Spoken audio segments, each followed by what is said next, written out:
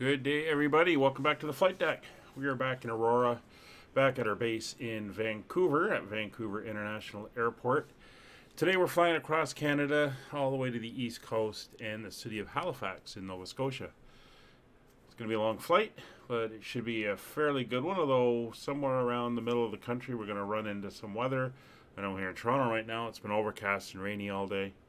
And the weather is shifting down in Vancouver according to the forecast, or Halifax according to the forecast. So it'll be interesting to see what it's like when we finally do get there. Looks like flying along with us, English hard. Flying along with us today is Kevin. And we'll see him shortly. He's flying the CYVR 737-600. So let's hop on board and we can start getting the aircraft set up and ready to go. As per normal, this is the... Oh, there's Kevin over there. This is the PMDG 737-600.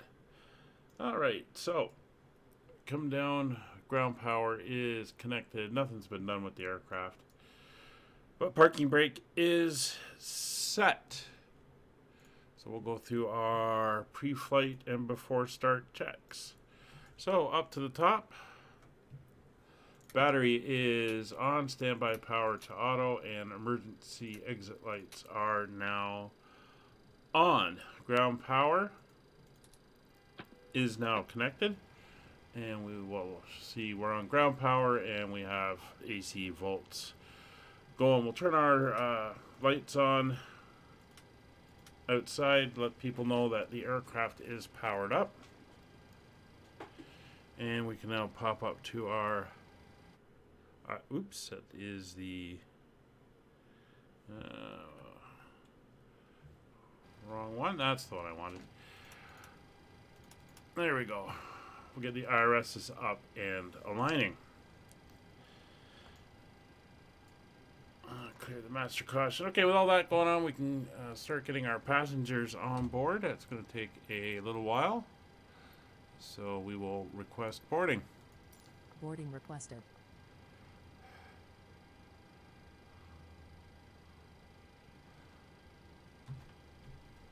Alright. So we'll pop back up top here. We got our passenger signs on. There we go. Electric hydraulic pumps are now both on. Yaw damper is on. Window heats, left side, right side are on.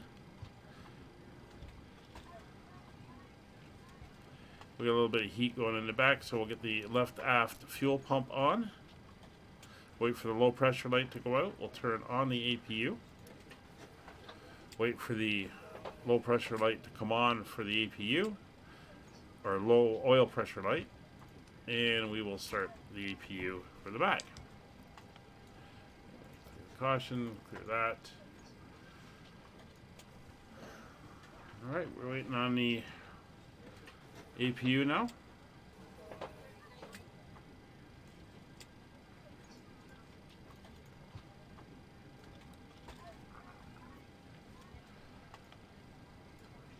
See, it's firing up.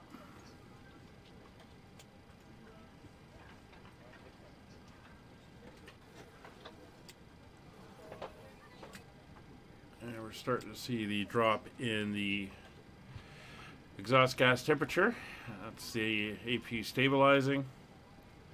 And as soon as it is stable and the generators are spun up, our APU gen lights will come on.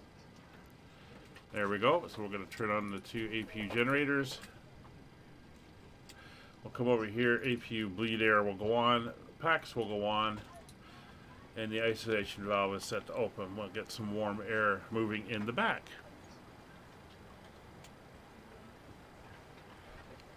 Alright, so we're going to pop down here now. We can start getting the aircraft up. First thing we're going to do is enter in, oops, that's not what I wanted, is fuel. We'll get our fuel load put in. So I'll just grab my briefing.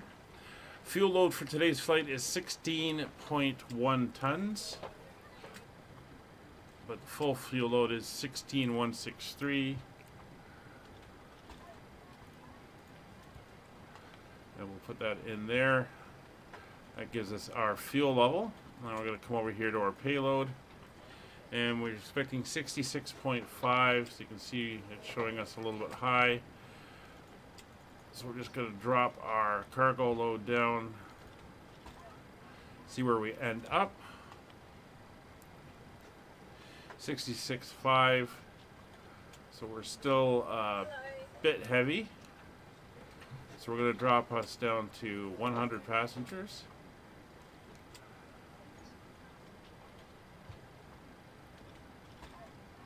And we can go up by a little bit.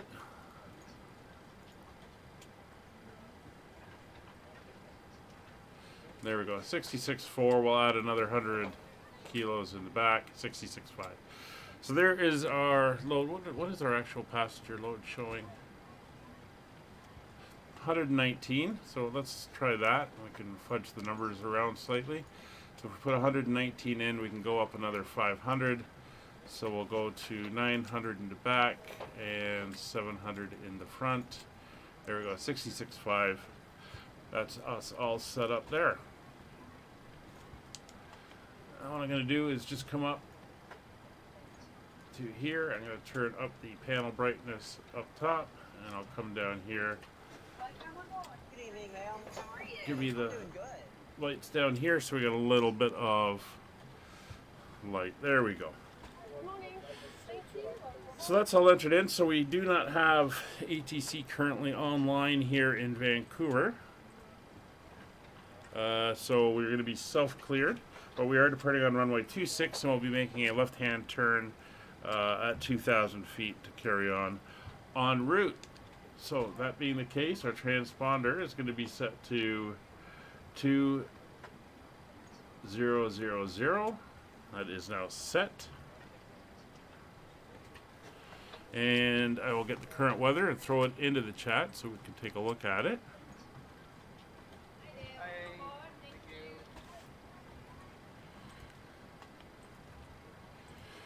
Alright, so the current weather here in Vancouver, winds are 280 at 5 knots. Oh, not only do we have Dark Fury in the house, it is the legend, Dark Fury. How you doing? I'm trusting that's you and not some imposter. Winds are 280 at 5, so we're going to be taking off on the runway 2, I think it's 26 left. Yeah, 26 left. 20 miles of visibility, few clouds at 22,000, broken 24,000, so no clouds down at the bottom here. It's 8 degrees, which is very nice. 3019 is the current barrel, so a little bit of a higher pressure at the moment. 3019 is set and cross-checked. So we are in and waiting there. So let's take a look at the route while we wait for our loading to finish. Let me just get my route map. So we're located here on the southern side of the terminal. We're going to be taxiing down on Delta to Delta 7 for our departure. Yeah, all's doing well with me. Daughter's birthday, yes. Happy times. So we're going to be taking off here to the west, and we'll pop over here. Once we're out to 2,000 feet, we'll turn around, and we're going to head to Vibta, and we're going to be crossing over southern British Columbia, then southern Alberta, southern Saskatchewan, kind of arcing up over Manitoba, as you can see, coming in over the top of the Great Lakes. And we're going to drop down from just below James Bay down towards the city of Quebec, crossing over into the U.S., coming over Maine and New Brunswick. There we go. Maine, New Brunswick, and then into Nova Scotia and into Halifax. You got her a PC. Oh, wow. Lucky girl. So that's the planned route today. If we scale back a little bit, you can see where we're going to be heading. We'll see what ATC pops up en route as we go. We'll get rid of that. It's for now, we'll move the chat box back down to the bottom.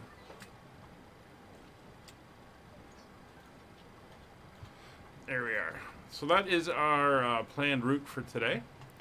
And as mentioned, we're facing, or not facing, but we have a flight time of approximately 5.5 hours airtime, just under 6 hours gate to gate. Oh, Minecraft, yeah. My one of my nieces was asking me to play Minecraft yesterday with her. All right. So as mentioned, we're waiting on our boarding to finish. Now that the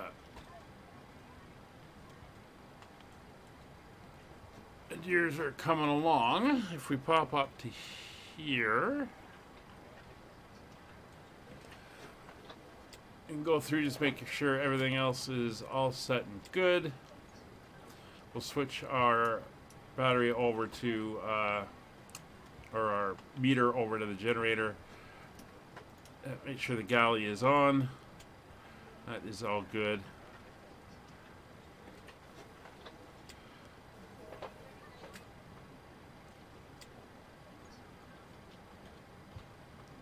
Just looking at our temperature for our air, about 22 degrees, 23 degrees. So that is fine.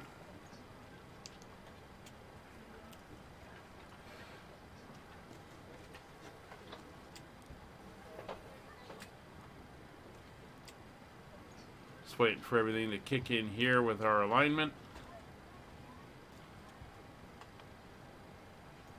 And then we will be good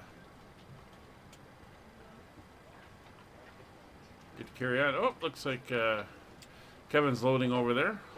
Interesting how he put his aircraft down around the 737 mark, and it threw me all the way to the front on the Dash 8 mark. Strange.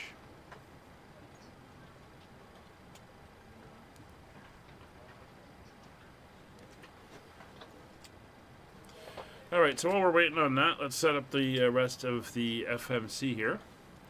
So we're going to go to our initialization. Let's return out of there first. Over to the FMC. Initialization. We're going to go over to page 2. It is the 17th, which is an odd number, so we're going to go on the FO side, the right side for our GPS. Click it in. There we go. Our location is in. Sounds like boarding is now done. We're going to request our flight plan. YVR to CYHZ, 2,414 miles is correct. We'll select that and get that loaded in.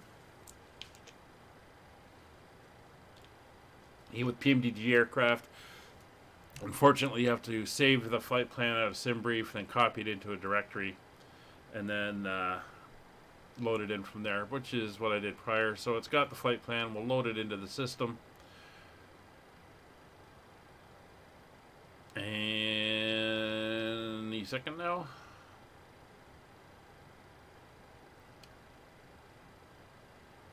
And there we go. So we're going to activate and execute, and now our route is in. You can see our waypoints. Basically, there are a series of direct twos. So we're going to enter in our flight number. It is UKV 3100. That's Skyways 3100 is entered in. And we can now go to our performance. Actually, let's do our departure and everything first. 26 left. We're going off on the YVR2, which is basically a straight out for 5 miles. We'll execute that. I'm going to set up Halifax, but it is definitely going to change. The TAF is all over the place. TAF being the terminal area forecast. So we're going to go back to our index into Halifax. I'm going to set up the ILS for 14 on the Minas 1 arrival. That could very well change rather hugely. Not exactly sure what the weather is going to be like when we get there. As mentioned, seems to be going all over the place, so we will have to see. Just looking at our transitions for the arrival, just going to be nothing, and that is now entered in. So that is all that. We can come back to our initialization and carry on. So let me get my flight plan back. All right, so our gross weight on takeoff is going to be 66.5. Our planned fuel load is 16.2. Our reserves for today's flight are, let's go up to the fuel section, 0.8. Cost index of 25. And we have an initial cruise level of 350. And we're going to be stepping up a couple times as we go. Our winds are 275 at 19. It's the average component, or average winds for the trip.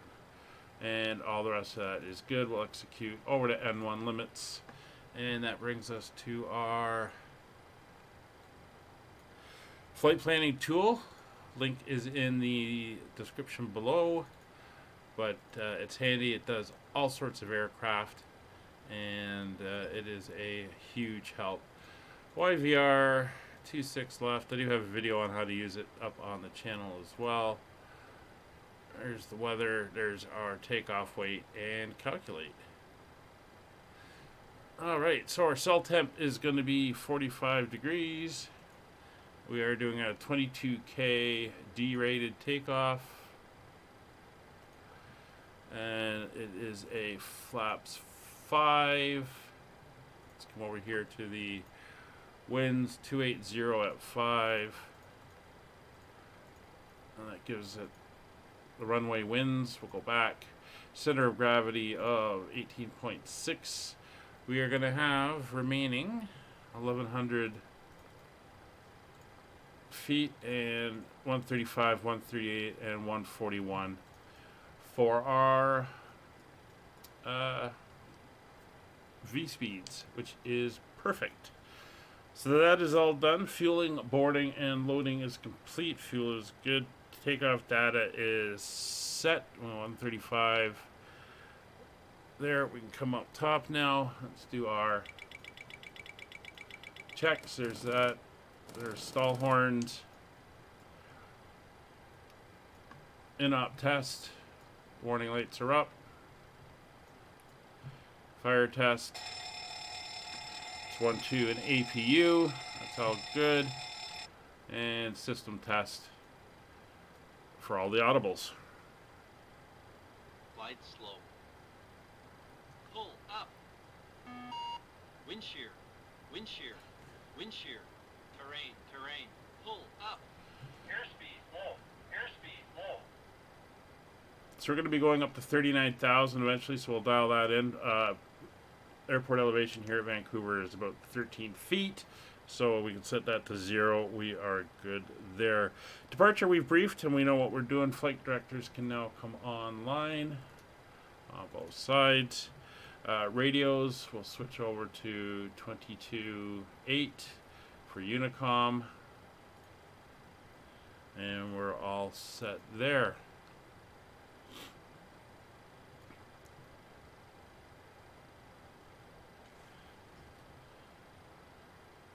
So we are on the APUs. We can disconnect ground power, pull the jetway, remove the chocks, and we come down here. We'll get you over to your legs page for the route. There goes the jetway. We're ready to go when you are. Oh, sounds like they're ready in the back. behalf of the cabin crew, I'd like to welcome you aboard our flight. As you find So a it few easier to last place your little luggage in setups on here items for in the the overhead FCP, bin and then and we'll be smaller ready items for underneath push. the seat in front of you. If you have trouble finding a location So our for any initial of the speed is going to be carry-on items, 141 please plus use the 20, flight so that's going to be a attendant call button over your 161 seat. on our Somebody initial will assist speed. you. If the overhead bin is full after you put We your want a carry-on heading of inside of it, please close the bin as a courtesy to other 263, passengers. which is our runway heading. Once all your items are put away, please clear the aisle And sit our down in initial your seat climb out allow is going to other be to passengers find their 12,000 seats as feet. well. If you are seated in an emergency exit row, please We're use the good exit there. seating responsibilities in the safety card in the seat So back we'll in call front of you. for our Please make pushback. sure you are willing and able to perform the actions required. If you are not able or prefer not to perform these actions, please let a flight attendant know so you can be reseated. You are free to use your portable electronic devices during the boarding process. We ask that larger electronic devices are stowed once All right, so departure. doors are closed, Thank you. ground equipment is clear, chocks have been removed, push and start as request. Good afternoon, ladies and gentlemen, and welcome aboard Anti-collision flight light is 3100 now with on. service to Halifax. Our flight time will be roughly 5 hours and 23 And we are clear Now both that the sides. cabin So I'm going to doors come over closed, here while please we make wait sure for that them all to put the devices are pin in in. airplane mode and your large Gonna devices set are now up shut down and stowed. Roger Please the way I fasten your like them. seatbelt and make sure that all tray tables and seat backs are in a full 20-mile upright bubble lock around, position so for 40 departure. miles across. Flight attendants, please Departure prepare check cabin complete. And with Wi-Fi TCAS, pin inserted. and I'm going TRAFA data terrain and 10 miles for takeoff. There we go. We're set up there. So the pin is being inserted. The tug's coming up to hook up. Take a look outside. There's Kevin over there. And again, we're here at Vancouver. There's 9 departures, 4 arrivals. So there is a bit of traffic around.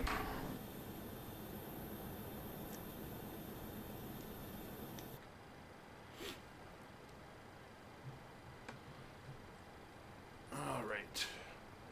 Vancouver area traffic, Skyways 3100, gate 18, pushback facing east on the south ramp, Vancouver.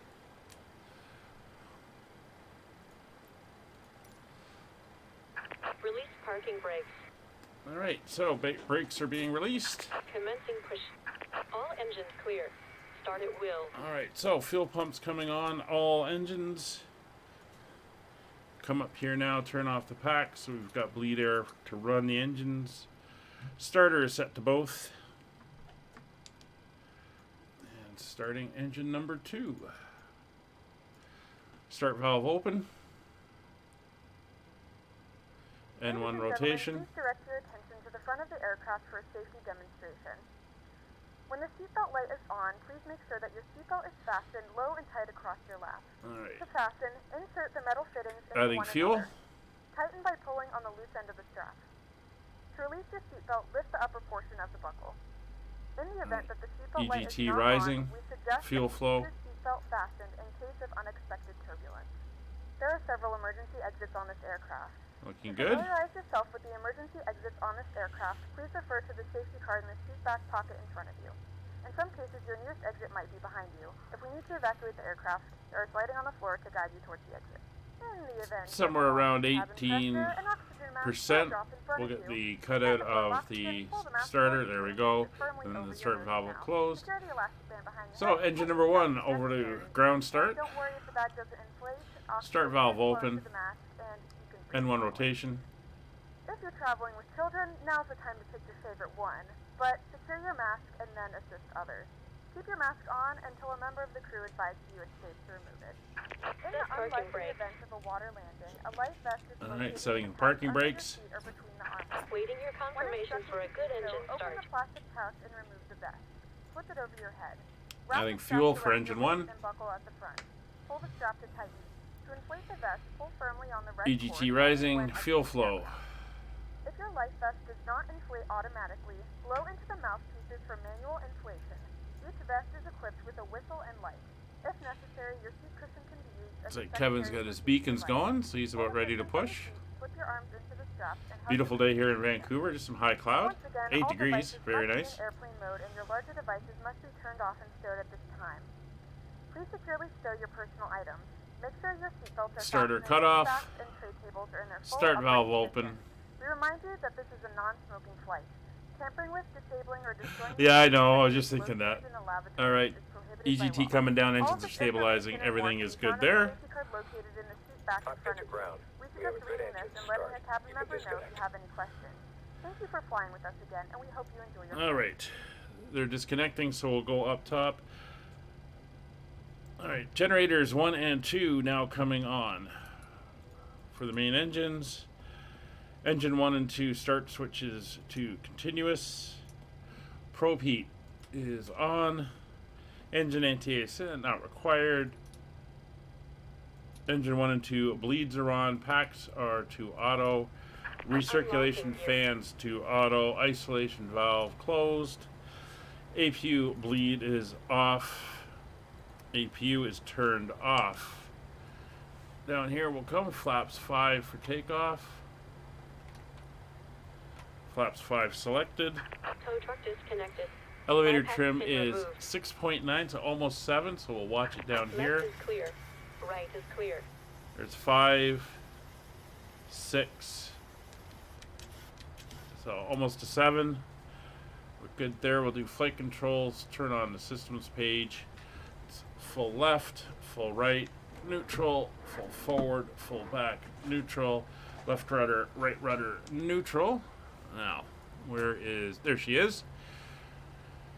She should give me the signal. Yep, there's the pin.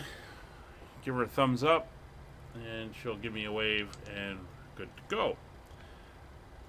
So we'll check our engine instruments. Engine instruments are good. Everything looks normal. We'll bring the numbers up to the bottom here.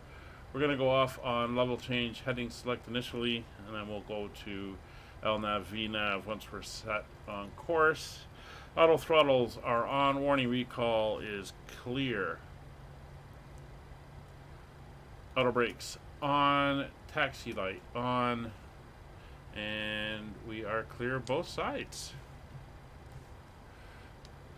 Vancouver area traffic, Skyways 3100, taxiing runway 26 left via the apron, Echo Delta to Delta 7, Vancouver. Alright, so brakes released. The cabin is ready.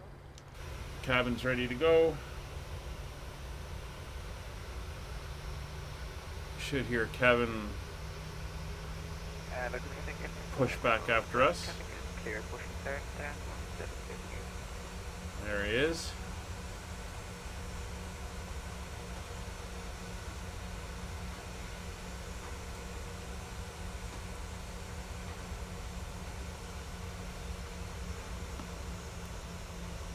And beautiful day down here in Vancouver.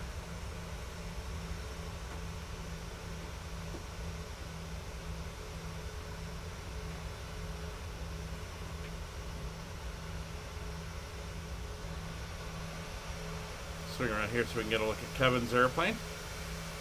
Very nice CPR colors, seen all over the western part of Canada and the US in the 60s, 70s, and into the 80s before they were absorbed. You were quiet, Kevin.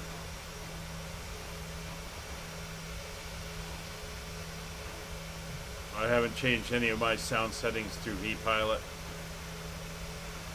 Alright, let's get back in so we can see where we're going.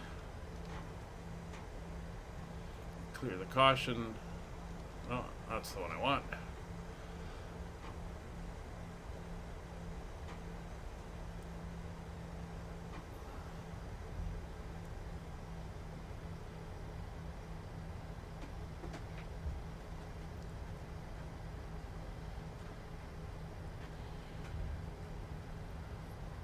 Alright, we're going to turn to the left here, following Delta. Your 5x5, much better volume there. Thank you.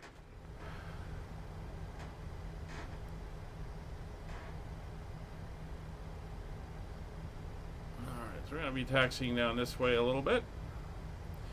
And while we're doing that, Vancouver traffic WestJet 1726 taxiing via Papa, Juliet, arm the speed brakes. Hotel and Delta runway 26 left. Alright, so he's coming out of the top end of the field, not WestJet, the northern side of the terminal. artists in here, and they have some wonderful indigenous art, totem poles and stuff like that. It's a very, very nice terminal to spend a bit of time in if you have to.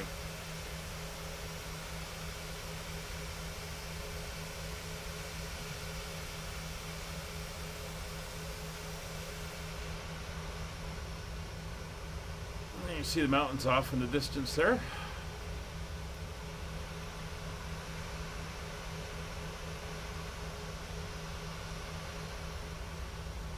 And the preferred route in here is Takeoff out over the water, and just keeps the noise away from the city, although sometimes you do have to switch it around if the wind is coming in pretty strong out of the east.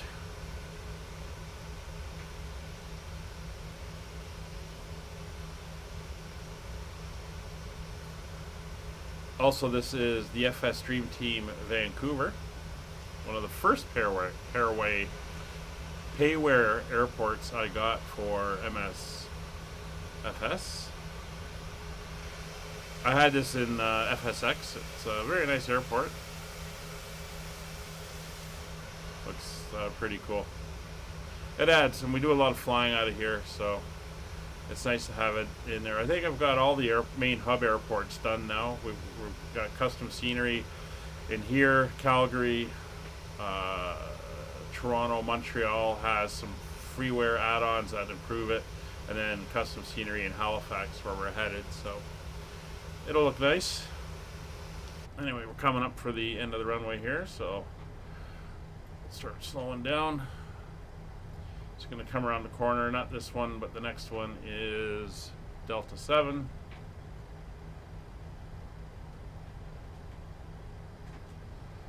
That's where we're going to go in.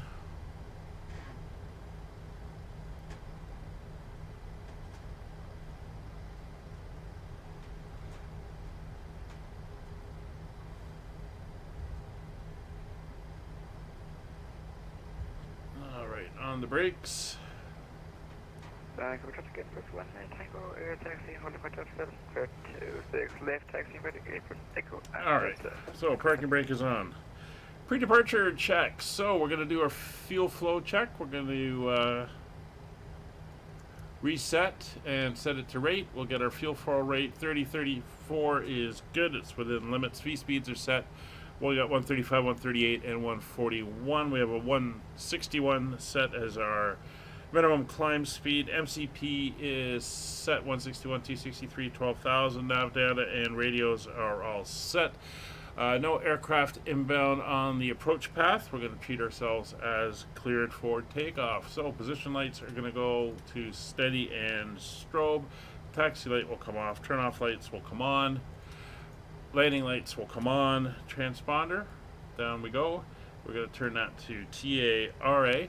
Traffic is on for both sides, and runway is identified 06 left. Vancouver area traffic, Skyways 3100, taking position, runway 26 left. So release the brakes, and we'll taxi out.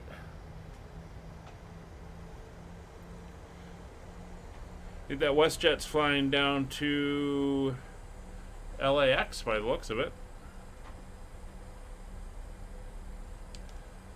Nice day to fly down the west coast.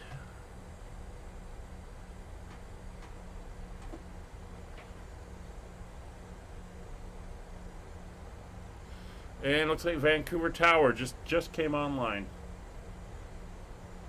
He hasn't beeped me, so I'm just going to ignore him since we're ready to go.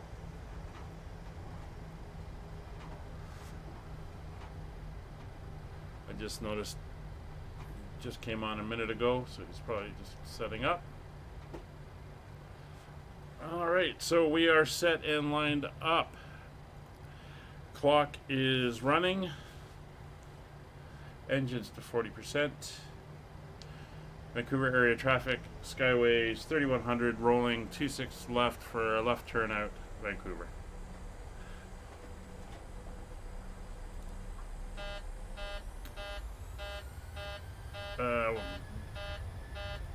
What are you beeping for?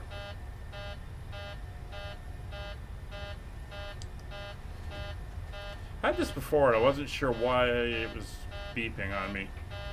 Because everything is set. And it doesn't give a warning. Ah, we're good.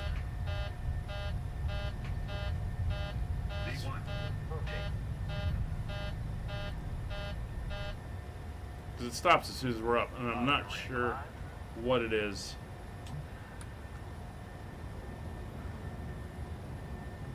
Gear up.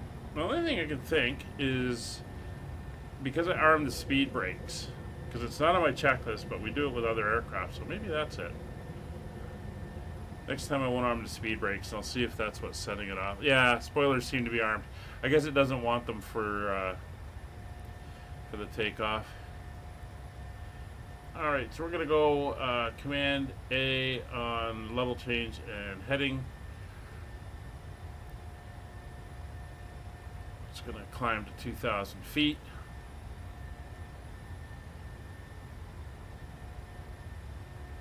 Now I'm going to switch over to VNAV.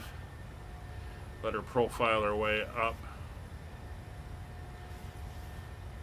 Yeah, you don't arm them on. It's too many aircraft. I keep getting mixed up. So over the legs, we're going to go to VITBA, but we're going to start our turn by doing a turn to 180. And then once we know it's going to keep a left turn, we'll do a direct 2.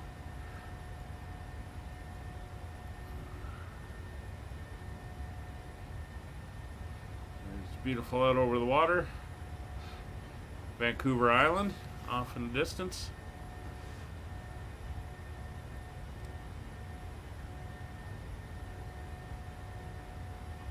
Alright, we're coming up for 180. So I'm going to grab that, put that there, execute that, and LNAV it is. We'll switch that over to climb. You're supposed to be in that mode. There we go.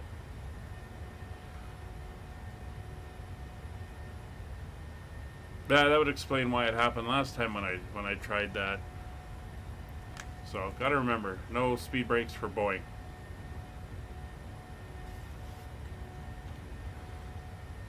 So we're making a nice turn around here. There's the airport.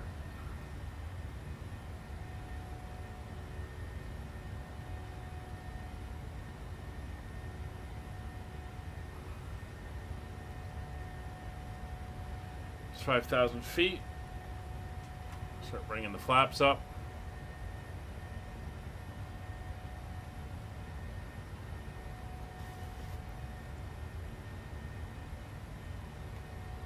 That's cruise ship terminal out over there. That's where I went in September. And we cruised out of there and then headed up to Alaska.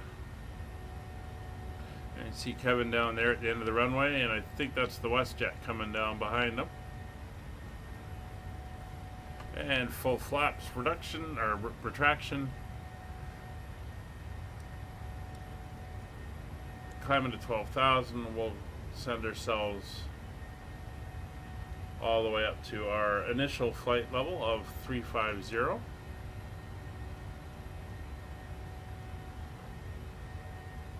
As mentioned, we are step climbing, so we do have 2 climbs set up. At Bevel, we'll go to 3,700, and then about halfway through the flight, we go up to 3,900.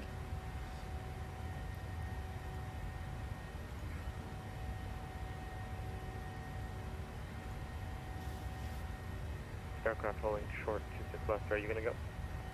Yeah, Roger. I'm taking position now. So Vancouver traffic Empress 1 Tango is taking position right 26 left for the Vancouver. Alright, so there's 9,000 feet. We'll turn off lights. Igniters can go back to off. Auto brake to off. Gear selector in the neutral position. 10,000 feet. Lights retracted, and we can turn off the seatbelt signs.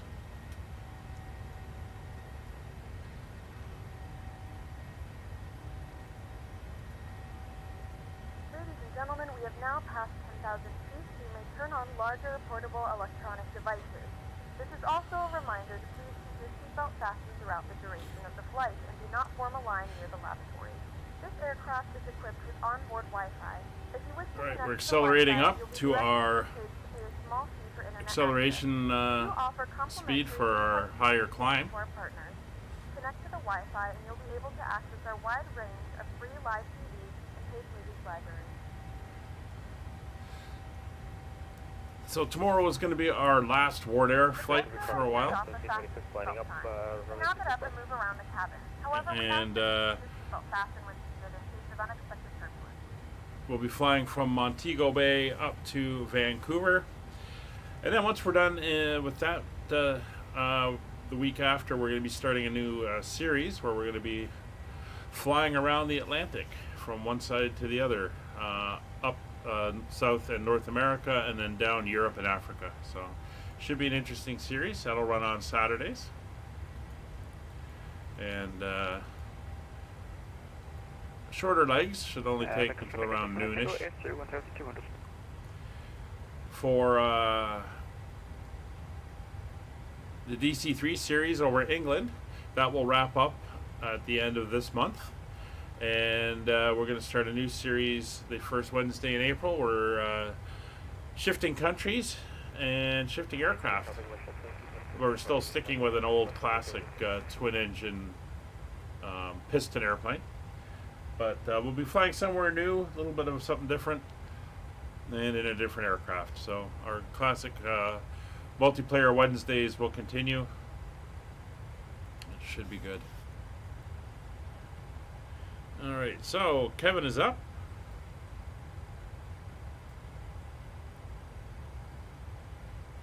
He's keeping an eye on Edmonton Center, watching for them, and Winnipeg Center.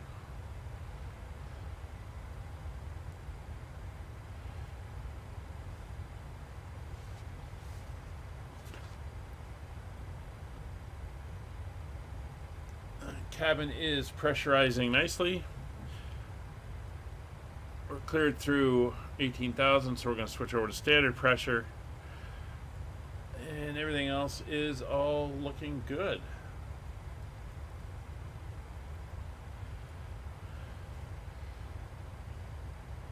So I'm sure in the back they're getting everything all set up. In the galley, as you saw before we started the stream, catering is done. Food and drink are on board and ready for this nice long flight. There's 18,000 feet, but 20,000 will sit back and start to enjoy. We should get some nice visuals going here. I'll put the camera on the... Let's go on the left side for a while to start with. And we should get a nice view. It's going to be a nighttime landing into Halifax by the time we get there, and the time zone changes and everything. It'll be an evening arrival. Let's bring up the map here so you can follow along.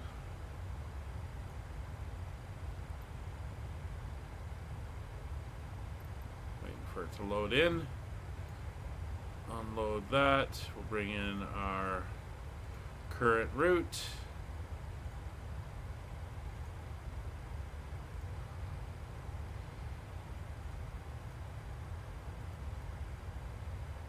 So then there you can see where we are. So there's 20,000 feet.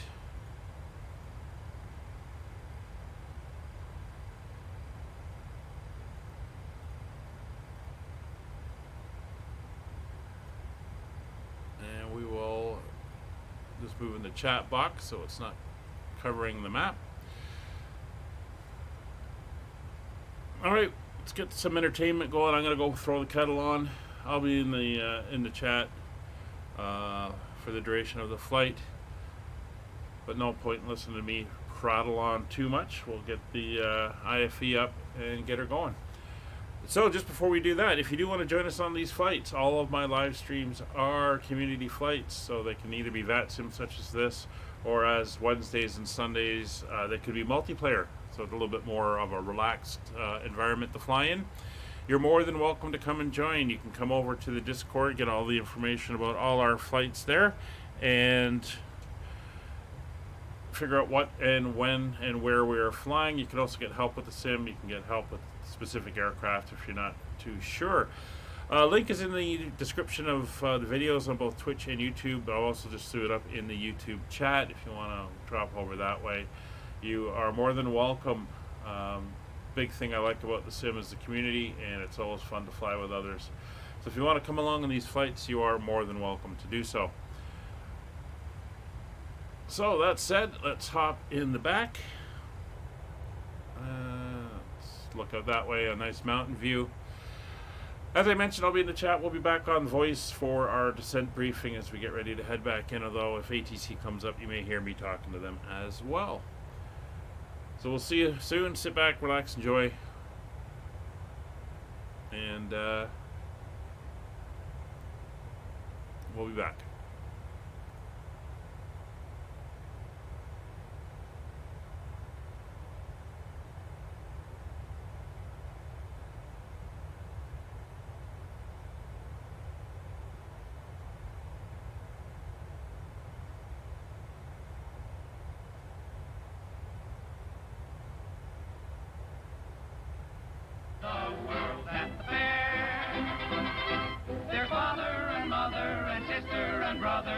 Everyone's there.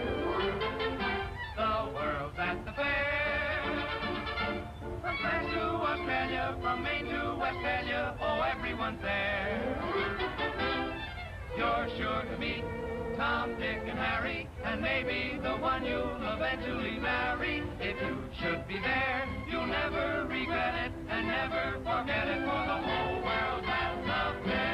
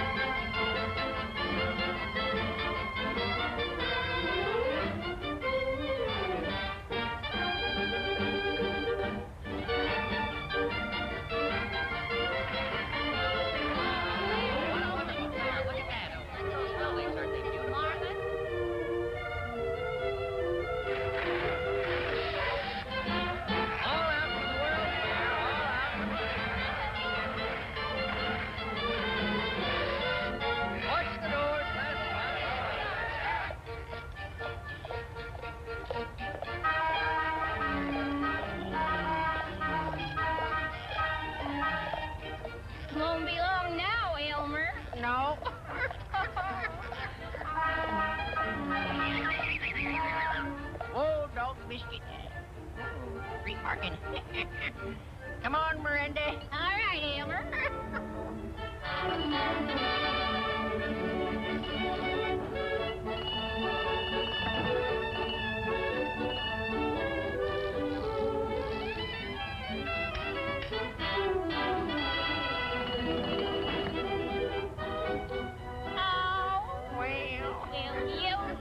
I never seen the like it. Never did.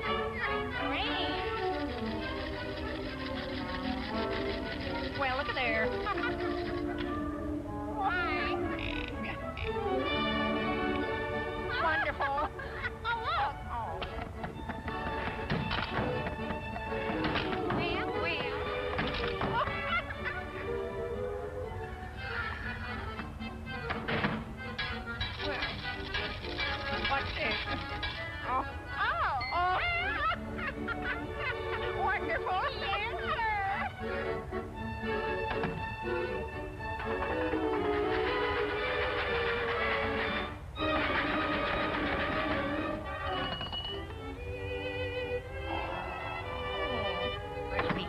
don't follow your weight. Yeah.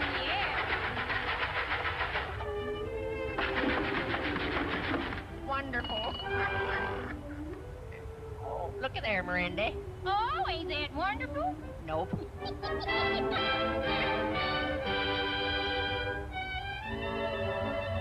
Gosh, I'm kind of thirsty. How about you? Uh-huh. Oh, Well. look at that. Oh.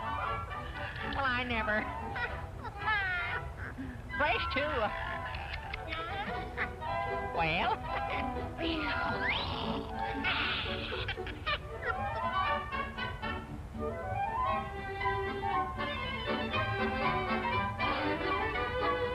Think I'll tidy up a bit. Uh-huh. See you later, Elmer. All right, Randy. Well, what are you tarnishing? Hey! Look out there, what you doing? Yeah, oh. Oh. Thanks.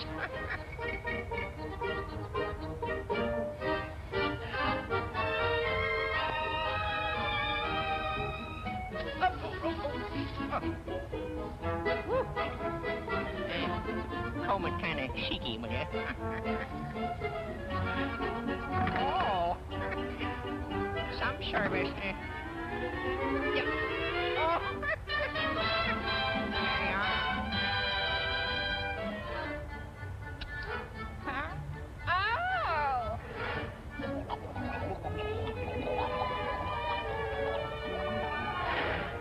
Well.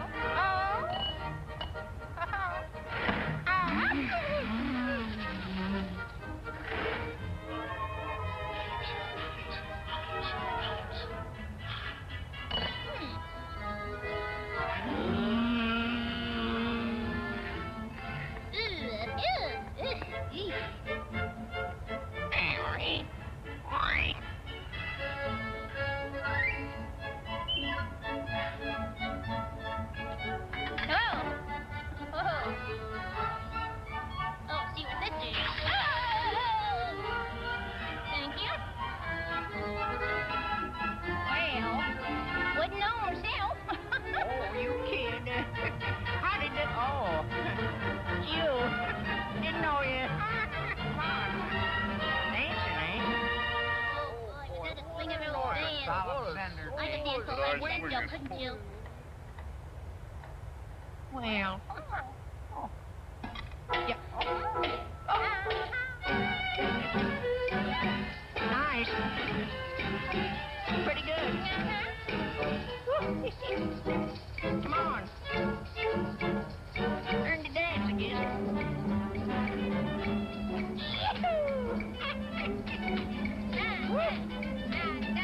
This is fun. Guess I'll learn how to dance too. Come on, big boy. Swing it.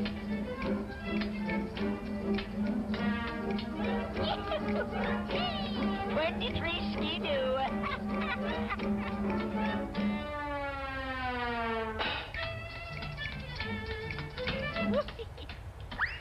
Yes, sirree, Bob.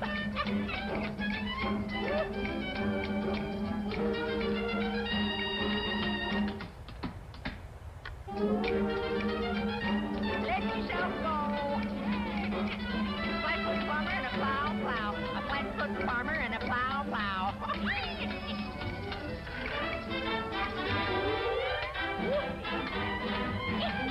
Swing your partner.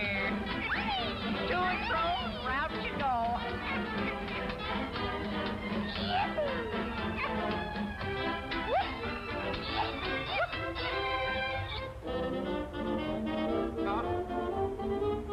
Well, what's this? Oh. Look what I got, Randy. New gas bucket. Get in, Randy. Let's go, Elmer. Come on, dog biscuit, we're off.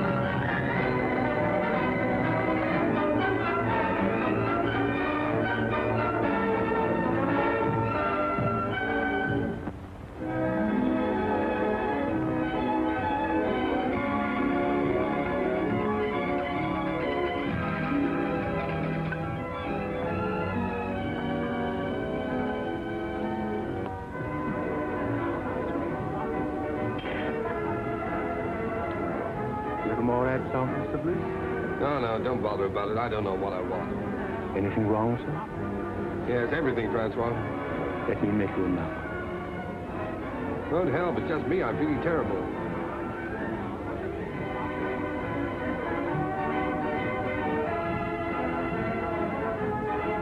Good evening, Lord Honeycomb. Oh, good evening, Aurora. Has Mr. Bliss arrived yet? Mr. Bliss is waiting for you in the bar. Oh, good. As busy as ever, I see. Good evening.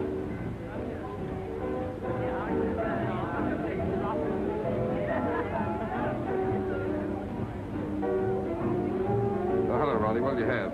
Try not in, please. Haven't those girls arrived yet? Not yet. Who cares? Come on, let's sit down over here. Look, Ronnie, I got your note, but I'm blowed if I'll lend you £1,000. Oh, never mind about that.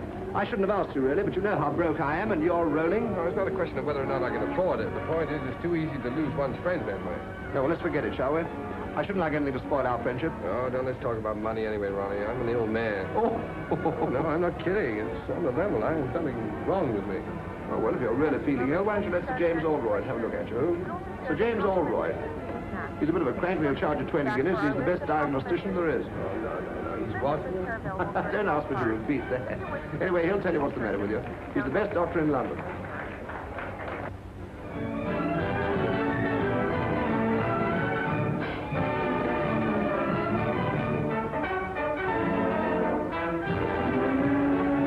Oh, snap out of it, public misery number one. Come on, let's go and eat. Yes, I'm hungry. All right. Here we are. Thank you, Mr. Bliss. Well, everyone's been admiring my bracelet. It was sweet of you.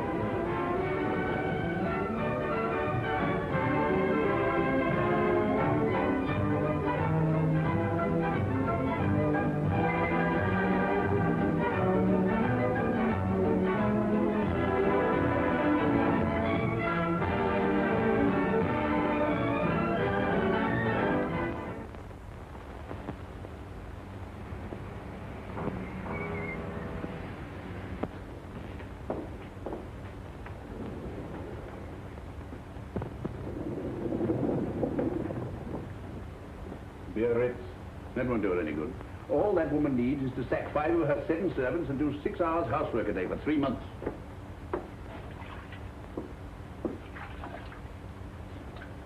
I'm afraid you'll break out someday and tell one of them the truth.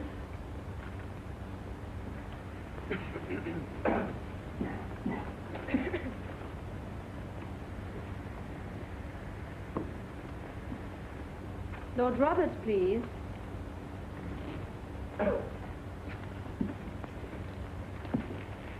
Just a moment. What is the matter here? My name is Bliss, Ernest Bliss. I had an appointment for 11 o'clock. I'm sorry, Mr. Bliss, but you were half an hour late.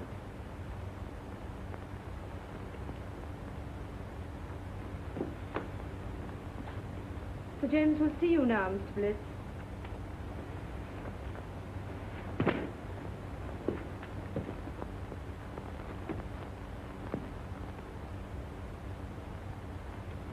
Rather difficult man to see, aren't you, Sir James? Not for those who are punctual. Any other complaints? Do you think I'd have waited an hour and a half if I hadn't? No, forget about that. What do you think's the matter with you?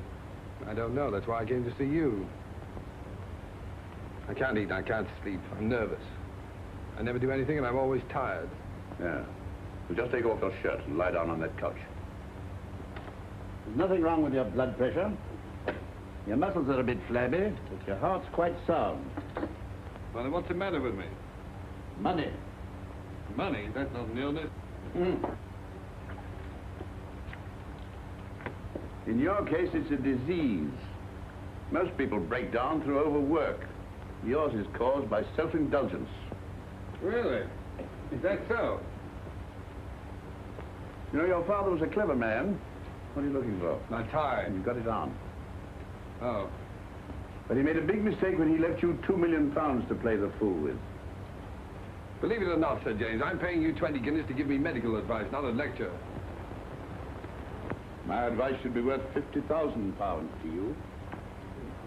I suppose I'm getting a bargain for 20, eh? Certainly, if you take it. What makes you think I wouldn't? No patient of mine in Harley Street ever has.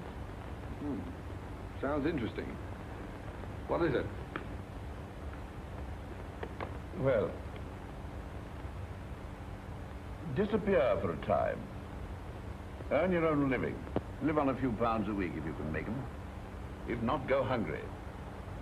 Do that for a year and I guarantee it'll make you fit. That's rather a tall order. Of course, a certain amount of moral stamina will be needed. Oh, you think I've no stamina, eh? Well, no hard feelings. Good morning. Good morning, Mr. Bliss.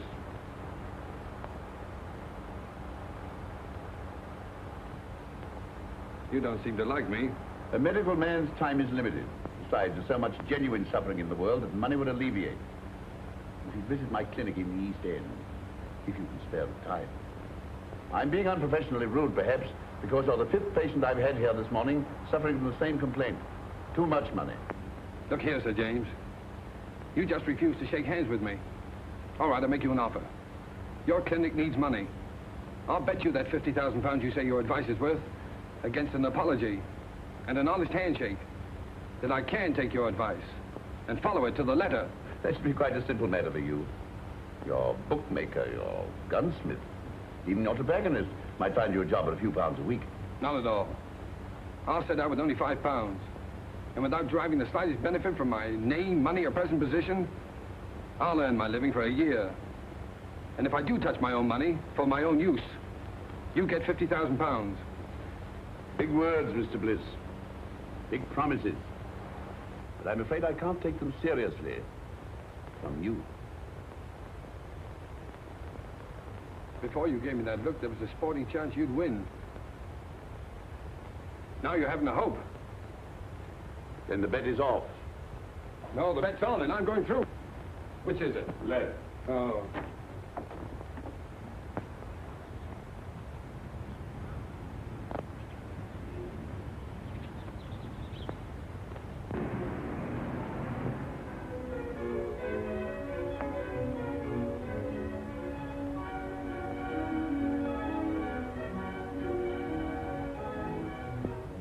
Here we are, Cloud. Better take those heavy shoes along. Might have to do a lot of walking. Yes. I think it's about all now. I won't be indeed. No, sir. Tell me something, Cloud. Is it true that the hardest job in the world is doing nothing? Yes. Well, I'm afraid that's going to be your job for the next 12 months. Yes, sir. 12 months? Then where do I send your trunks? Trunk? No, all I'll need is in that bag. Yes. For 12 months? Yes, sir. Yes. But of course you're dressed close. No, I won't have any use for them. Oh. I'd better take a look around, see if I've forgotten anything. Yes. Oh, Cloud. Sir? These Lion Yager cigars, keep them in condition, will you? They're the last of that crop. Yes. Ah, and the wine, especially the 84 port. I don't want that touched. Yes.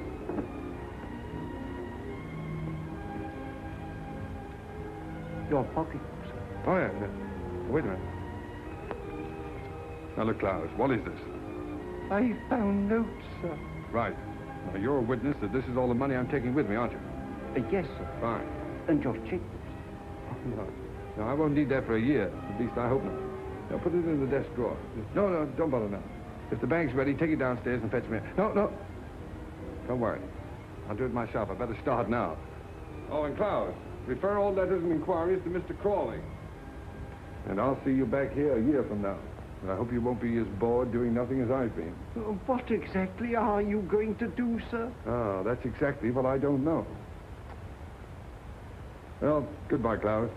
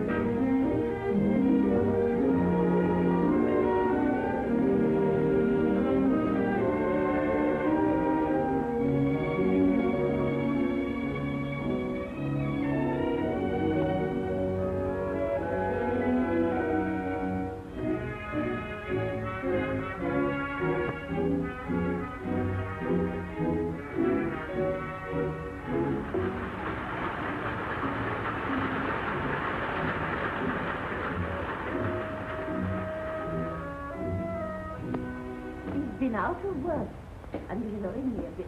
Well, we pays our rent, Mrs. East.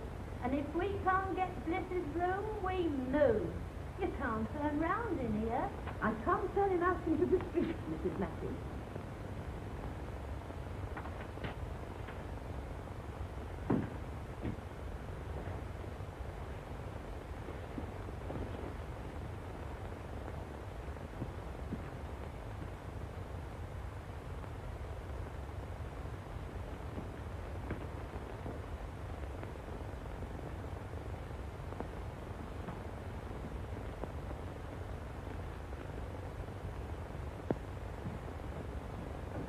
Oh, hello, Mrs. Heath. You feeling very tired, my dear? Like a cup of tea? Haven't you anything else to say to me, Mrs. Heath? Oh, I'm afraid you overheard. But don't let it worry you. Well, thanks for the mending. It's absolutely professional. They're good tenants, aren't they? Best I've got. Yes, I hadn't paid my rent for 2 weeks. Not another word. If they goes, they go. Well, that's all right, but you need the money. Never mind that. There's them that can pay, and them that can't. And I knows one thing.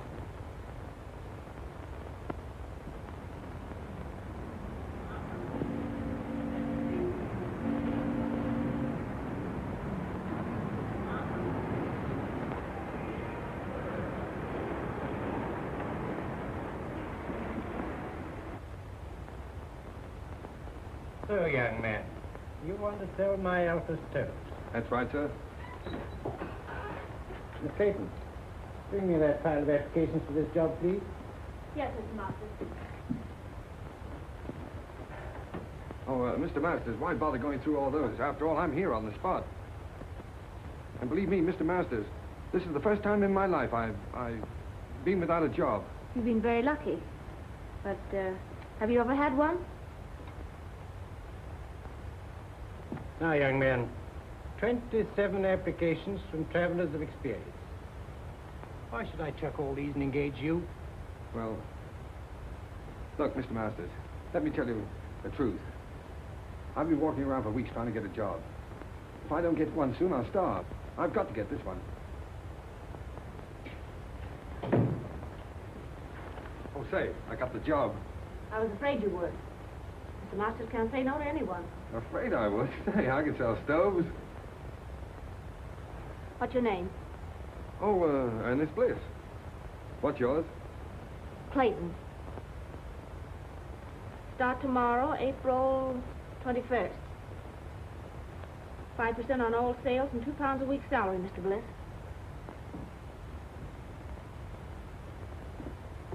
Bring any orders to me and come to me for your wages.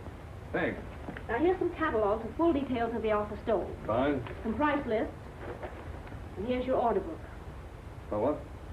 Your order book. Oh, order book, yes. Oh, you don't think much of me now, but you'll be surprised when I get started. Goodbye, Miss Clayton.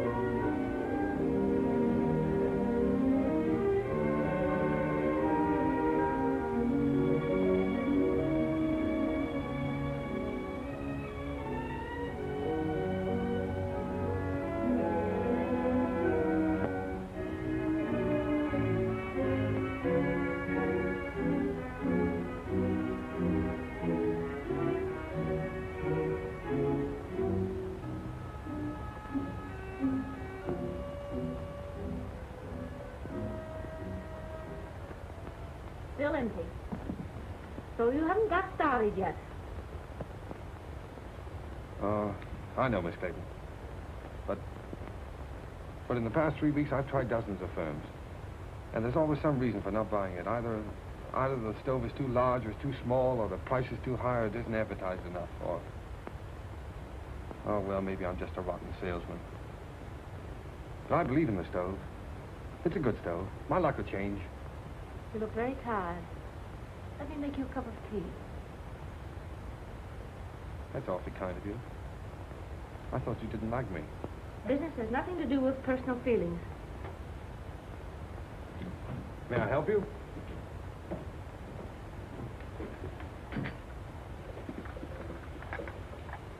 I'm worried about Mr. Marston. His life savings are in his stove. Oh, bad as all that, huh? Yes, we'll have to close down shortly. Oh, I'm sorry. I feel sort of partly to blame, you know? Oh, you mustn't say that. You did your best. What do you do now? You live with your parents? No, my mother and sister live up north. I stay at a girls' club. Pretty rotten life for you, isn't it, being cooped up in an office like this? Oh, it hasn't been so bad. At least I've had my job. Yeah, so you have it to hold on to. Well, if I don't get another quickly, I'll have to start hinting to my friends that I need free meals. Well, that isn't so good, is it? Free meals? Yes, if I can get any. Wait, that gives me an idea. 500 pounds. Right. So this means that Oldroyd gets his 50,000 pounds. What? Because you've lost your bet. Oh, after all I've been through for the past 4 weeks, do you think I'm going to quit now? The bet was that you'd live on what you could earn yourself without using your own money. Yes. For my own benefit, that was the bet. I'm not touching this. It's for someone else. Look, here's what I have left from my last week's wages. And here's what I'm living on. Good heavens. Yes, it's just about enough for one meal, too.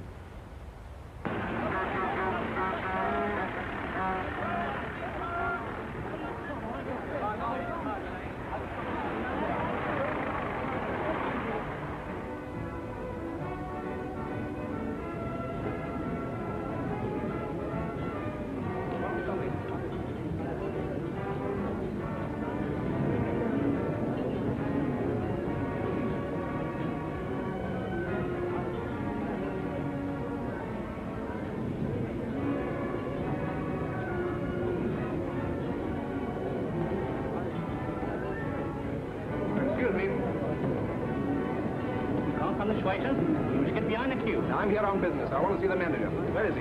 Oh, he's at the desk, sir. All right. Good morning. Oh, good morning. I'm the buyer from Elements Limited. Oh, well, why don't you sit down? Thank you. Thank you. Oh, miss. Will you tell the chef I tasted this? I find it excellent, and to serve it out to the people. Yes, sir. Pretty enterprising, all this. Oh, yes. Well, it's just a little idea to strengthen our retail trade, you see. Oh, you're wholesale. Well, of course, that's hardly in our line. If you'll excuse me a moment, I have a couple of other buyers waiting for me. Oh, wait a moment. Surely you can spare me just a couple of moments to show me the stoves? Well, yes, I suppose it can be done. Come this way, will you?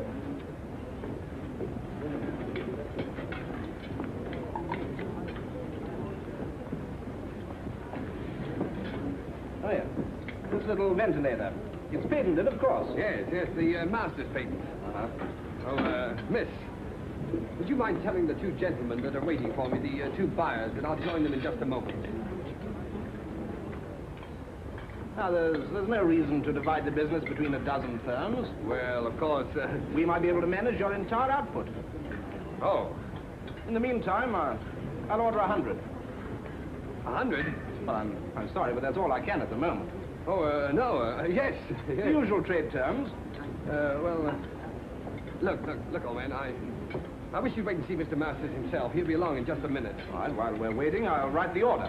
The order? Oh, yes, the order. Well, you know, it's so noisy around here. My, order book. Yes, oh, yes, I'll get it.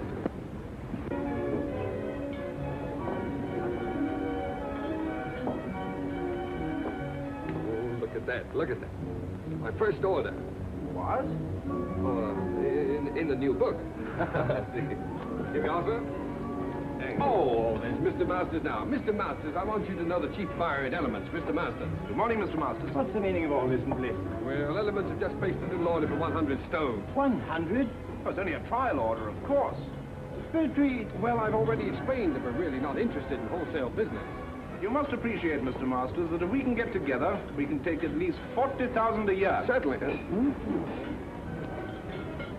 But are we? Oh, no, Mr. Masters, we can at least consider the matter. Well, think it over. I know you're busy at the moment, so I'll call at your office tomorrow. Good morning. Good morning. Look at that. But where'd you get all the money to run this place? Well, I'm coming to that. I borrowed £500 on your behalf from a young fool I know who has more money than is good for him. So here's what's left of it, and his solicitor will send you a bill. Oh, by the way, may I? I'm a trifle short. I had to hire this suit. Are you commissioned on 100 stoves? Yes, well, Mr. Masters, I'm afraid I can't take that. You see, I have to leave your employ. What do you take me for? You saved me from going under. No, you stay on here as a partner. Bless you, can't leave now. Please don't. Well, I'm afraid I must. These are my own clothes in here. Goodbye, Mr. Masters. Don't be silly. There's big money in this. I'm offering you a partnership. I won't take no for an answer. I'm going to have a look around this place. Miss Clayton, this isn't goodbye for us. It's all too insane. Yes, I suppose it seems so, but... Look, when I'm settled in my next job, can I call you up and take you to dinner or a show or something? Well, there's no use prolonging the agony, is there? Goodbye.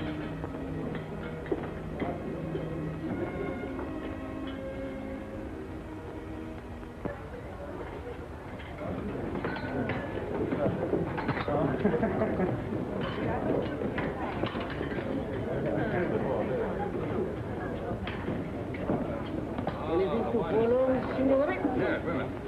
Here we are. How's the chicken? Oh, it's very nice. Oh, you can say that anyway. 2 chickens, huh? All right. And, two Mounties?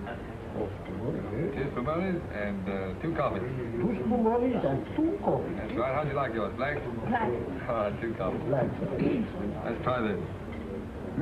It's a marvelous wine. I hope you're right. You should have phoned me sooner. Even if you hadn't found work, I could have paid for the dinner.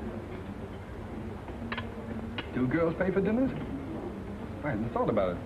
Well, I might not have bought you the wine. Yes, but this is a celebration. To your entrance into the cabbage business? Oh, no. To our first dinner together. Here's to us. Ah, but it's good. It's lovely. So cheap. My goodness, I thought it would taste like red ink. I fancy this magic. Yes, it's your magic, too. It's you who turned this cheap wine, this cheap food into a feast for the gods.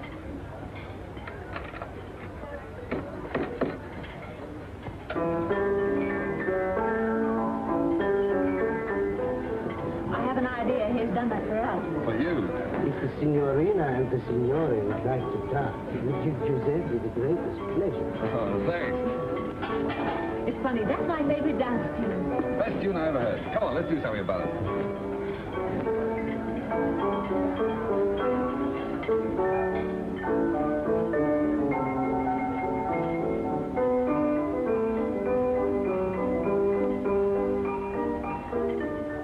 I'm leaving Mr. Masters. Really? Why?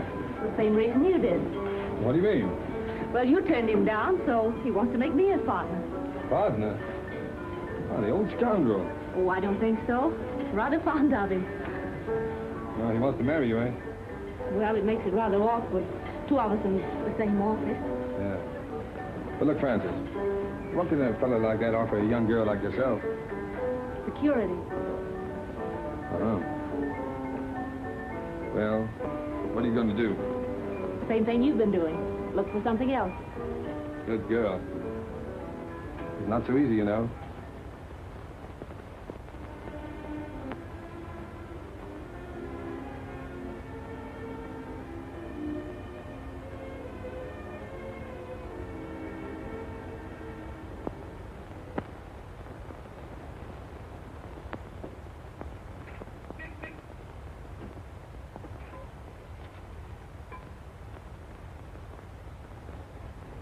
Well, your driving test was satisfactory. But driving isn't everything. What we want is punctuality and service. Yes, sir. Oh, what about my livery, sir? The uniform will cost £10. Oh. We supply it, you pay for it out of your wages. £1 a week to me. Very good, sir. Report at 7 in the morning. Yes, sir.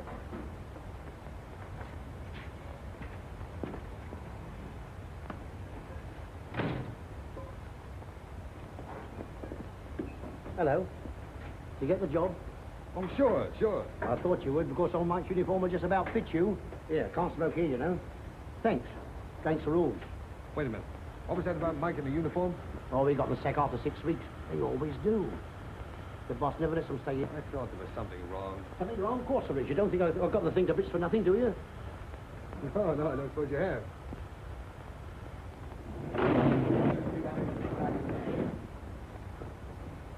What the place do you think you're doing? I'm terribly sorry, sir, but I didn't know she'd backed into this space. Well, why did you look where you were going? What kind of driving do you call that, anyway? Ernest! Ronnie! Well out! How are you? Okay, what do you mean by giving us a slip like that? Yes, well, I thought I'd better drop out of sight for a while. I say, man, don't misunderstand me, but if a fiver's any use to you, for old time's sake. You know, Ronnie, that's funny. Because the last time we met, I refused to help you. Yes. You should make me feel pretty ashamed about that. Honestly, I thought you were rolling. No, Ronnie. Nice of you, but put it back in your pocket. And thanks. Okay. Hey, Ronnie. Oh, excuse me a minute, please. Don't stand there arguing with that chauffeur. It's Ernest Bliss. He's working as a chauffeur. I'd like to speak to him. No, wait for me. I'd like to speak below. Oh, very well. Ernest. Claire! Oh, you're with Ronnie, huh? Yes. Well, perhaps you'd like to engage a good chauffeur at your service. It wasn't very nice of you to chuck us all just because you had bad luck. Yes, well, Claire, a chauffeur's wages, you know, hardly... I know. A chauffeur's wages for the whole year wouldn't buy one of the things you gave me. No, I'm afraid you're right. Of course, there's always the tips. You mustn't forget the tips. You haven't changed. Goodbye, Ernest. Bye-bye.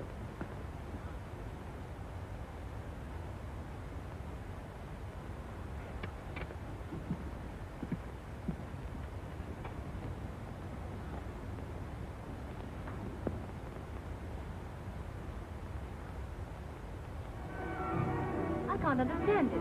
They both came after lunch from Vautier. The one I left in his car last night, and this one, twin brothers. Now, I got one to tell you. When I was dressing this evening, a bank messenger came to the door of my flat and left a package with 10 £100 notes in it. £1,000? You know, it's a funny thing. When I offered Ernest a fiver yesterday, he reminded me that he once refused to lend me 1,000. Doesn't make sense. Certainly doesn't.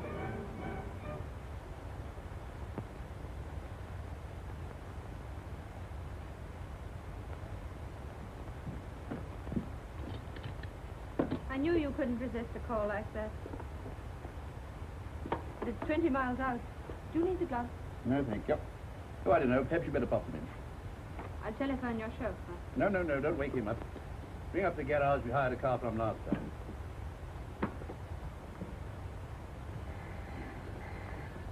Hello. Yes? Pick up who? Oh, Dr. Oldroyd, yes. 19 Dock Road, Poplar. Very good. Smith? Sir. Take this and go to... But it's my night off, Mr. Edwards. Very well. Send Bliss with the dagger. Yes, sir.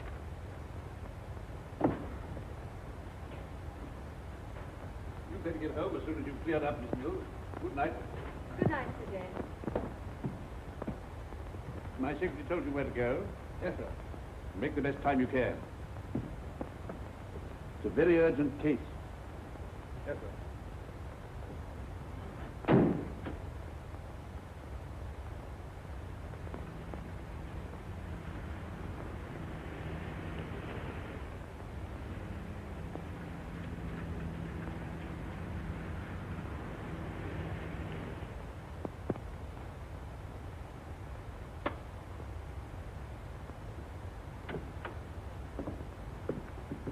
crisis definitely passed.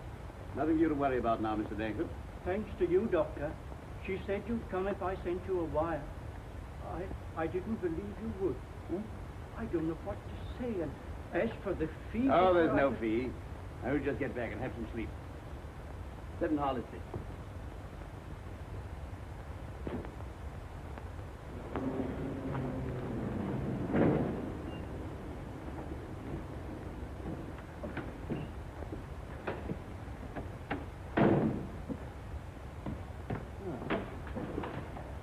Driver, sorry to have kept you up so late. I'd rather have a handshake than this tip, Sir James. Why not both? Oh, no. No, I haven't won that bet yet. What the devil do you mean by that? Well, it'll be 7 months next Tuesday. And believe me, the first 7 months are the hardest. Good night, sir.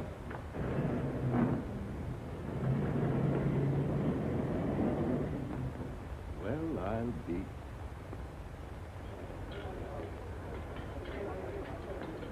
Allo? Chef! Ma per l'amore, ma Santa Catarino, ho ordinato 2 ravioli di sugo e 2 frittato, ma no, ma non è possibile, ma...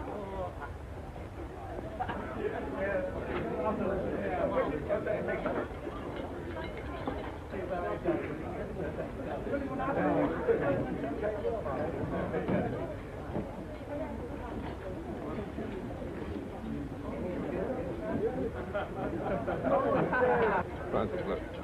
Supposing you had a lot of money. Well, supposing you won a sweepstake, what would you do, huh?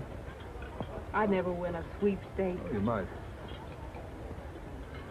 Well, if I did, my clothes, rooms full of clothes. Mm-hmm. And I'd have a big car, a chauffeur. If you want all those things so badly, Masters is doing all right now, isn't he? Yes. My friends from the theater play for the signorina? You're a darling. Seppi, you know you ought to own this place, not just be head waiter here. Oh, what I could do. Francis, tell me.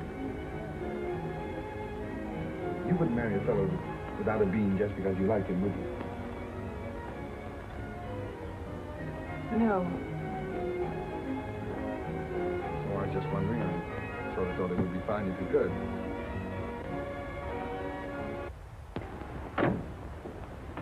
Won't need you any longer. Very good, sir. But, I want to see you. Yes, sir? Can you make it Thursday morning, 10 o'clock? Here, sir? No, my flat. 11 Regent's Park Gate. 11 Regent's Park Gate? Yes, flat 6. Did you say flat 6? Yes.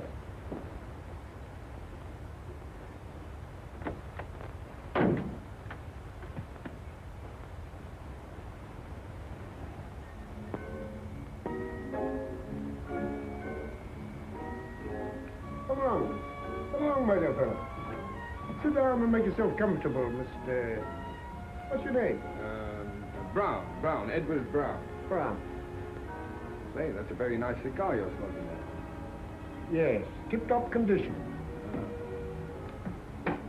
Not many of them left. I'm sorry to hear that. You should worry. Have a glass of port. Thanks. You do yourself pretty well, don't you, Mr. Dorrington? That's AB4 port, too, isn't it? Yes. So good, it's a pity to drink it. Oh, yes. I agree with you there. How do you like this place? Oh, it suits me fine. Belongs to a young fellow who's traveling around the continent for a bit. Left his man in charge. Poor fellow having nothing to do, got betting on the dogs. So he lets it to me for $5 a week.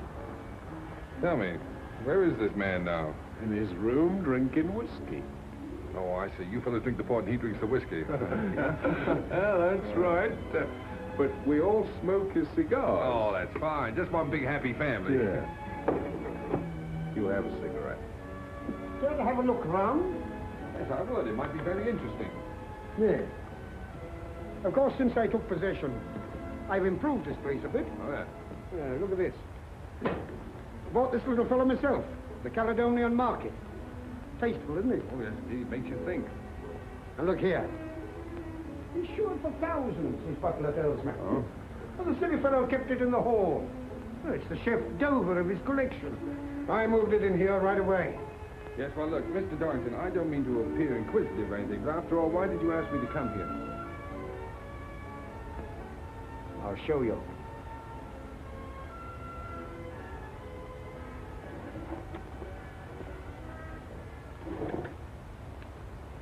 Anything strike you about that? What do you mean?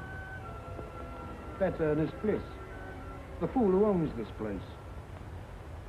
Notice any resemblance to yourself? Well, yes, now that you mention it, I suppose there is. Mm-hmm. What did a man like you do for 10,000 pounds?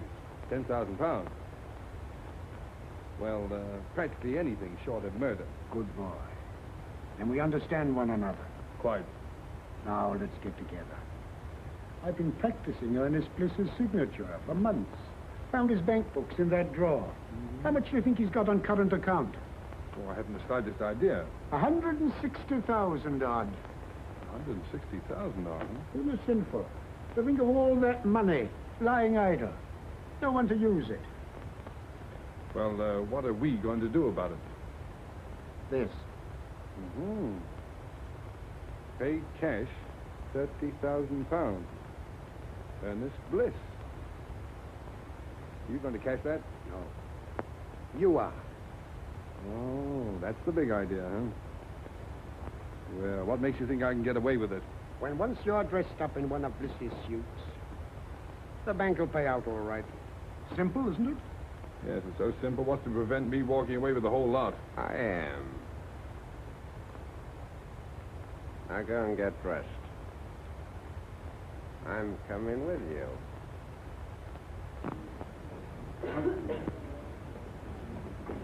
Don't you think it would better stay here? Good morning.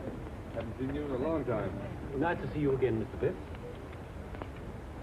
Large amount, isn't it? Yes, quite.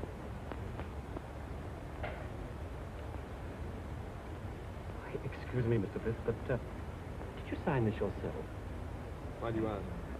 Well, it seems absurd since you presented. But if this check came through in the ordinary way, I'd say it was forged. Congratulations, you know your job. Mr. Biff, what is the meaning? No time for explanations now. I'll tell you what to do. Get some old papers, shove them into an envelope, and pass them out to me quickly on watch. Well, everything all right? Have you got the money? Hey, relax. Say, take it easy. Everything's fine, perfect. Say, this fella's grand. It was so easy. Say, it was just like taking candy from a kid. You couldn't have found anyone better. Hey! Keep your hands off that gun. You're trying to double-cross us? No, I'm not trying to double-cross you. You fellas made a mistake, that's all. You're very lucky that for reasons of my own, I'm not calling in the police. Now get out of here.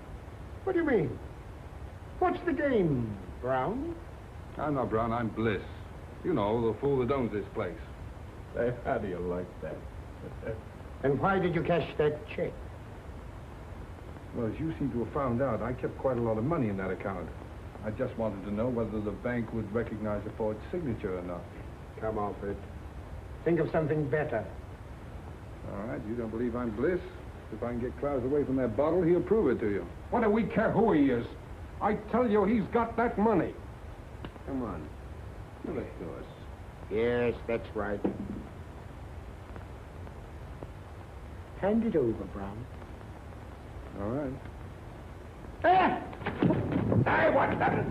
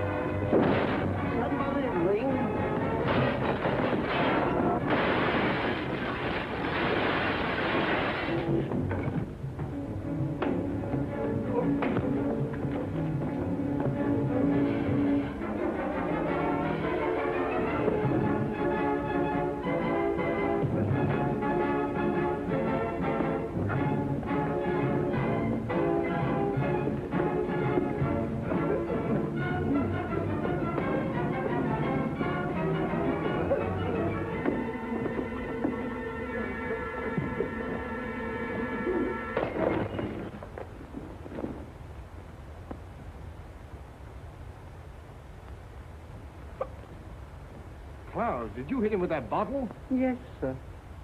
Oh, Klaus, it was the 84 port. No, don't worry any more about it, Klaus. I quite understand. Believe me, sir, it was having no work make me go wrong. It was too hard a job having nothing to do at all. Of course it was. That used to be the trouble with me. Sir? By the way, you better keep the rest of that port locked up. I might need it for a celebration. Yes, I'm hoping to get married in about 4 months. No, sir, whatever will you be doing next?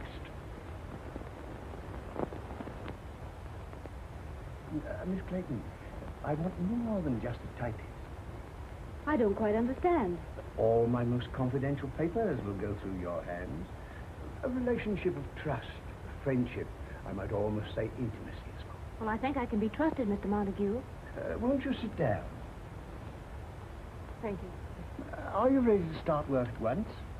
Of course, the figure I mentioned could be raised, possibly, if we get on together. I hope we shall, Mr. Montague. Mr. Montague said he needs me to take notes for some very important deal. Yes, but dear, I know something about that place he's taking you to. Oh, but Ernst, dear, I can't afford to lose my job. Besides, I can take care of myself. Well, I've got a funny feeling that your employer's car is going to develop engine trouble. Oh, so that's why you wanted to know where he kept his car. Uh-huh. Well, he can always hire a car. Yes. And he'll tell his secretary to hire one for him, see? Stupid. Come on.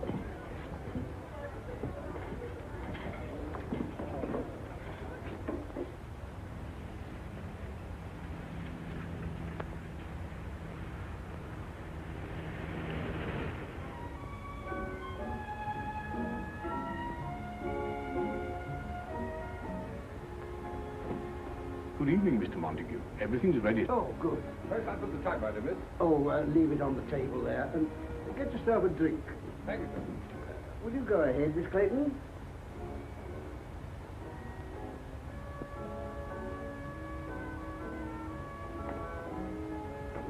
Capable fellow, that chauffeur you got for me. Yeah.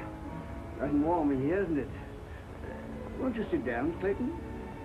Thank you. Make yourself comfortable.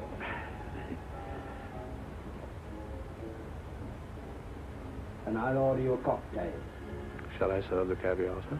Oh, put it on the table. Thank you, sir. Now, if you'll excuse me for a moment, my dear, I'll just go and see if my business friends have come.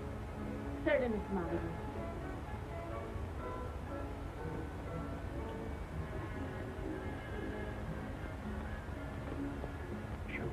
Yes, sir. How would you like to earn a fiver? Very much indeed, sir. Tinker about with your engine, and after dinner, come and report to me. Report what, sir? Well, that your car's broken down, and there's no train back. You've just heard there's a big belt of fog between here and London, and there's no chance of getting back to town tonight. You won't forget, will you?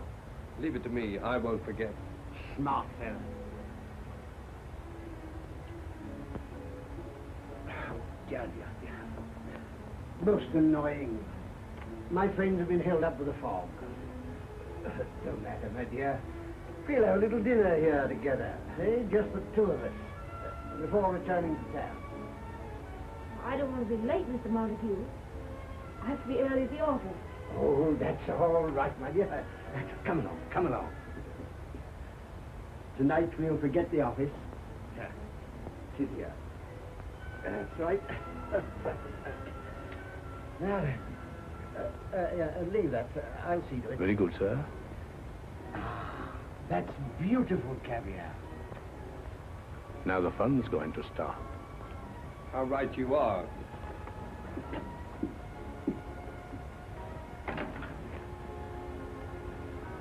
Come on, Francis. We're leaving. I'm taking you back to London.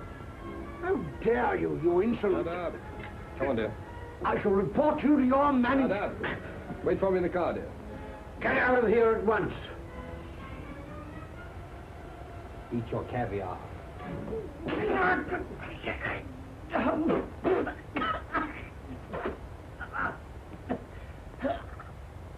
You had the cheek to want your wages up to last night, eh? You can consider yourself lucky Mr. Montague didn't have you up for assault. Oh. I suppose my last 4 days' pay goes into your pocket, huh? No, it does not. And that uniform's not paid for. Return it. Yes. And the poor fellow that gets my job inherits this uniform and pays you £1 a week for it. If you don't return it, I'll summons you. Get out. But, Mr. Edwards, if this Montague was treating that girl that way, this is the only thing a decent man could do. Mind your own business. No, thanks, Bill. Keep out of it. It's my funeral.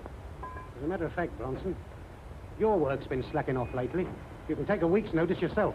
Oh, now, look here, I'll go. He's got nothing to do with this. Besides, he's got a wife and 2 kids. You can't sack him. Oh, can't I? Look here, when this garage belongs to you, my lord, I'll accept orders from you. But not before. Wait. That's the first sensible thing I've heard you say. So long, Bill. No, Crawley, don't argue about the price. I'll take the Sun Motor Hire place at that figure. And look, when you close the deal, fire Edwards. Edwards, he's the manager in charge now. And give his job to a mechanic named Bill Bronson. No, Bronson. No. B-R-O-N-S-O-N. Right.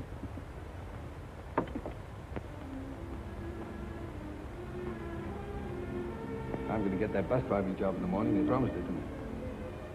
Besides, everything's going to be changed in a few weeks. I had a dream the other night.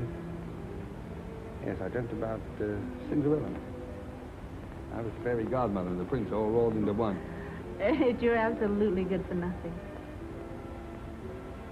I let my family down. I give up everything I ever wanted. If I marry you, What you going to, dear? I think I must be crazy. You know, Francis, I only made 2 serious bets in my whole life. I'm going to win them both. What are they? Well, the first one doesn't matter, but the second one I made after I met you. Yeah? I bet myself I'd make you marry the stove salesman, the greengrocer's assistant, the chauffeur. Then you win your bet. Oh, what a fool I am. And money and all those things don't matter. They don't exist. Because I love you.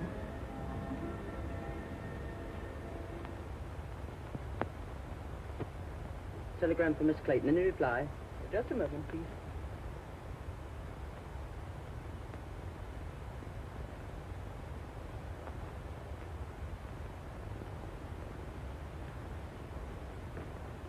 It wasn't fair to let me tell you this before I knew you were out of work, Francis.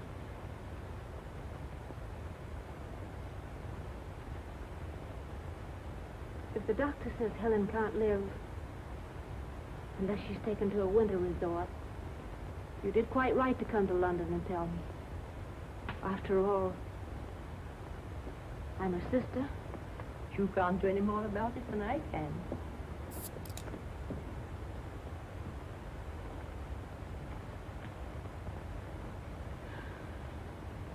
It was only a crazy dream. Dreams don't come true. Not for people like us.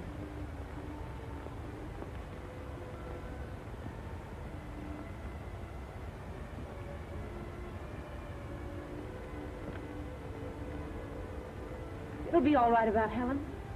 I'll send her to Switzerland. You say, Jules, But I know where I can get a job. From a man who's very fond of me. Good man, Mother.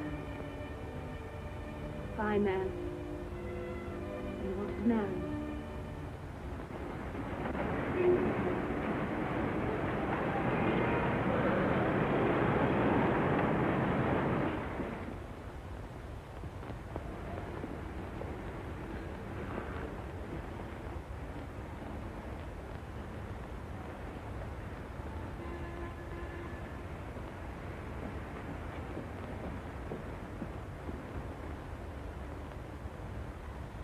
No, Miss Clayton has left here. And your address? I'm afraid I don't know it.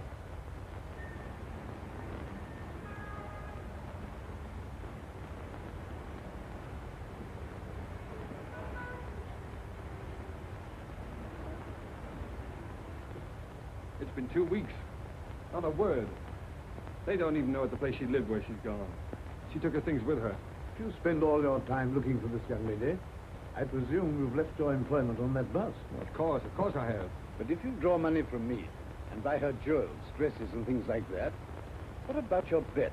In a few more days, this is a matter of £50,000. Well, all right, then. Pay Aurora this £50,000. Don't you see, if I go through with this bet, it may lose me Francis. Can't you understand that? I'm afraid I can't. Well, I wanted her to take me the way she thought I was. Poor. And that wasn't fair to her, was it?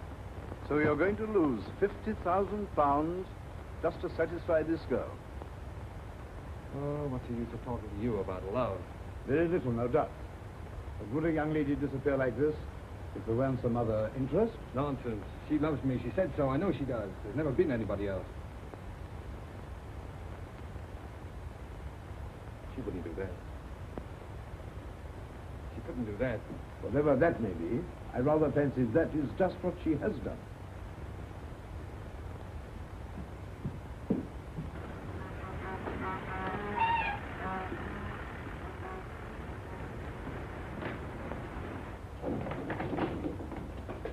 I think it's a pretty good start.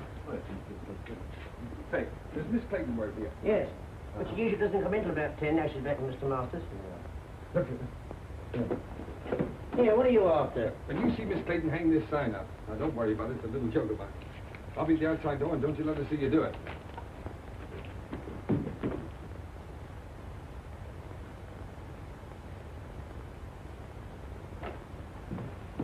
Hello, Francis.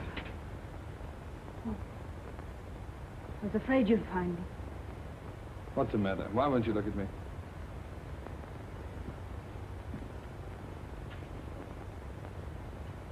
I'm going to marry Mr. Masters. Goodbye, Ernest. Morning. Oh, dear me, not working. Oh, that is tough luck, isn't it? 4 flights of stairs, too.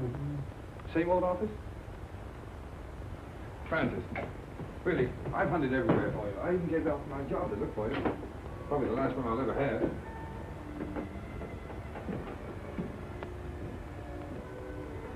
Won't you go, please? You're only making it hard for both of us. Well, remember Browning's poem, The Last Ride Together? Why can't we have a last walk together? But Francis, let me get this clear. Why do you say it'll only make it harder for us?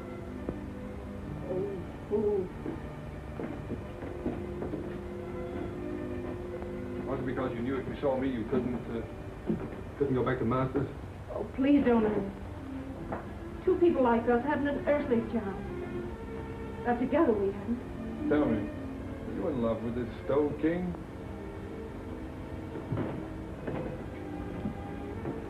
No answer. So you're marrying him for his money, eh? Yes. Now will you go? No. What made you change your mind?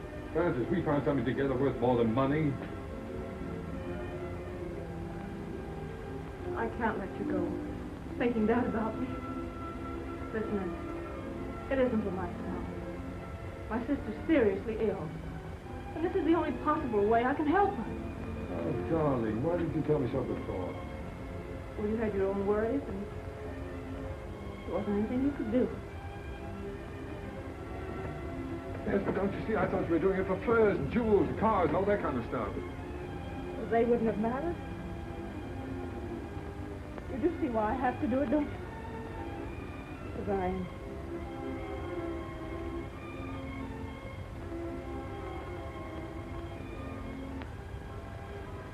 Let me go now. We're only making it worse. No, Francis. I've got to talk to you. Diamond bracelets, 3 vanity bags, 2 rings, 1 pair of diamond earrings, 1 diamond brooch, 1 diamond hair clip, 1 jewel case. 12 sets of lingerie.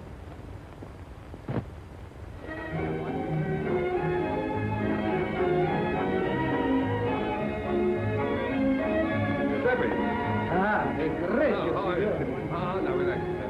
Now look, now that you own that restaurant, don't forget, never charge more than the usual 1 and 6 for dinner. And if ever you see a young fellow with a young girl and they seem hard up, throw in the wine and charge it to me, will you? Si, signore. Okay. Mille grazie. Your word is my law. All right. Dear old early fish. Never knew the difference between a commentator and a decoration.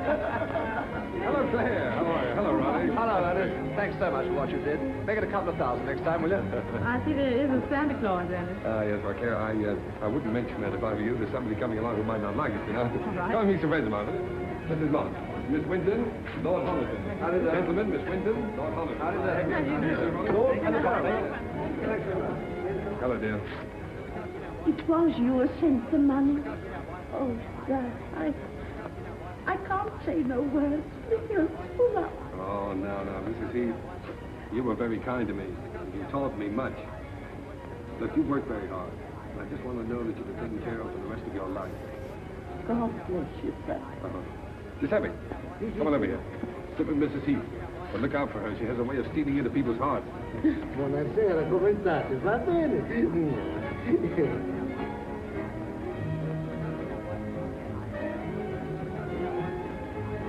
And my apology.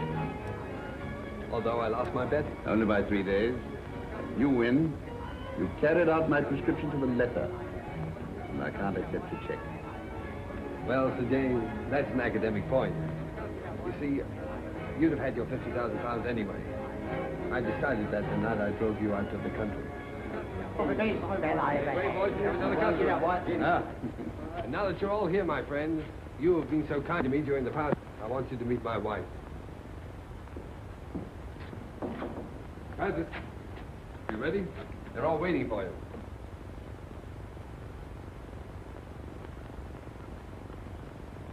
Darling, you're crying.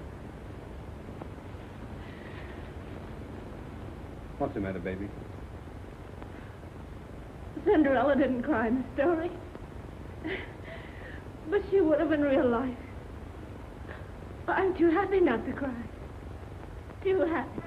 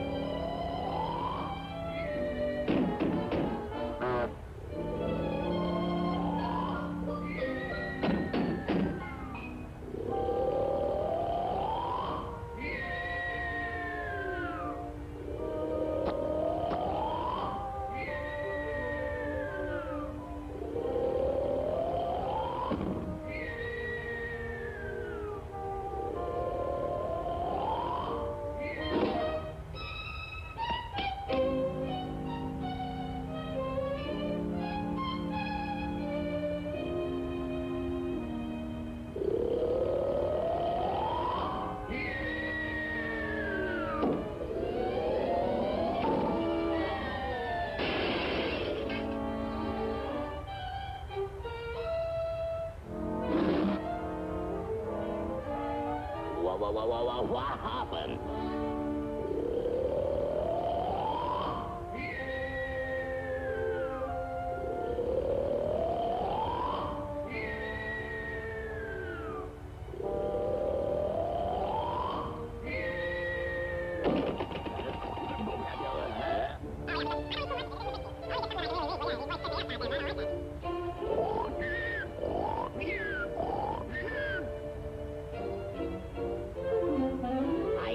Gets me some sleep. Go peddle your cheese outside. Now hits the hay.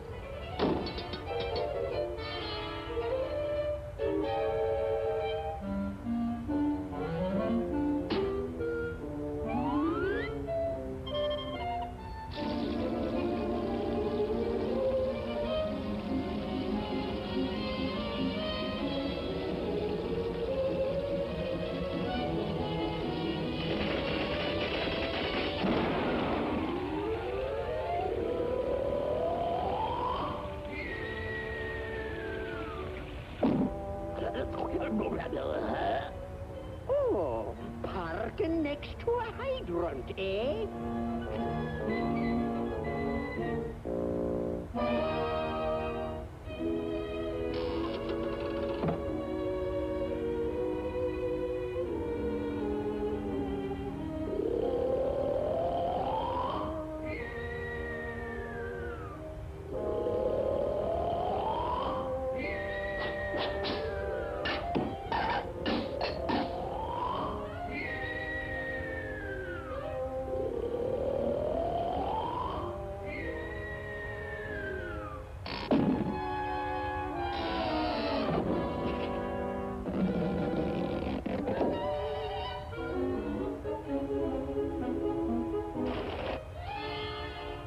I hate to do this, but I has to get some shine.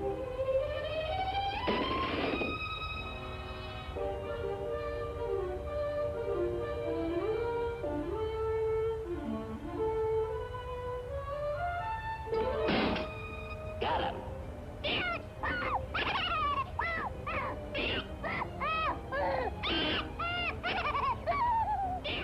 Gosh, I hopes I didn't hurt him too much.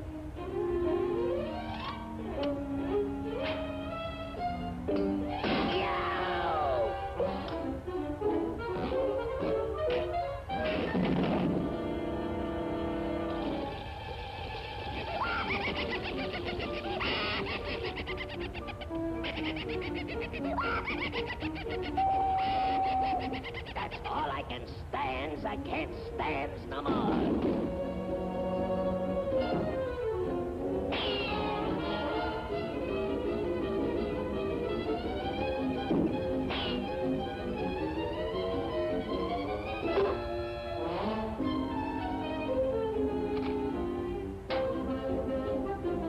That order keeps that mouse out of the house.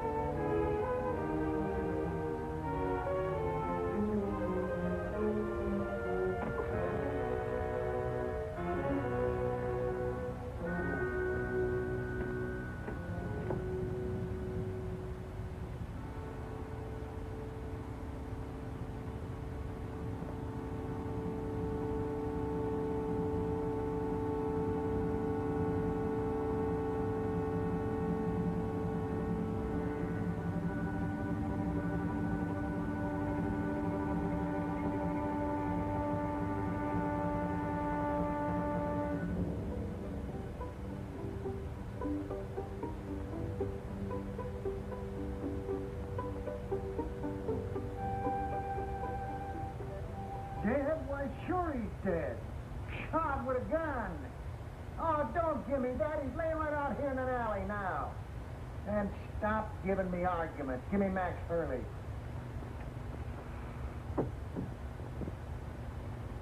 Max, I got Joe Wells. Oh, yeah? What you been drinking? Joe Wells has been a concrete block holding up a bridge somewhere for the past 5 years. Wise guy, ain't you? We just don't like making calls on little men that ain't there. All right. Hang on now. I'm going to go take another look. Now, make sure it is Joe Wells.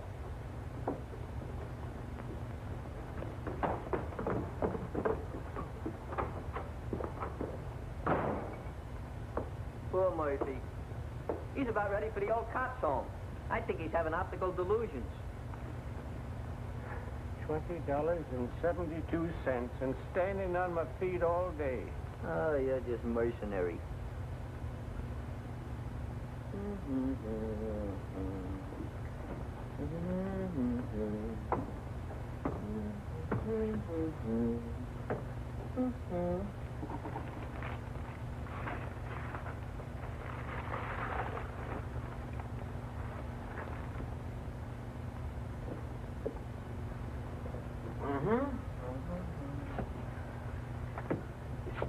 Migsy, you are now scanning at the masterpiece of a master.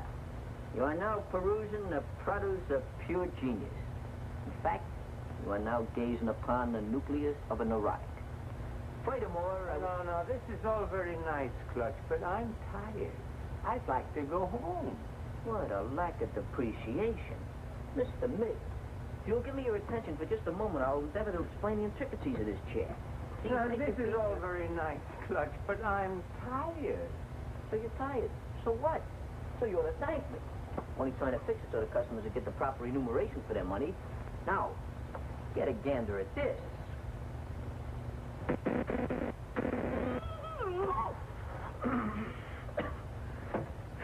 Gave myself a hot foot, didn't I? I gotta fix that. No, please, Clutch, not now. Come on, Clutch.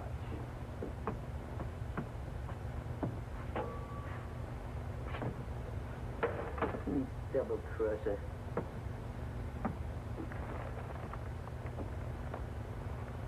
I don't know what I'm going to do. My life hasn't been the same since my brother-in-law had to die and leave me this place. Wish he'd left it to me. Yeah, but you weren't retired. You hadn't worked hard all your life like me. I'm an old man. What do you think I am, kindergarten stock? Hurley! Hurley! Hey, Hurley, he's gone. The body's gone. Disappeared. It's vamoose. Listen, Max, I ain't blind, and I know Joe Wells when I see him. Murphy's really at it tonight. I think something bit him. Maybe we better go see. And I tell you, it was him. Oh, sure, I'm sure. Say, what is it? What right? I'll wait for you. Just too bad.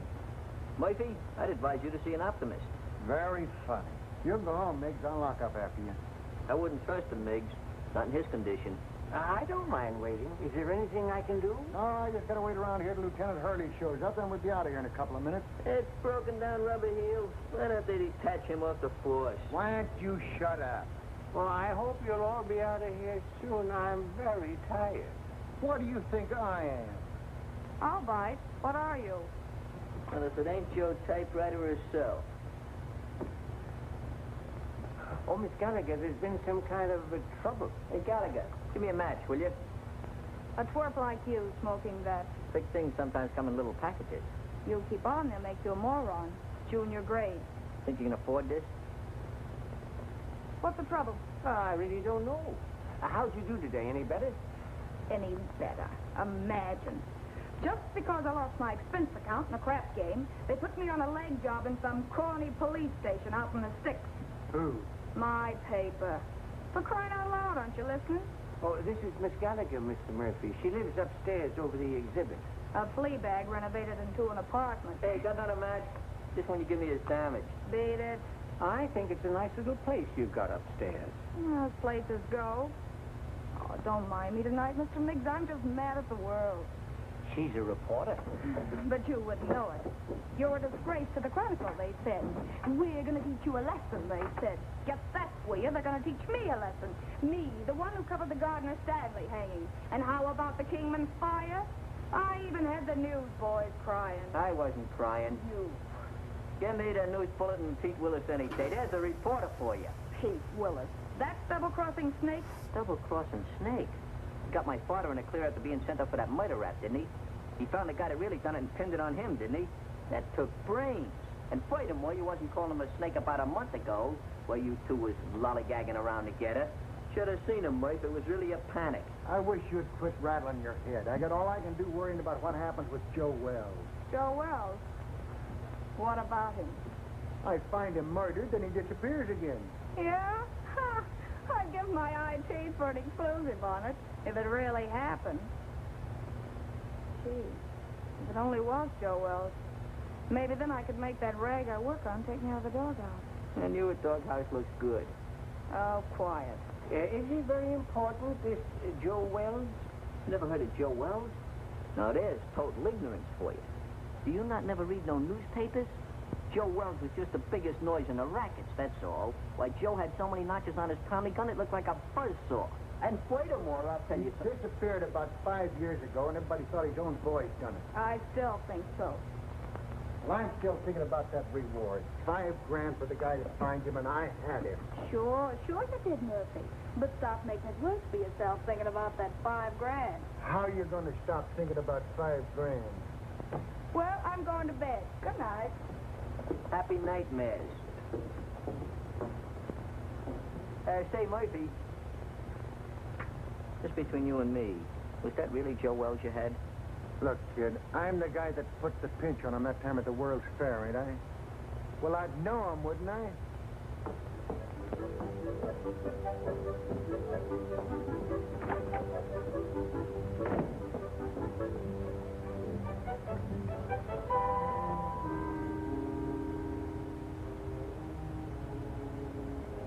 Joe Wells.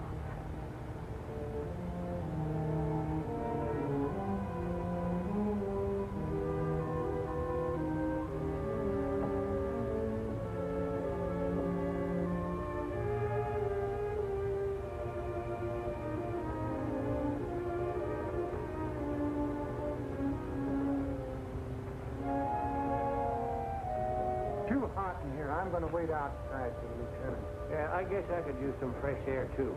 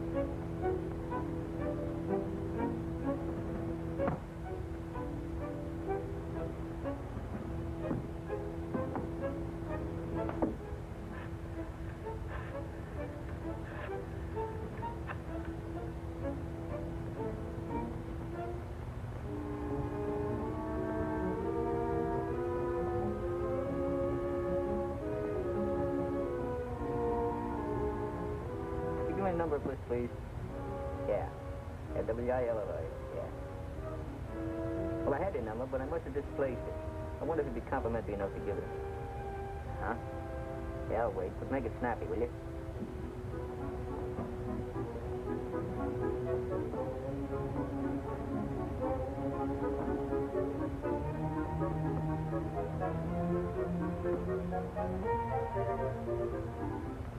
Oh, Pete, this is Clutch. Clutch, you know. Oh, Clutch. What do you know? What's new with the waxworks? Come on, throw. Yeah? You tell the kid to go to a picture show and call back later. I gotta get home, and I'm out $2 already. Yeah, Come on, will you? Go ahead, Clutch. Nobody's listening. Look, there's a cop over here by the name of Murphy. Claims he found the body of Joe Wells. Uh-huh. I don't know. Out in an alley someplace. Hey, you say Murphy found him? Here's my cabbage. Will you shoot again? Oh, what's the use? He always wins anyway. And Gallagher knows, huh? Okay, sweetheart, I'll be over in 5 minutes. Hey, where you going? What about our dough? You don't have to leave, fellas. You can spend the rest of the evening in this joint. What are you going to do for money? You've won it all. And don't break the glassware, will you? I only live here. Oh, this will be much safer in the car. Well, how do you like it? I haven't got a quarter.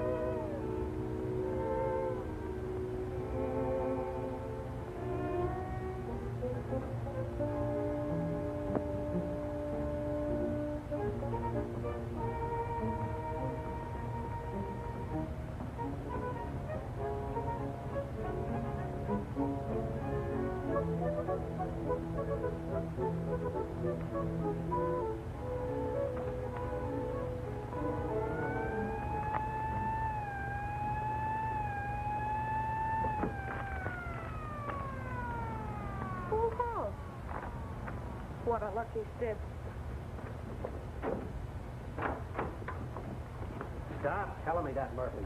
So you think you had Joe Wells? So you think he got away? So what? But so I think I'm telling you, that's all.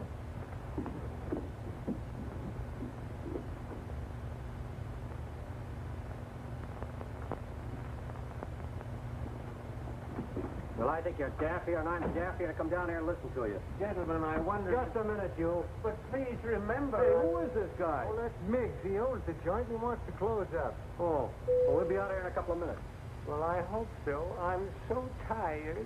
Start right at the beginning.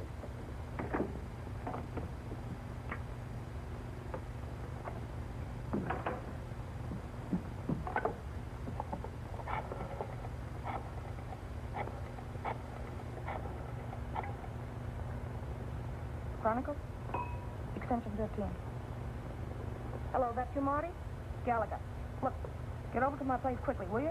And bring that camera, pal. Yeah, it's hot. Now get over here before it boils over.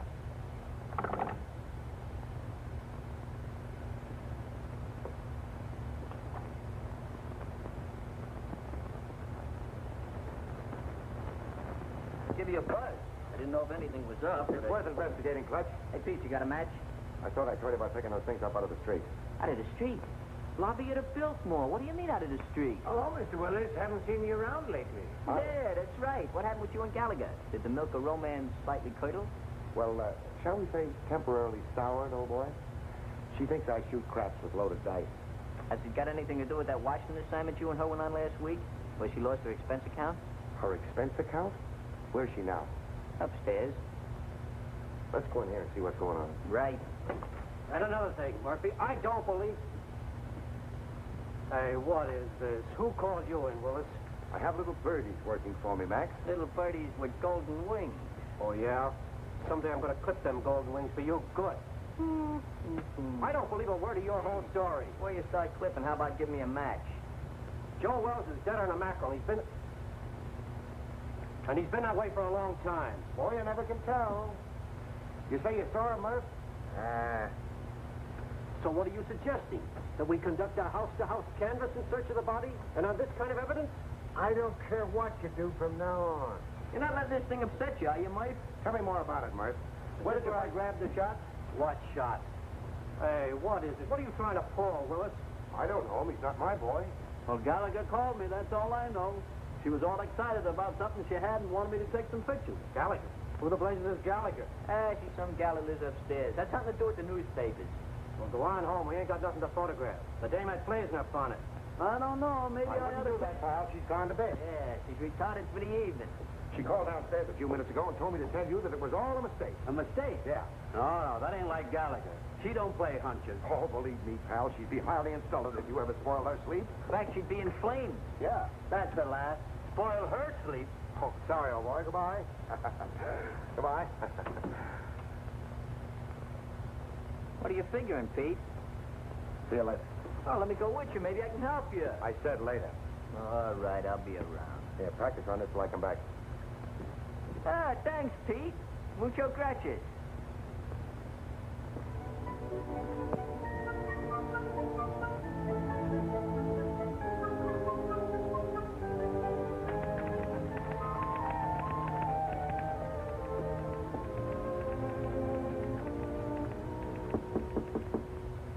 That you, Marty? Darling, don't you know my knock anymore?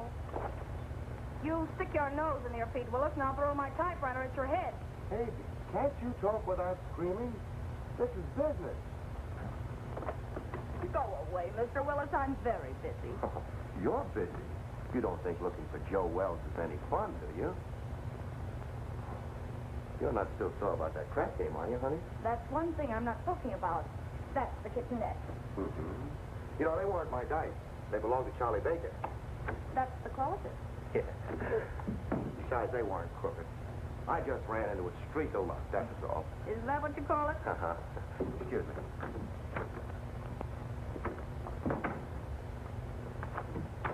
If you're looking for dirt, it's not there. And Joe Wells either. I didn't think you were that dumb, honey. But you never know. Oh, look, Pete, I'm really not mad anymore. I mean about the crack game. But I'm busy. No kidding. I think I've looked the first act of that play I told you about. I was just playing around with the idea when you knocked. Oh, did I tell you you were gorgeous tonight, honey? Such a wonderful liar. Writing a play, huh? While Detective Lieutenant Hurley's plainclothesmen stalked through New York streets, searching apartments and alleyways, creating terror in the hearts of innocent bystanders, the body of Joe Wells was lying in... Lying where? You're so good. Why don't you finish it? You know, this is really horrible.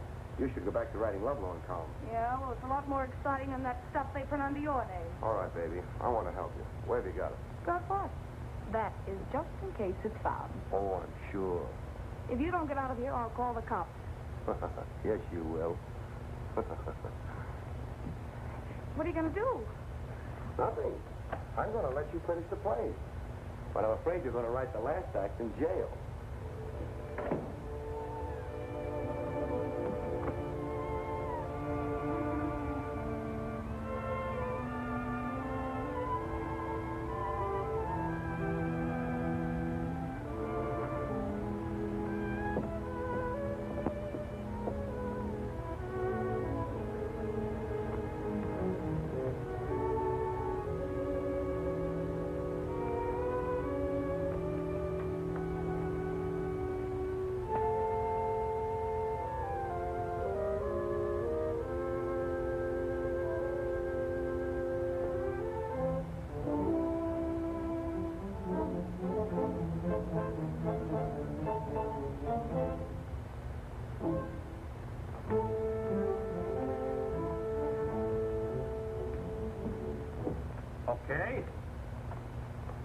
Okay, I'll look into it right away.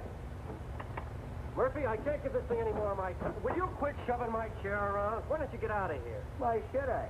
Inform you that this happens to be my place of employment. I'll send over a couple of boys, and you can scout around. Maybe you'll find something. Or maybe you won't. Oh, I just got a hurry call to look into a shooting a couple of blocks away. You want to go? No, thanks. I'm going home. You know, early to bed, early to rise. Well, any way you want it. Uh-huh. Now, you wait around outside. The prowl car will pick you up. Any new developments? I don't know yet. Well, thanks for calling, Clutch. I'll see you around. Right. Good night, Mr. Nate. Good night, Mr. Willard. Take care of yourself, Pete. I'll go put on the night light in the back. You be ready now.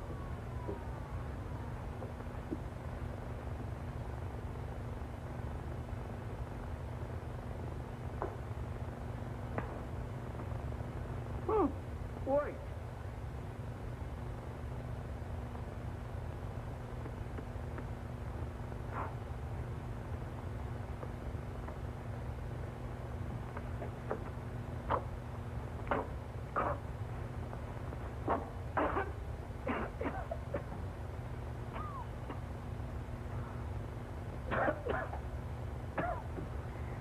Take care of that, Gwendolyn. Don't let the smoke get in your eyes.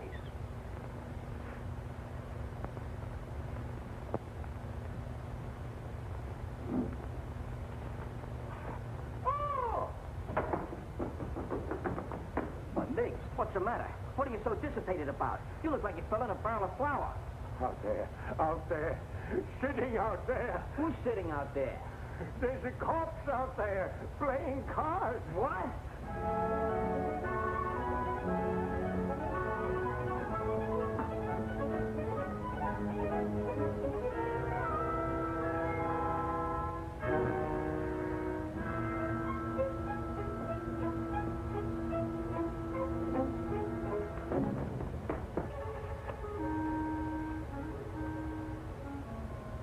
Really there.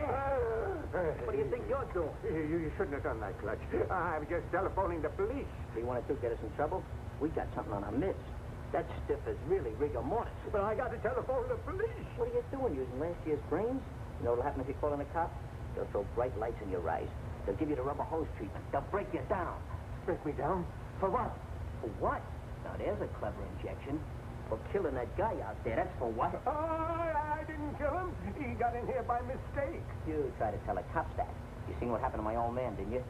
They'll think you had a motive. You'll be a felony. What we gotta do is get rid of that body. Oh, get rid of the body. You mean hide out in the street behind some ash cans? Is that what you mean? Have it bounce back on you in the morning? Oh, no. Gotta get it out of the neighborhood. Way out. Oh, my goodness, out of the neighborhood. But how? Well, we'll take the corpse and put it in your car and deposit it someplace far away in this vicinity. Come on, let's get your car. Get the car. Oh, my hat. Yeah, my cigar.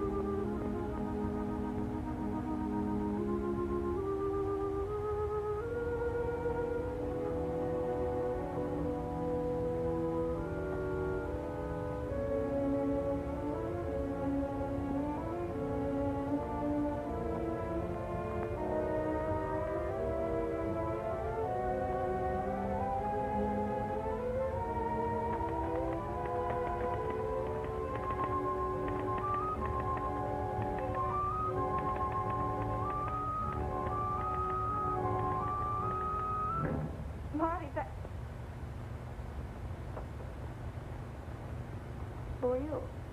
I think you and I have a little business to transact. Business? If my price isn't right, it won't make any difference. That's the body of Joe Wells. Lucky I slept up yesterday, isn't it? Your levity fails to impress me, Miss Gallagher.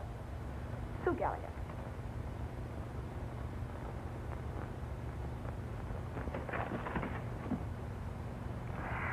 Will you stop scaring me with that gun? If this is a gag and Pete Wallace sent you... Let's not get away from the subject, Miss Gallagher. If you haven't got the body of Joe Wells in this apartment, I'm convinced that you know where it is. You see, I followed the blood spot from the Empress Hotel across the alleyway to your staircase. And now this. I know he was shot, and I know that he couldn't have dragged himself much further. Where is he? All right, what's the use? The body's downstairs in the exhibit. Ah, now we're getting somewhere. I don't imagine you want to meet the cops who are down there. Oh, now, Miss Gallagher, let's be honest with each other. We both heard the police car drive away a few minutes ago. That's too bad. I'll follow you.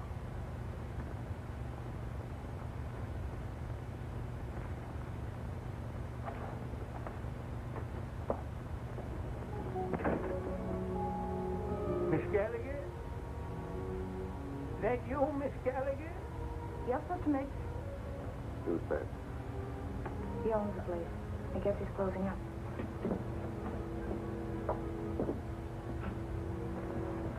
sit back and wait.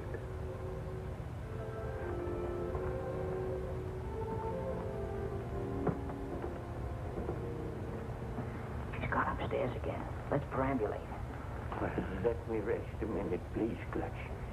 That's all I need. Miss Gallagher, catch him doing this. Just happen to remember, the top on your car is down. We gotta put it up. Do we have to do that?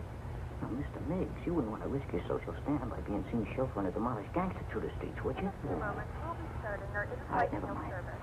You sit there and rest. Back for our I'll menu, put the and one top of our up. crew members will stop by shortly for your orders. If you would like to order additional menu items, please hit the flight attendant call button at any time, and we'll be over shortly to assist.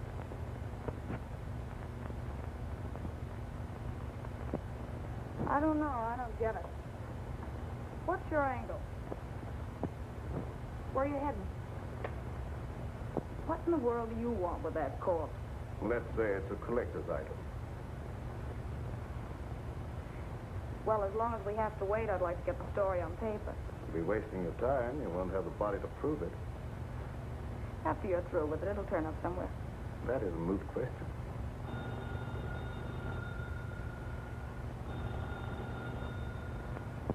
Answer it, but be careful what you say.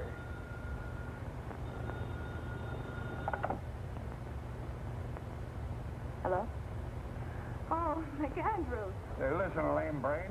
What do you mean getting Marty out on a wild brains out for nothing, huh? The night editor is upset. All right, so I called Marty. So it was a mistake. What about it?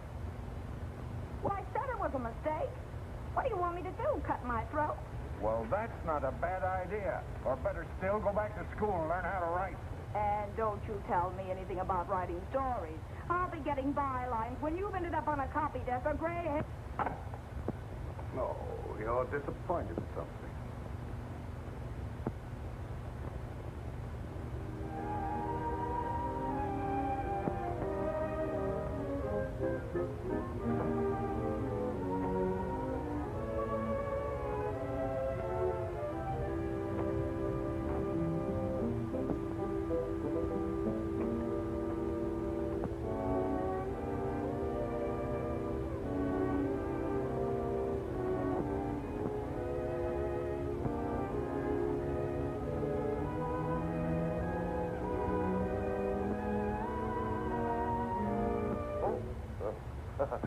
Hello.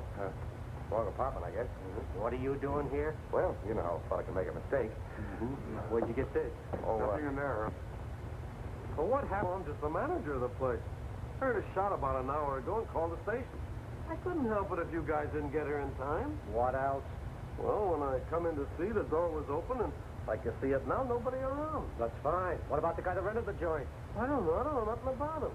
He just been living here in the place a week, never showed his face. He was just a mug. Yeah, like what? Well, little rat-faced guy with a pinhead like a carp. That was Joe Wells. You can tell by the... Shut up. I make the discoveries around here. I guess I know Joe Wells when I hear him. Now, what do you know about it anyway, Hawkshaw?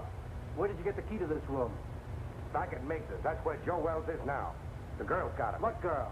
Gallagher. Gallagher? Yeah, you know, the reporter that lives upstairs. Everybody knows everything around here but me. I'm just a detective. Come on, let's get back to Miggs.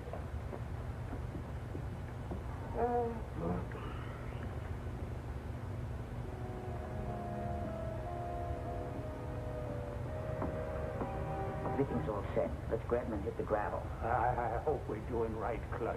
Of course we're doing right. I figured this whole thing out by the process of mental reduction. Oh, well, you got to drive, Clutch. I'm too nervous. Okay, if it make you feel any better.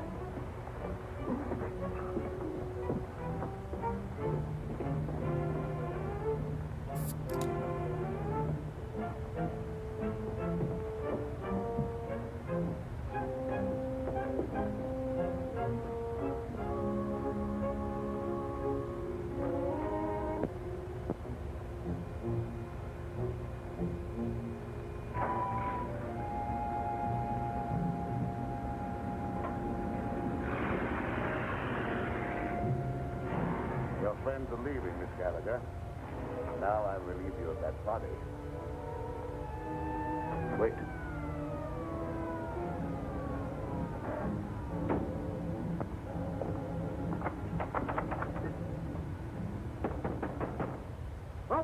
police.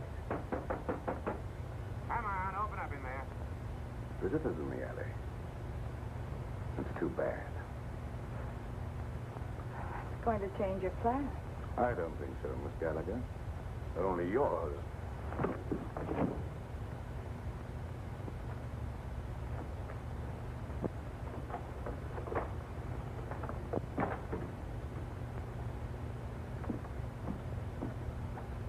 I'll see what I can do with this lock. No. Passkey won't work. Let's try around front.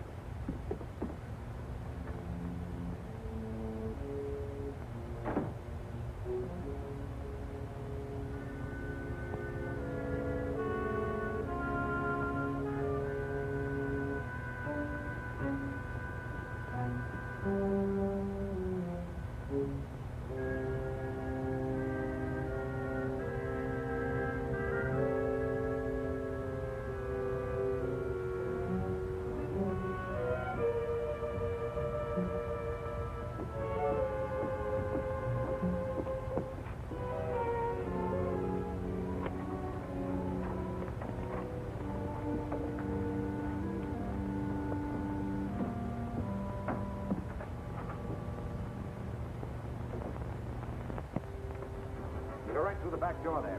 I'm going to form my paper. I'll be right up. All right, make it fast.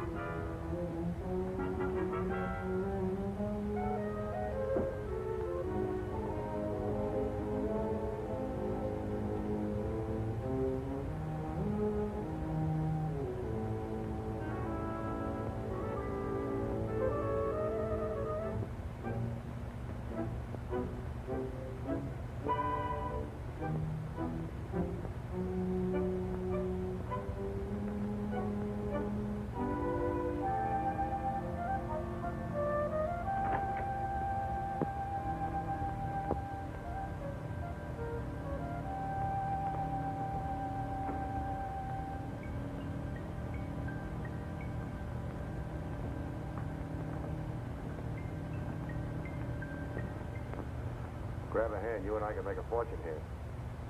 All right, Mac. Put it away. No matter what you're looking for, it's not here. You're not the police. No. I wouldn't call for them if I were you. Why should I? Maybe you and I can do some business. What are you selling? Oh, a lot of things. For instance, Joe Wells. Either the girl was lying or you double-crossed her. Call it anything you want, but I've got the body. Well, can't talk now. You better get out of here. The cops will be here any minute. How about my apartment for an hour? I have little choice. 1140 Regent Place. 1140 Regent Place. And I hope you're not wasting my time, Miss, The name's Willis. Mr. Willis.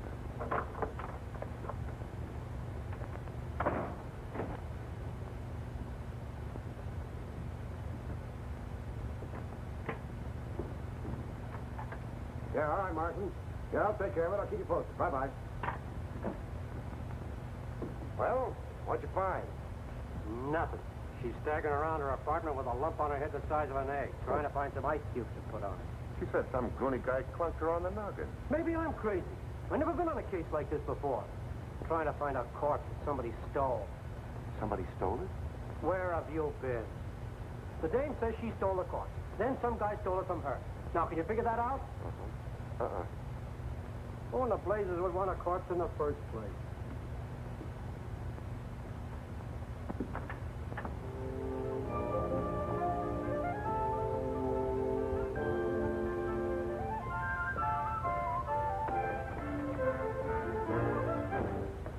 All right, sweetheart. Now, where is it?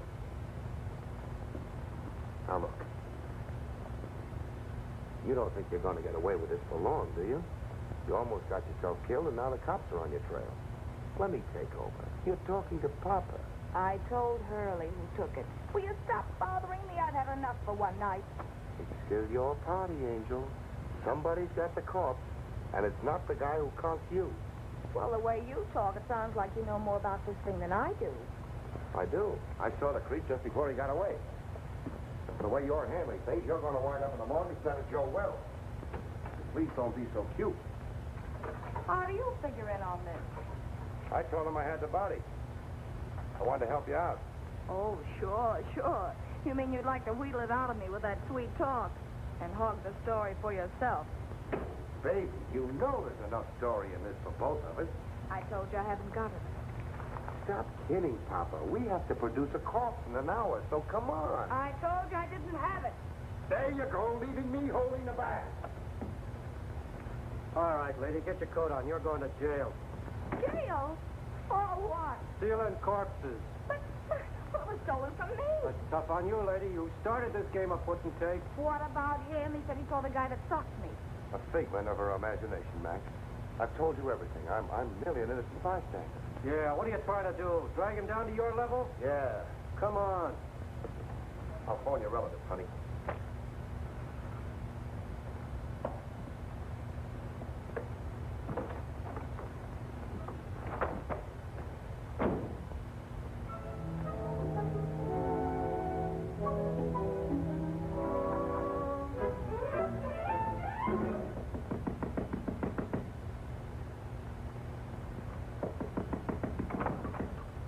Oh, clutch. Pete, boy, am I glad I found you home.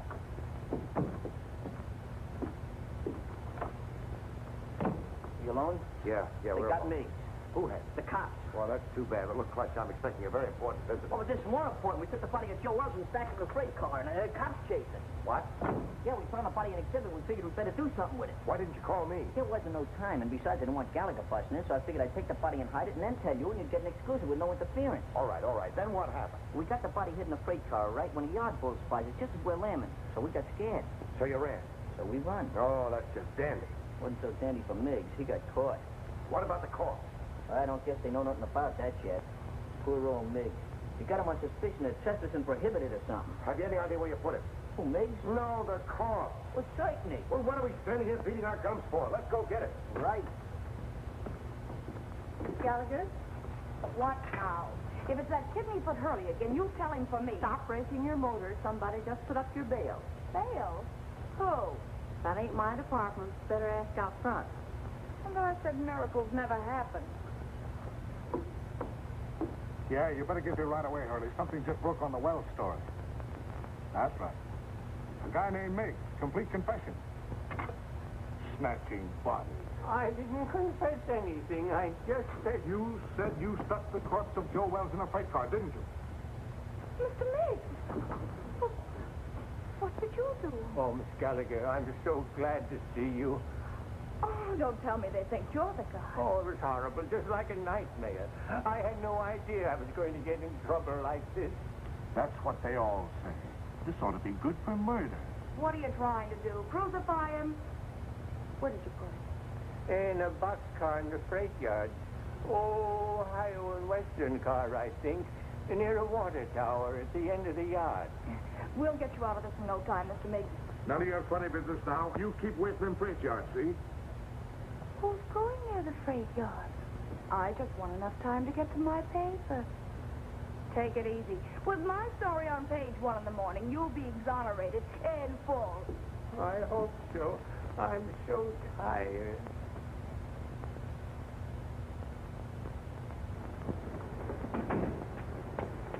You waiting for somebody? I guess it's you, lady. Take me to the Chronicle. Okay. And step on it. Right.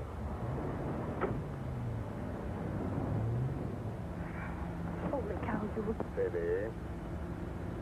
Make that 1140 Regent Place. Forget the Chronicle. Then you're the guy that bailed me out. And for this. Just in case Mr. Willis pulls the double cross. Your safety might convince him and better not. Mr. Willis says he has the body. We're going over to get it. Listen, Pete Willis hasn't got anything but gall. Whatever he told you, I know he hasn't got it. You and Mr. Willis come up with the most amazing stories. Why should I believe you? Look, you've got to believe me. He's never even seen the body of Wells. Miggs stole it while you and I were playing footsie-footsie upstairs in my apartment. And stop shaking your head. I know this sounds fantastic, but the cops caught Miggs 20 minutes ago in the freight yard where he hid the body in a boxcar. And that's where it is now. You're sure? They didn't know a corpse was mixed up in it till they sweated it out of him at the station. Where are the police now? How do I know? Going after the body, I guess. You're sure you're not, stringing me along, Miss Gallagher? Stop handing me that device, will you? Do I look crazy enough to stick my neck out when you've got the advantage? Change that loud to the rest of the freight yards and hurry.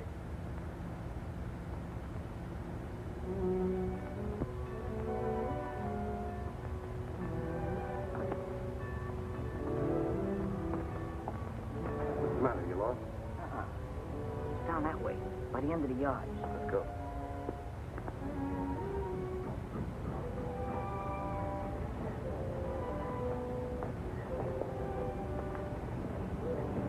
This is it, I think. Yeah, that's it. Ohio and West. Good thing you learned to read. You are very illiterate.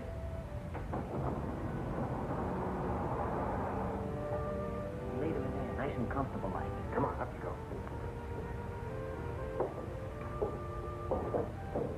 Give me a hand. You get his feet. What are we going to do with him? Let's get him out of here before anybody else finds him, then we can worry what to do with him.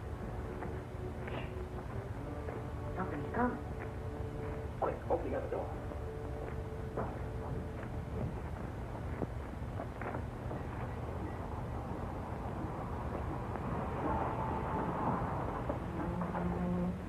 All right, jump down in. Grab a hole, let's get out of here. Ohio and Western, that's what Mick said. I don't see it. It's probably back there in the dark. This is another of your tricks, Miss Gallagher. Look, all I want to do is turn this thing over to you.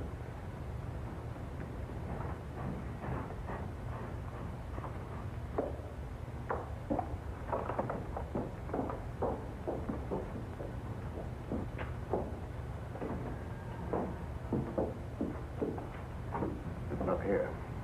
I'm positive this is a car. Well, that corpse certainly gets around. Ready. Quiet. Some crazy thing, that's what I call it. Why didn't you call the cops when you found it? Well, I was so nervous. I thought You thought. What do people pay taxes for to have a police force? I know, officer. I'm completely to blame. Hold on. This is where we left it. Yeah, we left it right here. Right in there, not far from the door. Well, it ain't here now. If you... Maybe they'll go away. Oh, my goodness. Somebody must have stolen it. Ah, that again. Who do you think you're trying to kid? That's the same story the dame gave me. I'm telling you the truth, officer. I didn't lie to you. Yeah. Well, what are you standing around for? Start looking. Sure, Mr. Hoyt. We just didn't know. You didn't know. Who knows anything anymore? Not there. Inside. Maybe you got us moved out of a draft. Get the other one. Not tonight. All right, you can go that way. We'll go the other way. There.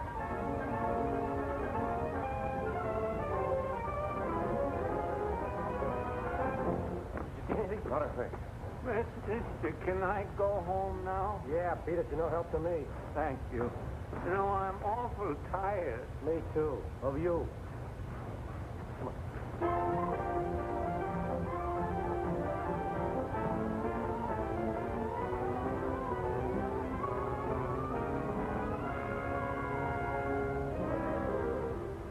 But I'm in a jam, Mr. McAndrews.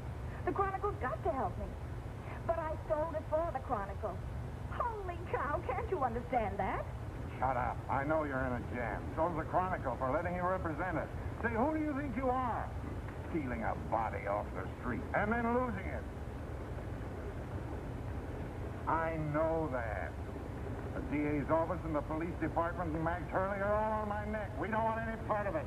But you've got to keep me from the law until I find it again. And I've got an idea. Pete Willis. Ah, that's what I get for hiring a half-baked woman reporter. A screwball Daffy Budinsky. You're fired. You can't fire me. I quit. This isn't a newspaper story. It's a career. And you're belly aching because some cop's been complaining. Well, you go soak your head, you ungrateful egg. Go soak your head.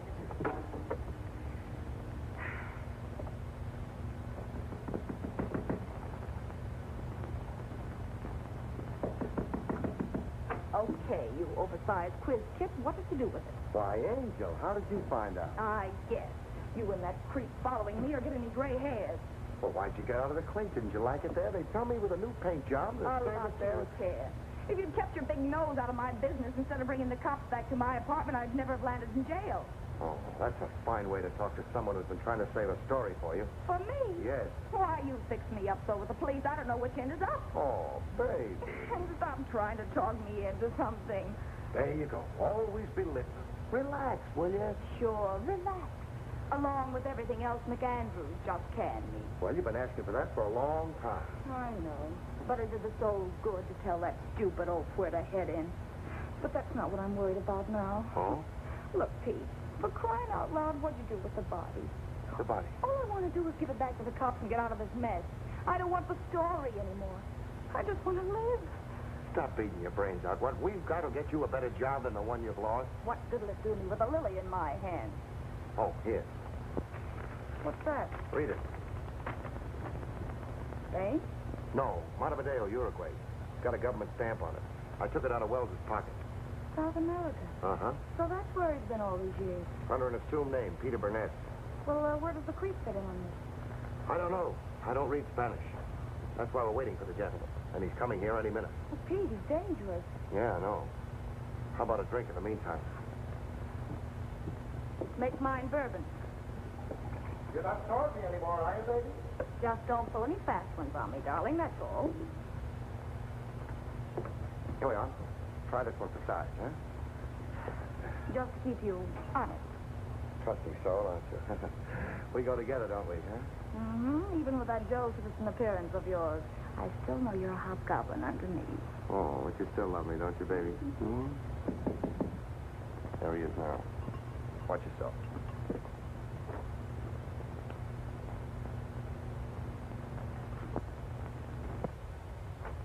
Hello. Come in. We've been waiting for you. I'm usually more punctual, but I was delayed. I can't say I'm too surprised at seeing you here, Miss Gallagher. Oh, sit down. Make yourself at home, Mr. Say, I can't be calling my guests, hey, you all the time. My name is Yoke. I must say that I admire the perspicacity of the American press. Once they smell a story, they stop at nothing till they get it. Well, we can dispense with the compliments. We want facts. You're not going to get the body until you answer a few questions. And that depends, Mr. Willis. That depends entirely upon the questions. Well, how's this for a start? That's interesting. I see that you and I are beginning to understand each other. You don't want a story at all. You want the diamond. Oh. How'd you guess it, Junkie? Catches on quick, doesn't he, honey? Like a bird dog. Now, let's not waste any time, shall we? Holy cow. Those stones represent $250,000. Part of them go to both of you. Then I get the body. Well, that's just dandy, but as long as we're going to be partners, you'll have to tell us more. Yeah, you know, just in case of trouble, so our stories jive. Oh, I don't mind. I represent a group of diamond merchants from whom these stones were stolen in South America. The robbery was very cleverly done by one Peter Burnett. Otherwise Wells, Joe Wells. The Uruguayan government offered reward for his capture, but he escaped. And you trailed him here. Precisely. In fact, I was here before Mr. Wells arrived. But why do you want the corpse when you already have the diamond? Well, let's go into that, shall we, after you have carried out your end of the bargain? Now, Mr. Willis, where's the body? Well, that's easy. The corpse is riding around Central Park in a taxi, waiting to be picked up. Shall we join him?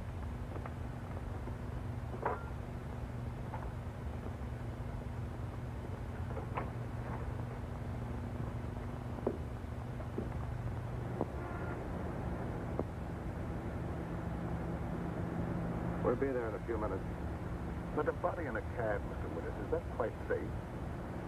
I told the hacky he was a friend of mine, too drunk to take home. An hour spin around the park, and I'd pick him up in good condition. That was clever. Well, who'd know a drunk from a stiff? I had him propped up in the corner just as nice as you please. You mean if he doesn't start sliding? Think I'm nuts? I had him pinned to the cushion. Amazing. All right, driver, start through the park.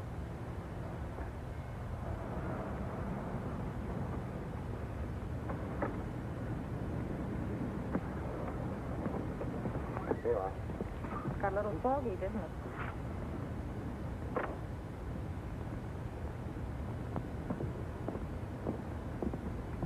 Hey, driver. Oh, it's you. I thought you'd never get here. Everything okay? Sure. He hasn't even blinked an eye. Hey, what's this guy been drinking? Embalming fluid? He will be before long. Now, let's get in and settle this thing. You two. Well, don't you think it'll be a little crowded for all four of us? We'll manage. All right, then.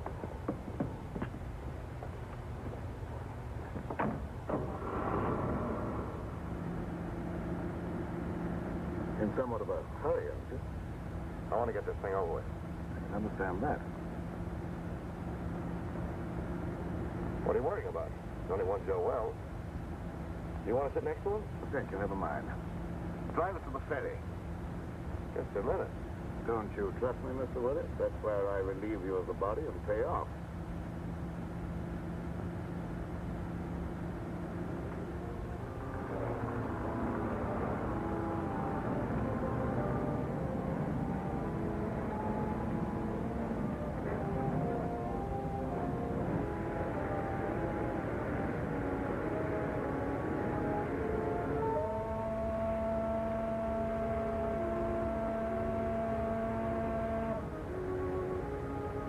I thought we were leaving you after we got on the boat.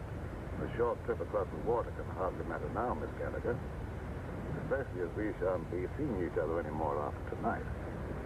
Well, we're almost across. How about the split? Let's stretch our legs and finish our business at the same time.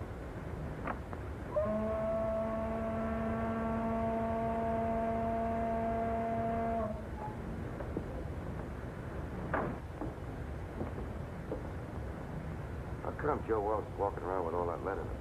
I thought he was dead when I left his room at the Empress Hotel. I went down to get a cab to carry away the body, but when I got back, he was gone. He must have had just enough life left to drag himself from that stairway.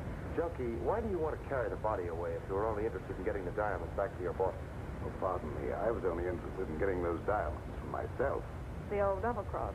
The guys that hired him to get the diamonds get nothing. That was the general idea, Miss Gallagher. Cute, isn't it? Steals the body, destroys it, and tells the diamond owners to go chase themselves. You couldn't lose. Precisely. Joe Wells was not to be found, that's all I'll tell them. And in a few years, I'll sell those diamonds at a slight loss. Some loss you're going to take. What about the cops? Well, they'll believe what they believe for 5 years. I shall put Mr. Wells at the bottom of the river, where they think he is anyhow. Yeah, but there'll be questions after tonight. Whom will they question? Oh, me, Miss Gallagher. And you think you will be available for questioning, Mr. Willis? I figured you'd so when you thought you'd have us in the spot. But you're wrong, Junkie.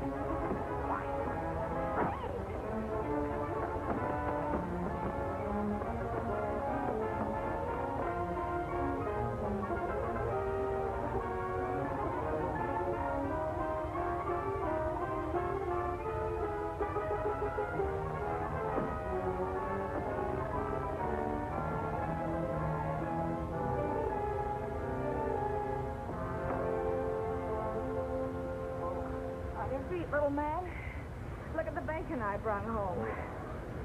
Where's Clutch? Clutch? What's he got to do with this? Annie Oakley finished it herself. Didn't he get out of the cab? Say, are you conscious? There's no one in the cab but the stiff. No, lady, that's no stiff. That was Clutch. Clutch? Come on, Junkie. And you mean all the time Clutch was doubling for the body of Joe Wells? Sure. I figured Junkie would try to knock us off. Clutch was supposed to cover us with his gun. Oh, no wonder you were so brave back there. Hey, Clutch. Clutch! Clutch, wake up. What? Oh, where is he? Which way to go? I'll get him. I'll get him with my heater. Take it easy. I thought you were going to follow us. Ooh, mother. I must have fell asleep. Oh, that's just fine. I hope you had a nice nap. All right, Junkie, get in. Don't pull no calisthenics, bud.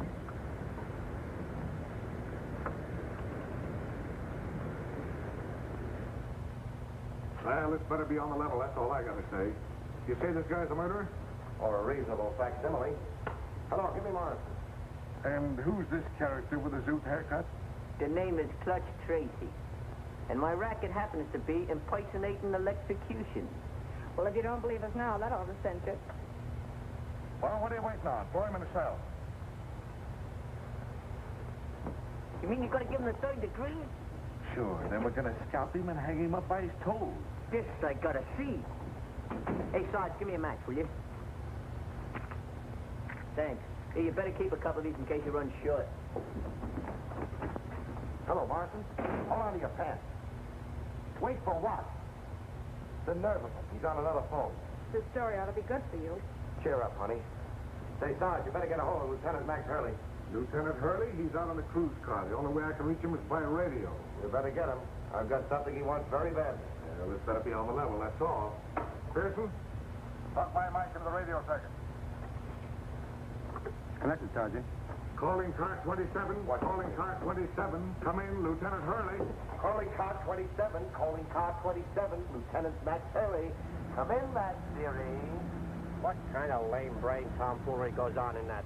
Hello, Max. This is Pete Willis. Why, you ink-spattered imbecile, what do you think you're... Temper.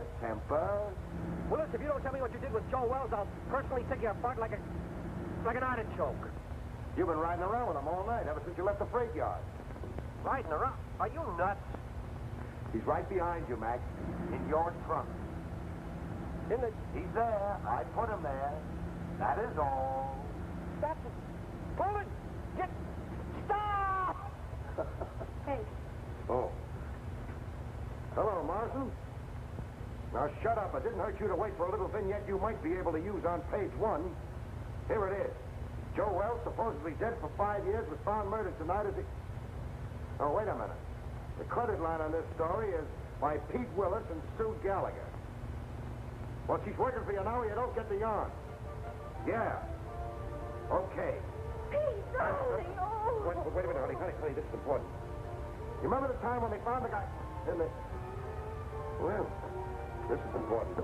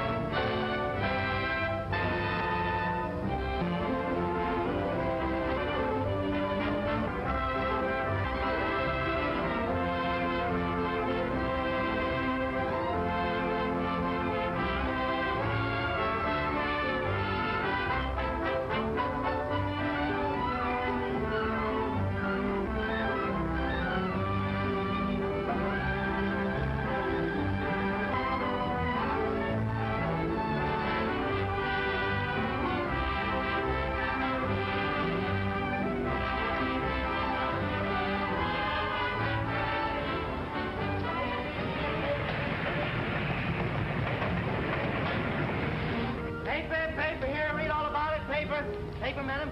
Paper, mister. Read all about it here. If you want it, we got it. Any country, 4 languages here, lady. Any paper at all. How's that? What good is it? Come on, get in the Christmas spirit. Well, maybe it'll help business. Hey, where you going? I just want to get a little dope on a horse that's running in the fort. And then you'll want to borrow $50 to bet on it. Jimmy, I never borrow money to bet on the horses. You insult me. Okay, Papa. Paper!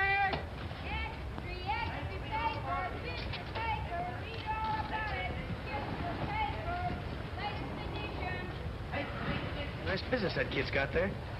Best stand in the district. Sure, paper from all over the world. You know, someday I'm going to have that stand. Yeah? What about his big brother? What do I care about his brother?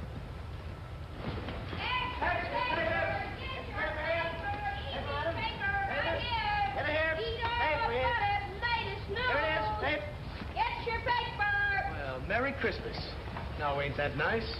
Let's sing Jingle Bells with the good little boys. Jingle bells, jingle... Who took the lid off the garbage and let you out? Forget it. Why don't you guys move along now? Play someplace else, huh? Well, it's a free street, and I always play where I want to. Oh, charge it. Your credit's no good here. Oh, it isn't, huh? No. Well, I'll remember that when I take over this corner, and you're paying me for the privilege of working here. Oh, here comes your friend. I'll see you around. Having any trouble with him, Jimmy? Nothing I can't handle. Why don't you smack him? That's the easy way. Hey, here comes the truck, fellas. 300, Jimmy. Okay, Al. Come on, Jimmy, give me 40. Come on. Can I have 50? 40. Yeah. I need a lot. 50. Give me 52, huh? 50 here. I'll take 50. Okay. Okay, take care of the rest of those, will you, Jim? Where you going? To school, you know that. Now watch your stand till I come back.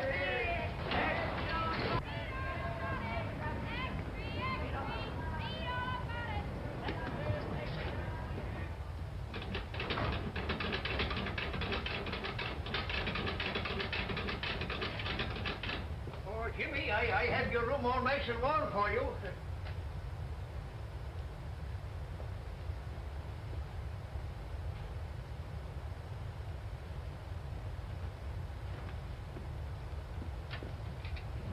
Nice and warm in here, isn't it? Yeah, thanks, Pop. Did you get the apple I brought you? Here's your racing phone. Oh, that's thoughtful of you, James. That'll give me something to read. If you're not going anywhere tonight, I have a couple of passes to the picture show if you and Gimpy want to go. I'd like to, Pop, but I gotta go to night school tonight. We're having a mock trial, and I'm defending a fellow for murder. You know, practicing courtroom strategy. Fine, fine. You know, that's what I like about you, James. Your perseverance. I was telling that same thing to Tim Farley this morning. You know, Tim and your father and me came from the same county.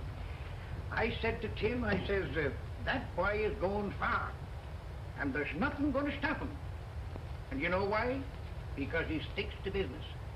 Well, thanks, Pop. I try. And speaking about business, I have an opportunity to make a small investment that will pay us back big returns. What's the horse's name? Baby G in the fort tomorrow at New Orleans. 30 to 1 or more. Not interested. But I have the tip, you might say, right from the horse's mouth. You can't believe a horse, Pop. You ought to know that by now. Well, could you lend me the loan of $1? No. That's what I thought. Want your apple back? James, you're always clowning. See you later, Pop. O'Toole, you're losing your power of persuasion. Come on. Come on, here's another nickel. Huh? Here's another nickel. Let's go. Oh, hello. Want to join? Come on, let's get in. No. Jimmy's in school. It ain't right. Oh, come on. No, it ain't right. You better run along and study your Sunday school papers. Oh, yeah? Yeah, run along and tell the boss. All right, boys, paid me. You're paid it?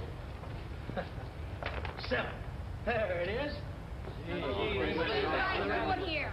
Why aren't you on the corner selling papers? Oh, dry up. Who's talking to you? Now, what's the matter? You boys lost your nerve? Come on, let's Hey, have lend some me a dime, will you? I'll roll my own dough. No, not you. You might get spanked. I'll worry about that. Roll them up. Hey, what do you think I'm throwing these for? Exercise? I want to see those dice. Now, next time you want to see him, put down some money. Or else get out and let us make dough. All right, here's 15 cents. Come on, boys. Who's going to play it? I'm a sucker to do this. Sucker, huh? All right. 90 days. You ought to get live. Well,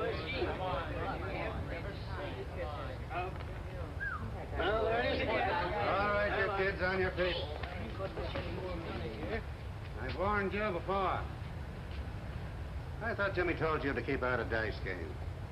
Well, well, you too, Gimpy. I'm surprised. Yeah, you can't do nothing to us. It's a free country. It's not afraid of the likes of you, Spike.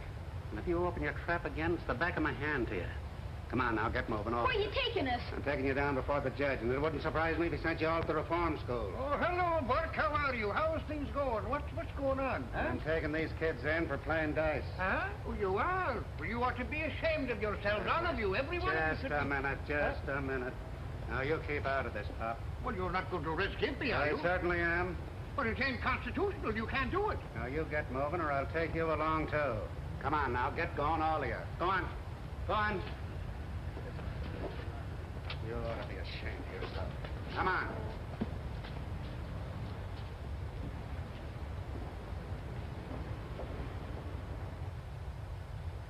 Mr. Simpson, you will act as prosecutor. The proposition is this.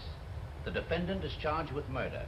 The witness is prepared to testify that the defendant is known to her to be dangerous, a possible murderer. I want you to invent your speeches as you go along, to show me how you can think under pressure before a jury. Very well, Mr. Simpson. Proceed. Mr. Scott, it is your testimony that this defendant is known to you personally to be a dangerous person. Answer yes or no. I repeat, an unequivocal answer, yes or no. Yes. You know this defendant to have definite homicidal tendency. Yes. Your witness, Mr. Keenan. Thank you, Mr. Simpson. Am I to understand you're willing to swear you know my client to be a dangerous person? You know the man who is here on trial for his life to be a potential murderer. I certainly do. You know beyond any question. I do. Ladies and gentlemen of the jury, I ask you, do we really know anything except from our own past personal experience? The witness says she knows my client is a dangerous man. The witness says she knows my client has always been a murderer at heart. How does she know? How can she know? How do you know my client has always been a murderer at heart? Did he ever murder you? No. Of course not. We say we know wind will blow out a candle. How do we know? From past experience. We say we know we all must die. Do we know? We haven't died yet. Just a moment, Mr. Keenan. Your speech sounds faintly familiar. Well, I guess it does, sir. Whose is it? Well, I read it in a book. I'll tell you something, though. The man who made that speech got an acquittal on the first ballot. Is that so? Who was it? A man named Abraham Lincoln. I thought so. This is incompetent, irrelevant, and immaterial. And when are you going to stop quoting Abraham Lincoln? I'd say Mr. Keenan could hardly pick a better person to quote. There were many better lawyers than Abraham Lincoln, but there never was a man who could argue more successfully to a jury. Keep it up, Mr. Keenan.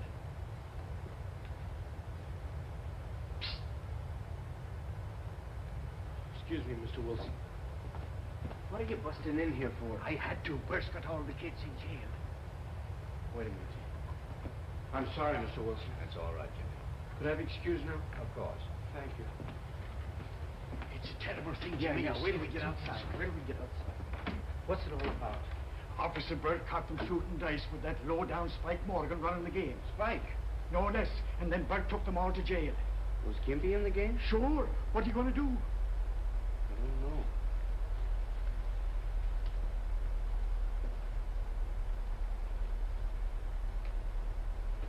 Nick, not in the courtroom. What's the matter? You a cop too? All right, you boys, stand up. On your feet. Take off your hat.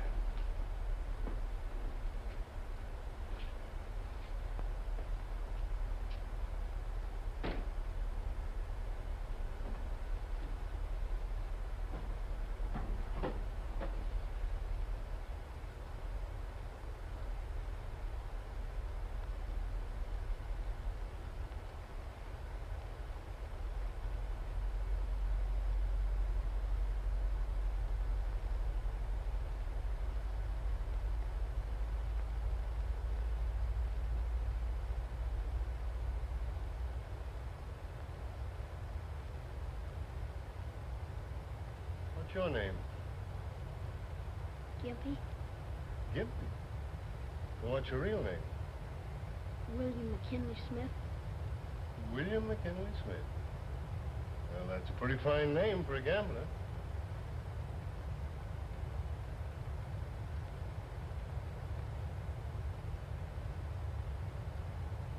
Your name's Morgan, isn't it? That's right. I thought so. You've been here before. Yeah. Advice doesn't seem to do you much good. You boys know what I've got to do to you. Officer Burke here has warned you repeatedly, especially you, Spike. Officer Burke didn't want to bring you to the court, and I don't want to have to punish you. But I've got to teach you a lesson before it's too late. As for you, Spike, a few years in reform school might do you some good. And you other boys... Judge. Can I say something? Who are you? My name's Keenan, James Michael Keenan. Officer Birch knows me. Yeah, I know him. He runs a newsstand. Some of these kids work for him. Well, what is it? Well, according to the Constitution, a defendant has the right to select his own counsel, doesn't he? Does he, Mr. Keenan? Yes, sir. Well, how about it? Am I your lawyer? Come on, come on. All right. I understand the charge is gambling. That's right. It says in the statute books that to convict for gambling, you must have witnesses. How much did you lose? Or did you win? Huh? There we are, Judge. No wins, no losses, no gambling. Oh, I've had enough of this. Judge, if an officer strikes a counselor during a case, that's contempt of court, isn't it? You seem very well versed in the law, Mr. Keenan. I'm studying it. Yes, I suspected that. Well, what will happen if I let your clients go home? Well, they won't be back here again, sir. You seem very sure of that. Well, if they want to keep on working for me, they've got this trouble. Very well. I'll place you all on probation to Mr. Keenan. That's all. Thank you very much. All right, on your way, on your way.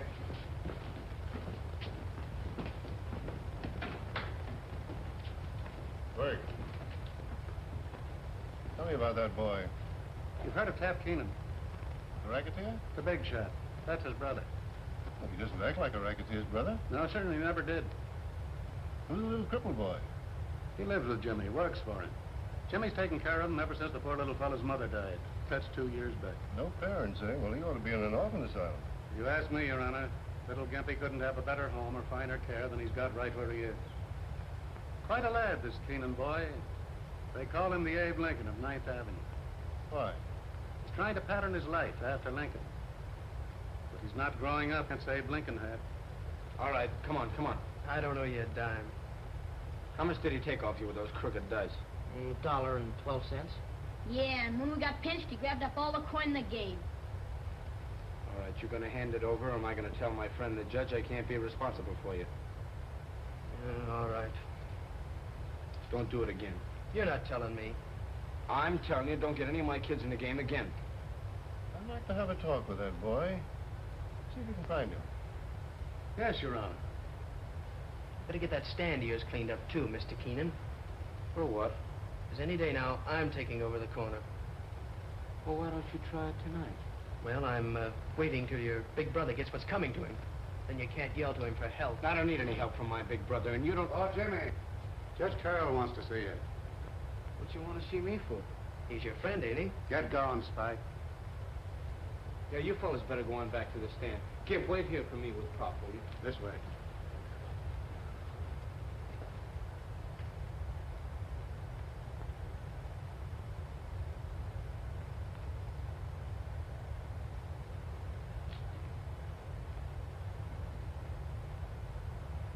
Judge, I apologize for interrupting your proceedings the way I did a moment ago. I hope I wasn't in contempt. Oh, that's all right. Your apology is accepted. Where are you studying law? 10th Avenue Night School. Who's your teacher? Mr. Wilson. Mr. Wilson?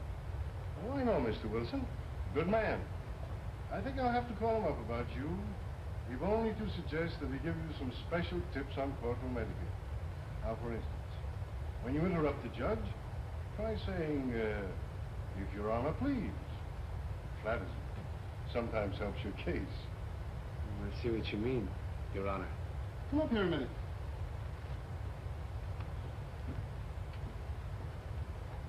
Things look a little different from here, don't they? Yes, sir. You've got quite a problem assuming responsibility for all those boys. Well, I'm used to problems, sir. I'll guarantee the behavior of my boys. How about the Morgan boy? Well, he doesn't see things the way you and I do, Judge. He hasn't had our advantages. Well, there's something to that. Isn't he sort of an enemy of yours? Well, I never let myself think I have any. Your ideal had many enemies. Yes, but malice towards none. Here's a book might interest you. The humorous side of Lincoln. I've never read that. It was that side of him that made him so human and just. I can understand that. Pretty hard to have a sense of humor when the going's tough. It's true. How's your paper business going? Pretty good. Going to be able to go to college? Well, I hope to have enough saved up, yes, sir. Doesn't your brother aid you financially? No. He has plenty. Well, I can't use that kind of money, sir. You know, Jimmy, it takes a long time for a young lawyer to make a decent living. He did all right. That's right. Well, Counselor, come in and see me again sometime. Thank you, Your Honor. Goodbye. Bye. Gee, he's been with the judge for a long time. Yes, they take it. Say, that's the hunt. The judge in the court tomorrow. Huh? You know what'll happen when you leave the stand again, don't you? I'll get a new boy, that's all. That's right. If it hadn't been for me hurrying to your rescue, you'd be in jail right now. You know that. Okay. Well, I'm just looking after your interest, James. Thank you very much. You couldn't... No. That's what I thought.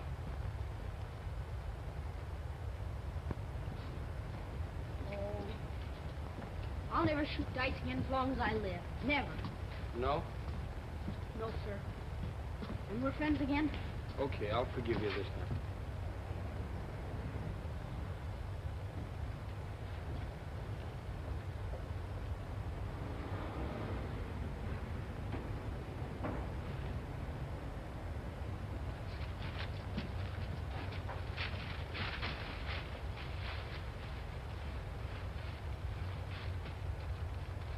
Spike, huh?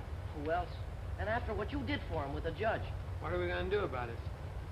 What are we going to do about it? You guys are going to clean it up, that's what. If you hadn't been shooting dice, this wouldn't have happened. And come on. All right, fellas.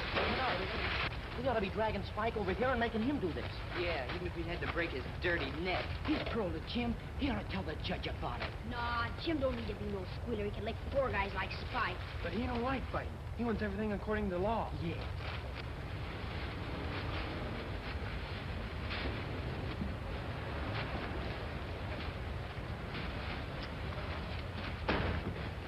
There's an extra you can sell, Keenan.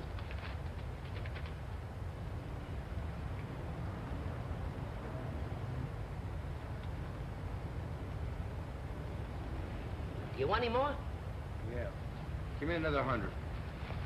Okay, Al. Gee, Jimmy's brother's in a jam again. Listen to this.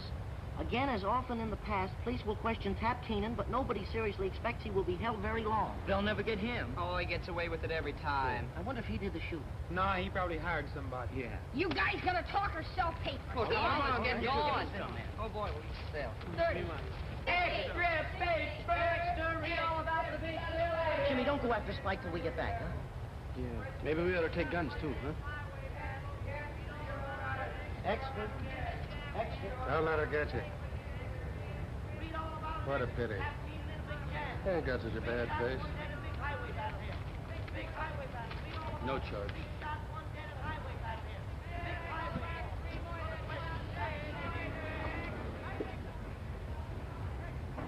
Is that any way to sell papers? No. Extra paper! Extra!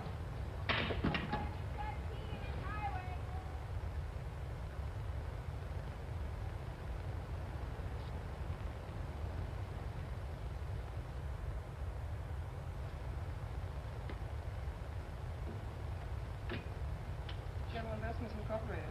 No, I'm sorry, Mr. Keenan isn't in. General Investments Incorporated. I'm sorry, I can't call Mr. Keenan. Could I see Mr. Keenan? I'd like to see Mr. Keenan. I'm sorry, Mr. Keenan isn't seeing anyone today. Well, tell him it's his brother.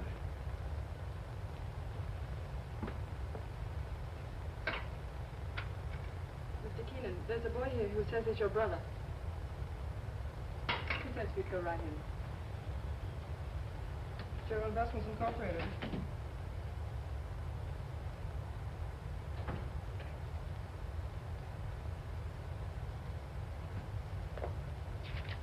That's how much you want from that guy, and don't come back without it. Scram. What do you know? Been so long since I saw you, I wouldn't know you. I know you. Sure, I'm always in the paper. See my picture in the extras? Not very good. I'll have to have some new ones made. Smoke? No. Good thing you don't. Caught a kid like you smoking to knock your ears down. Come on, sit down.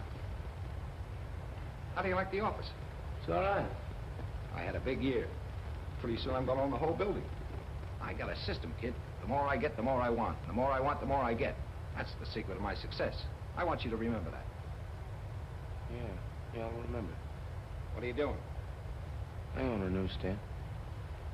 So I make the news and you sell it, huh? At last we're in business together. That's the way it should be. Where do you live? I got a nice room in the basement in the old house we used to live in. In the basement? I have neglected you. Well, now that I'm in the money, what would you like to be? I'm going to be a lawyer. That's great. Smart. You know what I pay my mouthpiece? 25 grand a year. I'll tell you what. I'll put you through college, give you $50 a week, car. You come and live with me, and then when you graduate, you work for me. That's the setup. Come on, what do you say? I'll take you out and buy you some clothes and dial you all up. Can't have a brother of mine going around looking like that, selling papers and living in a basement. Oh, I'm doing all right. All right. Come on, come on. I'll show you my place. Wait till you see where I live. I can't right now, Ted. Why not? Well, you wouldn't remember what day it is. According to the paper, it's still Friday. So what? So it's Mother's birthday. I always take her some flowers. That's right. I'll go with you. Get a big bunch of flowers. Oh, I don't care, 50 or $100. Is that all right? Red roses with the big long stems? No, I got them. Some violets. She always liked them, remember? In there? Yeah. Never mind. You're a funny kid. Okay, let's go.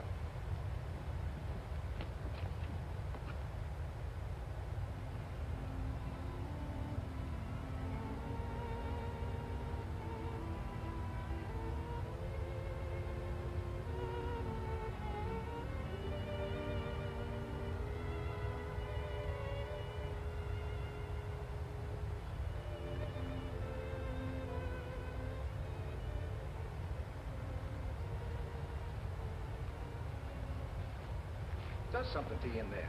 Makes you feel kind of ashamed, don't it? Does it do that to you? Sure. Leaving that cheap headstone on Mom's grave all this time. When I get back to the office, I'm going to order a new one. Something special, big. Maybe an angel with wings on it. I want you to help me figure it out. Doesn't mean anything else to you, huh? Nothing else. What else? Well, truthfully, I thought bringing you down here might help you remember what you promised Mom. Sure, I remember. I promised her I'd look after you, didn't I? Well, I'm going to do it, just like I said. You've forgotten the rest, huh? About going straight, keeping decent when amounting to something? Oh, so that's it. You don't think I amount to anything? I'm glad she isn't here to see what you turned out to be. I don't see any difference between you and any common thief. Now listen, kid, you're talking to your brother. You're no brother of mine from now on. I don't know. Hey, what you hiding here for? Go on. Beat it. What are you crying about? I ain't crying a man. Who broke your stick? Nobody. Can't you leave me alone? You come over here to... Cut it out! What happened to you? Cut it out! Come along here now. Jimmy? Cut it out! Jimmy, someone broke his stick and he won't say who. Who did it? Come on, who did it? Thinks I'm scared. Thinks I'm little. I'll show him. I'll get him.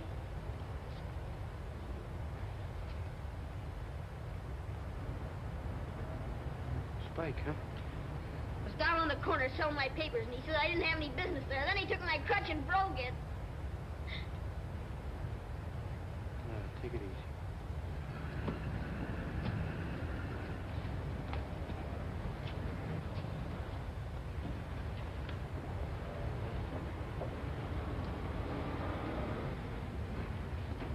Hey, tough guy. Pick on me if you wanna. Stay away from that little kid. Now keep off my corner. Ain't you gonna do nothing about it? No, I gotta be smart. Tell the judge. Let's get the rest of those monkeys, Jim. You stick around here. Next time something happens to the stand, I'm gonna take it out of your pay. All of you. Paper, not edition here, paper, sir. Paper, not edition, madam. Paper, madam, not edition here. You don't have to carry me.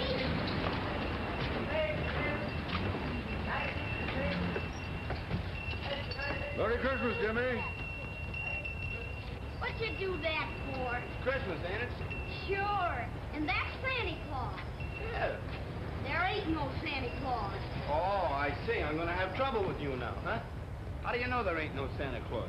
What'd you ever do for me? You haven't been a good kid. I never brought me anything before I knew enough to be bad. How would you feel now if he did bring you something this Christmas after a crack like that? Yeah. Don't make me laugh. Why can't you get it into your head that when you give, you receive? When you do a good deed, you get paid back twofold. Say, Pop, get me something to fix this crutch, huh? Right, I have something here in the box here. Make some coffee, Jim. Sure. You know what that kid needs, Pop? What? Something he never had in his life. A Christmas tree. Say, that's a great idea, Jimmy. Will you get him one? Sure I will, and I'll string popcorn myself and put it all over.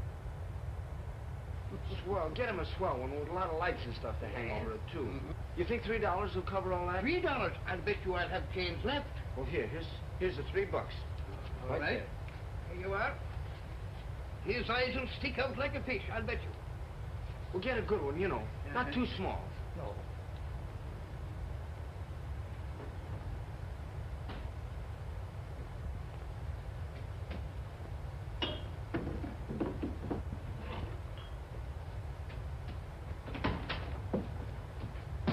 Your crutch will be ready in a minute, Jim. Thanks for fixing it, Jimmy. Don't thank me, thank Pop. Huh? Yeah, he's fixing it now. How much did you give him? Not a cent. I bet he borrowed something then. What's the matter? Don't you trust anybody? No. What are we going to do about Spike? We're going to ignore him. What? I-G-N-O-R-E. Ignore him. If you'd only say the word, we could lick his whole gang. The argument's over. I get tired of having somebody always fight my battles. If I was a little bigger... If you were bigger, you'd be dumber. You're fighting every minute, not saving up any brains. Yeah, I know. Honesty's the best policy. Keep out of trouble. Don't cheat, don't gamble, don't fight. A lot of don'ts and nothing left to do.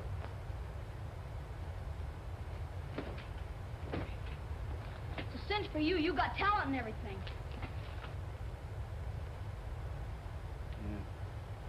Yeah, it's easy for me. Yeah, but it's tough on a fellow like me with different ideas. Now be quiet, will you? I got some studying to do. Peace on earth. I can't seem to get that Christmas spirit business. You will. Well, I'll try. Attaboy. But I'm still glad you socked Spike. It's important to remember that a lawyer comes to court prepared. But a truthful witness is not prepared. He has thought so much about the facts as he knows them that he is no longer sure what is fact and what is fiction. Too bad he didn't poke the other two guys. The intelligent lawyer can take advantage out in the witness's mind, ethically and justifiably, in his effort to separate truth from imagination. No! So what? So where were you on the night of November 8th? How do I know? Hey. And how do you know it was a black car? Might have been a green car, or blue, or even maroon. And how far were you from the corner when it happened? And what happened? You can't get out of it that way. How do you know that was John Doe in the back seat? You don't know. And yet you dare to perjure yourself. You come here with a well-learned story, more fiction than fact. You dare to say you saw the shot fired. I never saw nothing. Yes, you did. You saw the girl in red. Otherwise, your whole story's a lie. You weren't on the corner at all. And if you weren't, where were you? Well, can't you remember? Only 8 months ago, 7:14 p.m., the night of the murder? What kind of a witness are you? Answer me yes or no once and for all, and stop squirming. And remember the penalty for perjury. You swear upon your oath that there was no other weapon in your overcoat pocket except the shotgun? Do you or do you not? Do you feel all right? Huh? Maybe you got a fever, huh? What? You've been acting awful funny. Here's your stick. Shh. What's the matter? Something's wrong with you. You better call the doctor. A doctor? Oh, give him some coffee. That'll fix him all right.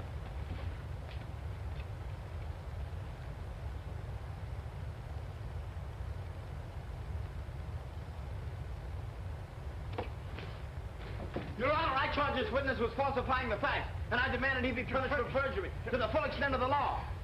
Now look what you did. I did? Did you do that? Yes, you let the coffee pot run over. You ought to get 30 days for perjury. All right, I'm crazy too. Take me away.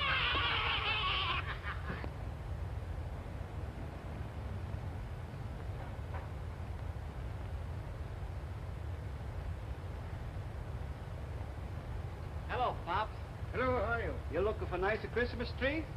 Yes, I'm looking for a nice one, but you don't seem to have much here. Well, what is it? For a bigger party, smaller party, or just the family? It's a grand party. It's going to be a big party.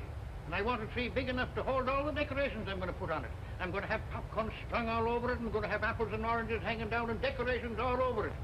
Well, how about this one here? Now, how much is that? For you, my friend, I give it to you for $1. Well, how much is this 50-cent one here? Oh, half $1. No, I'd like something in between the two. Something for about 75 cents, I think. I got it just the one for you. Look, this one here for 75 cents. Oh, I guess I'll take a look around. So, now, how about something to eat? Turkey. Turkey, huh? Yeah, come here. See this turkey here? She's nice and tender. When you got them all fix them up, all you have to do is to put them inside of the oven, and she cook them by himself. And when you start to taste it, it's going to taste just like a wild turkey. Wild turkey? Yes, wild turkey. Wild turkey. And this tree, nice Wild turkey. leaves and everything. Wild turkey. Can't feel. Well, Wild turkey. let me see. Wild turkey. Wild turkey. Wild turkey. What are you doing that for? Because it's closing time. We're through for the night. We never closed this early before. Well, this is Christmas Eve. It's different. What's wrong with you? Not a thing in the world. Come on, we're going home. Why? Will you stop asking so many questions? Merry Christmas. Merry Christmas, Jimmy. Merry Christmas. Merry Christmas, boys. People will think you're crazy. Maybe I am.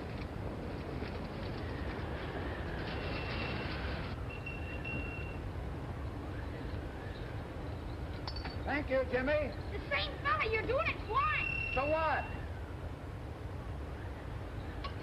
Just in case I'm wrong.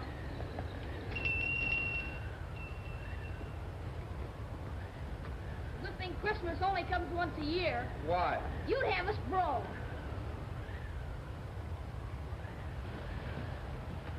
We ain't gonna work, let's go look in windows. No, we got something better than that. I got a surprise for you. What's the surprise? Now, you wait and see till you get inside. Can't you tell me now? No, no. Close your eyes.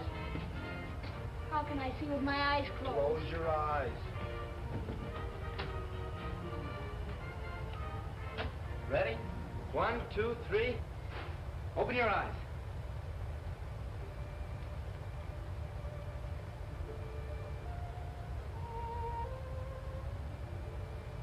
Well? Wait for me. I'll be right back.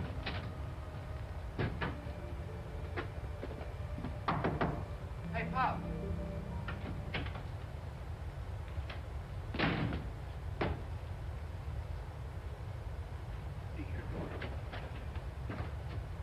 Where's the tree? Well, you see, Jimmy, You didn't get it. What happened to the $3? Well, I went in the store to get the tree, and I was looking at the tree, but right staring me in the face was a great big turkey, and it was marked $3, and I thought, well, now, the other day I saw a horse named Wild Turkey in the form sheet, and I said to myself, I'll put the $3 on Wild Turkey, and we'll have a bigger Christmas than you thought of having. You see, I'll get the turkey in the tree. Okay. But you spoiled a little kid's Christmas.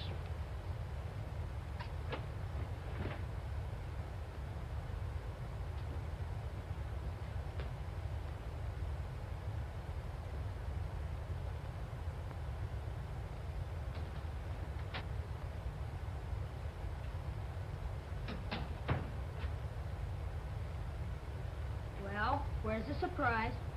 Well, look, Imp, I was going to get a tree, and then I thought, well, it's kind of childish, you know.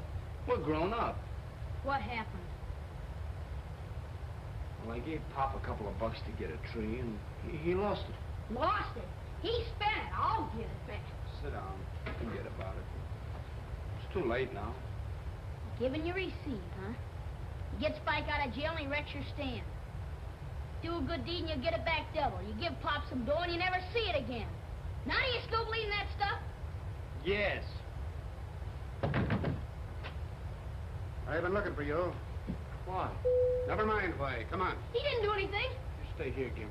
You gotta go to jail, I'm going too. You keep out of this. What's this all about? No use asking questions. Move along. Move along.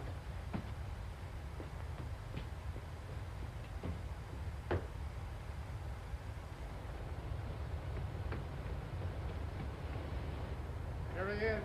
Hello, Jimmy. Hello, Your Honor. Jimmy, it's my custom every Christmas to have some of the boys in my district up for tree and turkey. Now, if you can get away, how would you like to come and bring up your boys? All 5 of them? As many as you like. We've got a big turkey. Well, we would love it, sure. See you tomorrow evening, then, eh? Yes, sir. All right. Good night. Good night. We'll be there.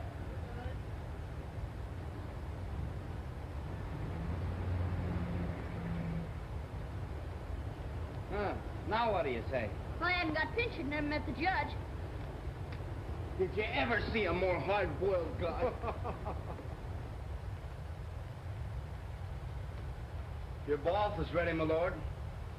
Don't you think it's kind of dangerous this time of the year? You might catch pneumonia. You might catch something else if you don't get in there and take your bath. No storm. Behind the ears, too.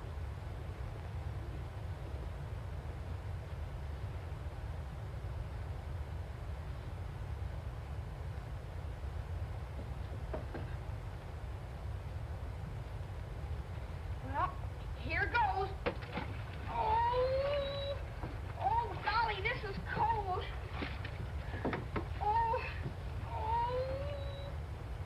golly, this is cold. 407 years ago, our fathers brought forth to this continent a new nation, conceived in liberty, and dedicated to the proposition that all men are created equal. Oh! Ooh!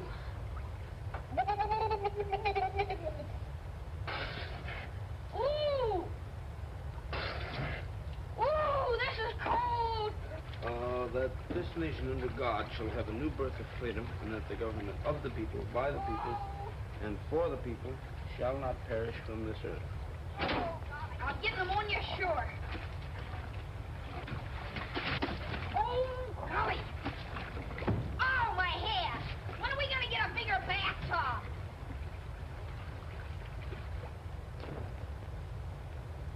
Is that something? Gee, does a bath make a fella feel good?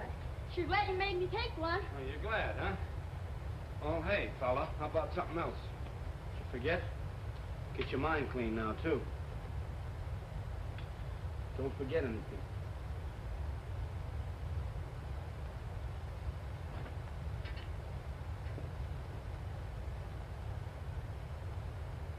And please don't let Jimmy find out I didn't take a bath. Well, that's that. Yep, that's that. Here we go. Hey, don't you trust me? I ain't No, gonna I bath. don't. Talk this over. No, wait. You try and pull one over on me, huh? Sure. I was only fooling. Yeah, well, I'm not. I shouldn't even take you to the party. Maybe I don't want to go. Well, that suits me. Better be a good dinner the way I'm suffering. Sure. Look at that. Enough dirt behind them ears to grow potatoes. Ooh, it's cold. Cold, it's warm. Hey, feel it. Oh, I'll get pneumonia. You get pneumonia. You get nothing. You'll pay a big doctor bill. Yeah. Close your eyes.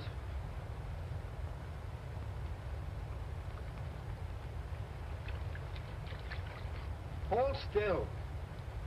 Now remember, first time Judge Carroll saw you, he almost put you in jail, so watch your step tomorrow. And as soon as you see him, take off your cap. Why? Don't ask so many questions. say yes, sir, and no, sir to him. And whatever they have to eat, you don't want any second helpings. Don't I? No. You remember now. Yes, sir. It's gonna be a real Christmas. It's cold. No. There we are.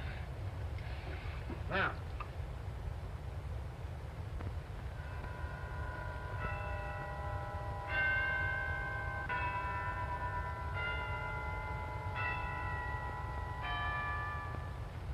Well, here I am. Oh, Uncle, a tree looks grand. Well, I got all the presents. I hope they're all right. Thanks for helping me out, Ann. They'll do, I'm sure. I don't know a thing about your guests. What did you get them last year? Oh, last year I had a little trouble. They all wanted guns. Guns? Oh, my, I got things like harmonicas and necklaces. The influence over them I think he has. Well, let's go over the list. I have some tags. The list? Well, where is the list? Oh, here, I've got it here. Well, let's see. Jimmy, Jigsy, Beansy, Sammy, Gimpy. Well, there isn't any lead in the names, is there? I'll have to eeny-meeny them. No, you'll make out, I'm sure. Uncle Joe, are you sure these boys won't resent my being here? Why should anyone resent it? Especially these boys who've probably never met anyone like you before. Well, I only meant that maybe I'll hold them down. Well, I hope you do.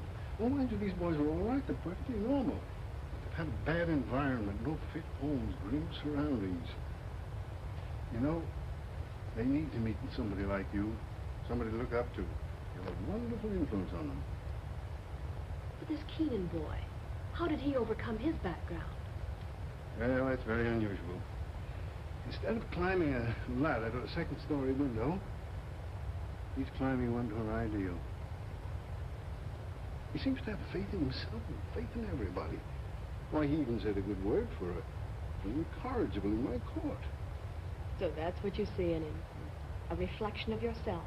Oh, no comparison. Why, I have everything and more. But here's a boy with practically nothing who goes out of his way to help people. Why, he's even taken care of a cripple. Gimpy. Yes, Gimpy. Well, I had everything I could wish for. But here's a boy who figuratively sits by the fireside with a shingle, a piece of charcoal, studying law, working out a career, asking no favor from anybody. So, by the way, you mustn't make him think we're doing him a favor today. I'll tell you what we'll do. We'll make believe we're giving his body to a little fellow. We'll make him the guest of honor. You know, I think I'm giving this party for myself. I'll have more fun out of it than they do. But not any more than I will.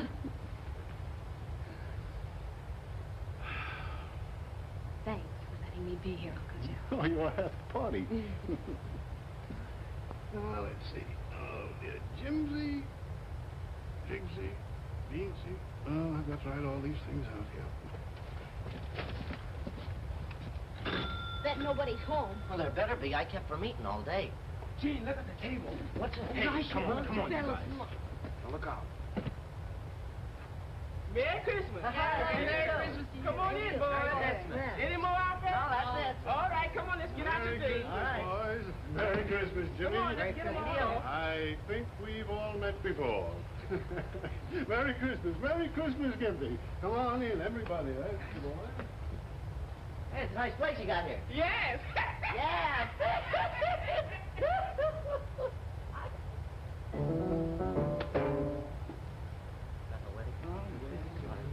Gee, look at the boys. That's what you're doing.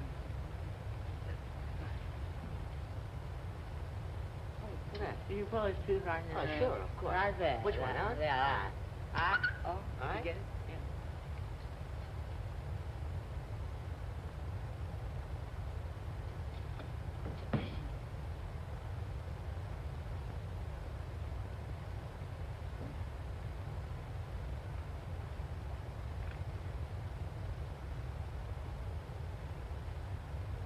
Gee, it's the kind that grows out of the ground.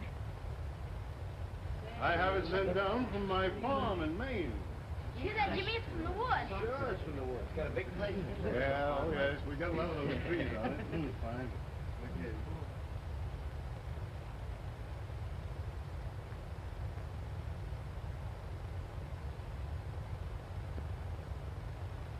Oh, Jimmy, I want you to meet my niece, Miss Carol. And this is Mr. Keenan. Yes, I know. I've heard all about the promising young attorney. You have? I'm Gypsy. How are you? And I'm Mary Christmas. Christmas. Merry Christmas. Oh.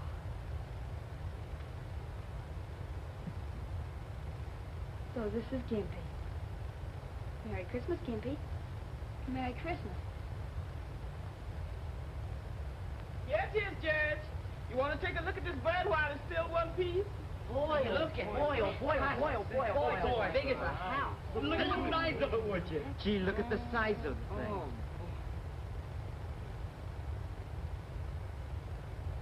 The People versus T. Gobbler.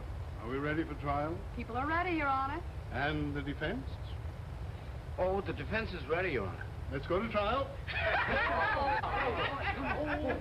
Boy, look at the radishes. Oh, boy. Come on.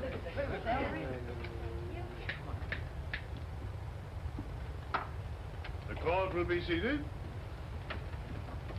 Miss District Attorney, what do you intend to prove?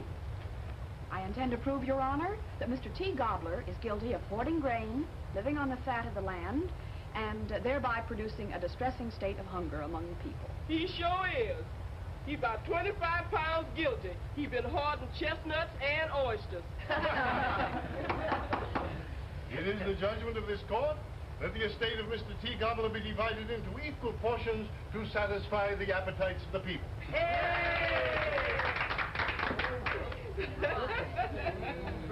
Now, who's gonna get a name? I think Gimpy would rather have white meat. Yes, he would. I noticed he did. Did you notice that? Don't you want some celery or olives first?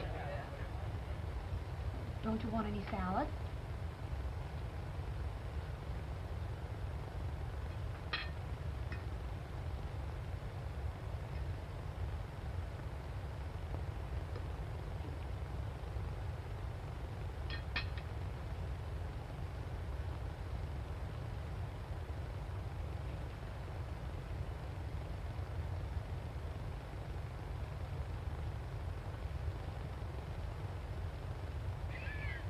You sure paid your debt to society. Boys, if you can stagger in after that dinner, I have a little business to transact here. That's Sit pumpkin down. pie dinner, Judge. boy. I mean, Your Honor, that's the first time I've had pie and pudding at the same meal. Pie and pudding, eh? Wonderful. All right, now wait a minute. Oh, Ann, come here a minute, will you? You've got to help me with this Oh, isn't because that I can't really handle all these packages and everything. We were short one, so I had to take one of your neckties. Now, let's see. Here's the first package. When we find out who this is for. This is for Mr. Jimmy. Hey,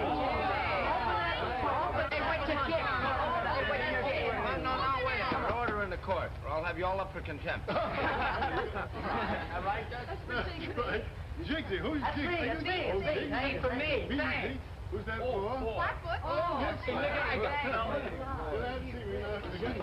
Oh, here's for Sammy. Oh, Sammy, for you. Yeah, now I guess that's all, isn't it? Well, yeah, that's it. Oh, wait a minute.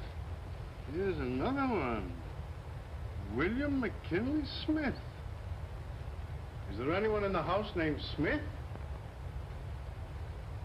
Oh, that's me! Another one. William Smith. Here's another one. McKinley Smith. And here's one Smith. All right, now, boys, now open them up. Come on. Hey, listen to this, all right. Hey, look at this. Nice. Look,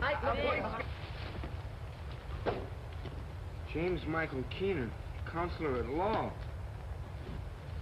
Oh, Your Honor. Oh, thank you so much. From you. Oh, thanks an awful lot.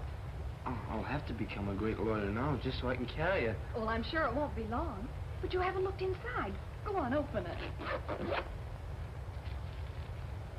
The humorous side of Lincoln. Oh, Your Honor, I don't Speak! Come on.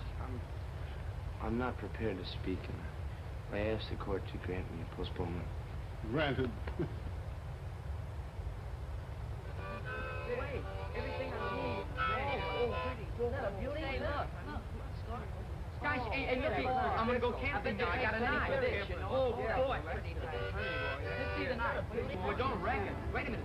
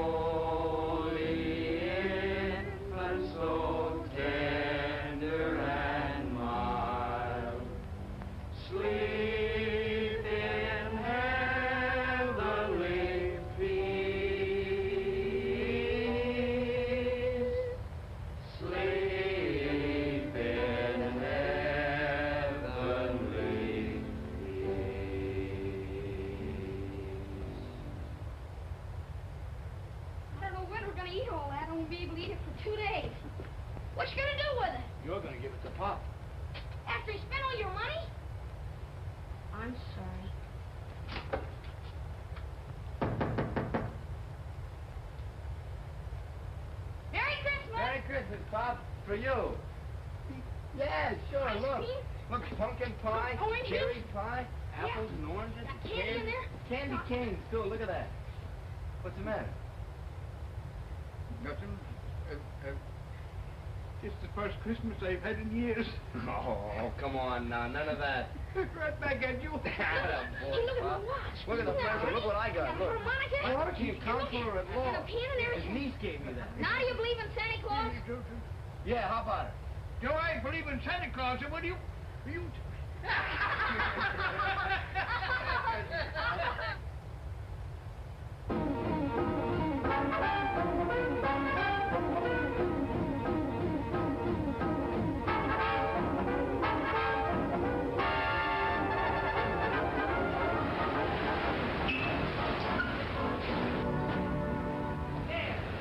Hurry up!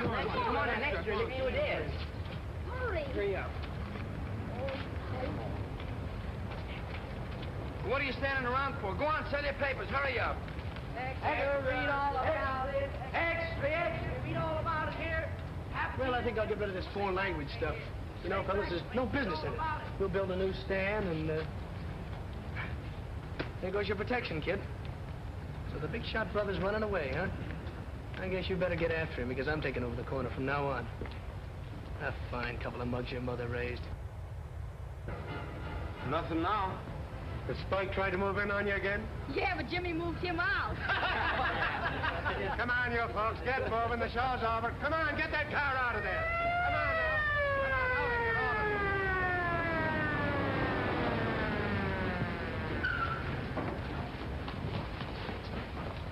Where's that Keenan kid? No, Jimmy. Heard what happened to your brother, didn't you? Yeah, sure. Seen him around here lately? No. Any idea where he out? No, sir. Sure about that? Yeah. He's telling you the truth, Sergeant. He don't have nothing to do with his brother. He never did. He's certainly not going to help him now. I'll vouch for him. Okay. Go, Sergeant. Yeah? All right. Let me take a look at you. You better go home and get that thing fixed up. I'm all right. You're not all right. No, go on home. Go on. All right. Calling all cars. Tap Keenan seen near 10th Avenue and 30th Street. Tap Keenan seen near 10th Avenue and 30th Street. Come on, let's go.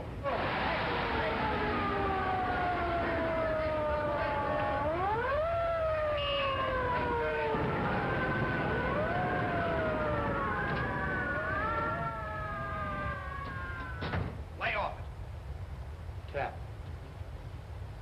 Hello, kid. Anybody with you? What are you doing? They're hot after me. I'm in a jam. Yeah, I know. You finally caught up to you. Not me. This is a great spot. They'll never find me here. No, they won't. That's the spirit, kid. Look, I got a lot of dough put away, but we'll have to lay low for a while. Then I'll send you after the dough. We'll blow town, change our name. Everything will be great. We'll be riding on top of the world. Proceed to 9th Avenue and 18th Street District. Tap Keenan has just been seen in that neighborhood.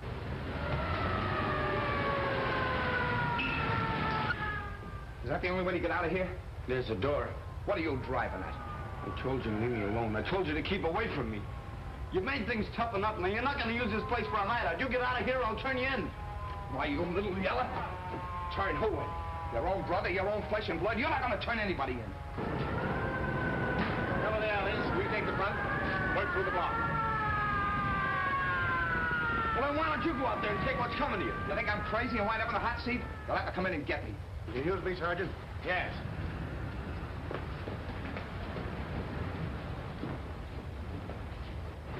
Hey, Bill, come here. Both of you fellas, come on. I'll blast the first guy that comes through that door. And I'll blast you if you make a move. Go ahead. They'll hear you.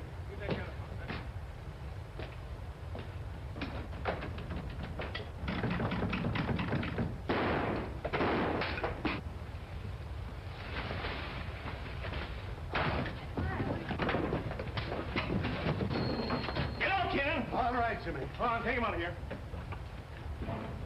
I'll get you for this, you. Come on, now he goes. Come on. Gimpy! Gimpy! Give him to me. Take it easy, Jimmy. Take it easy. He's been shot. Call a doctor. Get an ambulance. Call a doctor. Do something.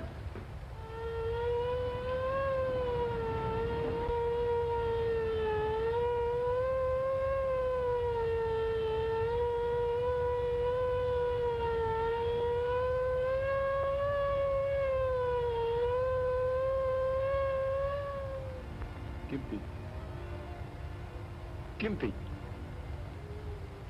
Can you hear me?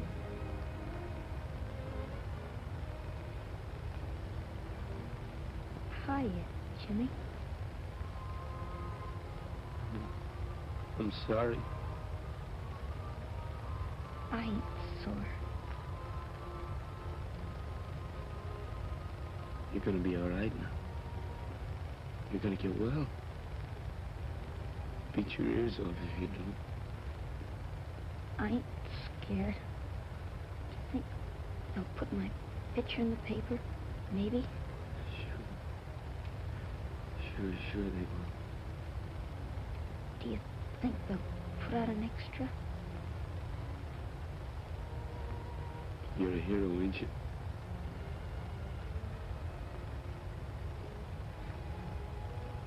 Okay.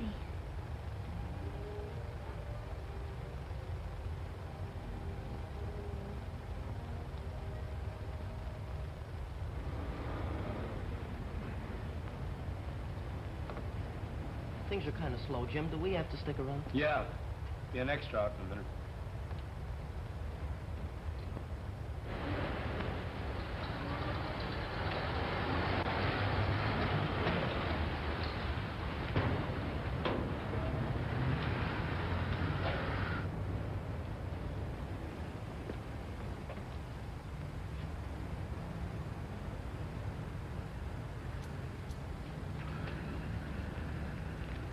Extra Keenan electrocuted. Extra Keenan extra. Extra Keenan burns here. Keenan gets the hot seat. You know where I just come from?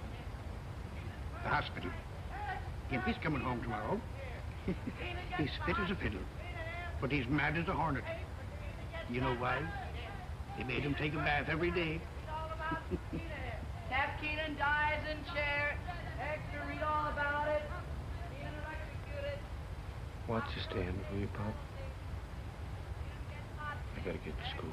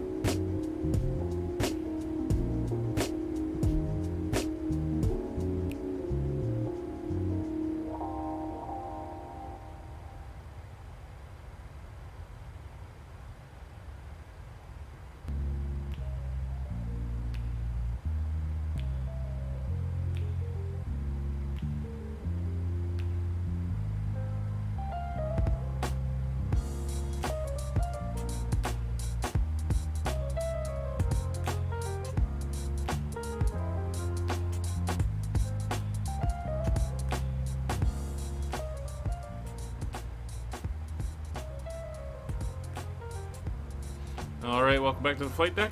We're just waiting on a METAR update. Hasn't come in yet. Winds have come around from the northwest to the northeast, so we've reset our runway for the RNAV for 05. We're about 55 miles out from top of descent now. And there's 4 of us heading into Halifax at the moment. Us 3, and then a GTI 856 coming out of Toronto. In a 747-800 apparently. So they're on their way in as well. We'll keep an eye on that weather, see what it says when it does finally update. But we can just come down here. We've got everything set up. We're 50 miles out from top of descent. Fuel's going to be 4.5 tons when we get there, so that'll all be good. We're going to be landing flaps 40. So in 127, so we're going to come in for 132 for our correction and our approach. So that is all looking good. Come back over here to our cruise page. So we're basically going to be coming up, making a little bit of a turn, flying straight in, and then in on the RNAV, making that left turn, and going in. It's the longer runway, so when we exit, we're going to be exiting probably up at Delta, and then we'll get off to the left. So it's a bit of a haul to get up to the far end, about 8,000 feet. So we'll just make sure our spacing is good as we come in. But it's all looking good at the moment.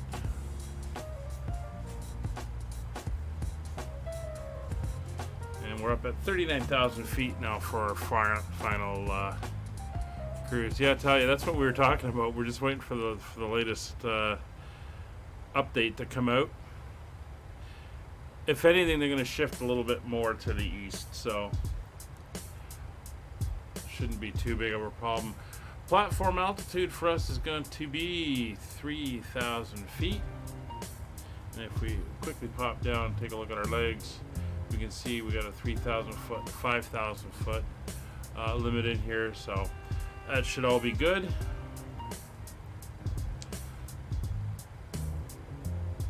So we're going to dial in 3,000 feet.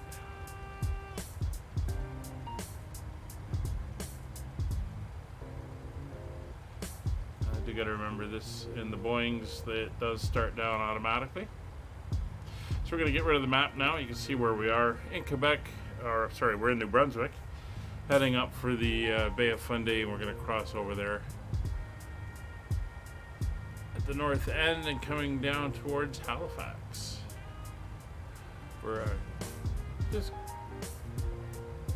north Moncton, right? Or not Moncton. It is YFC Fredericton, just north of Fredericton at the moment.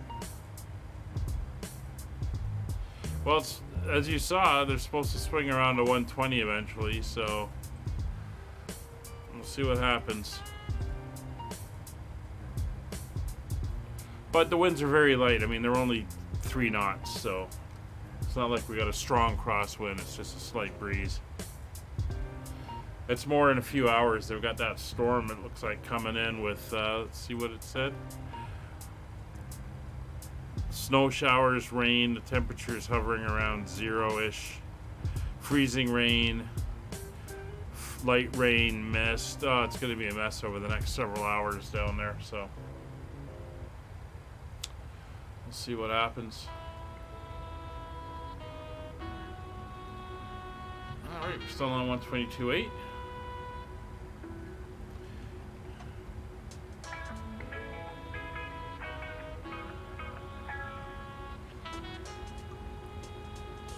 There's 3 other airplanes around us, one heading to Frankfurt, one heading to Mumbai, and the other one heading to London Heathrow. So, we seem to be the only ones out here heading to a local airport, and it's all the same airport. Regular day in I was there for a conference when I was back in the Army.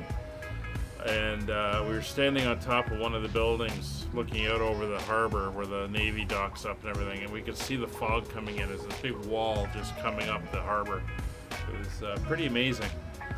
And within a few minutes, boom, everything was gone. Just fogged right in.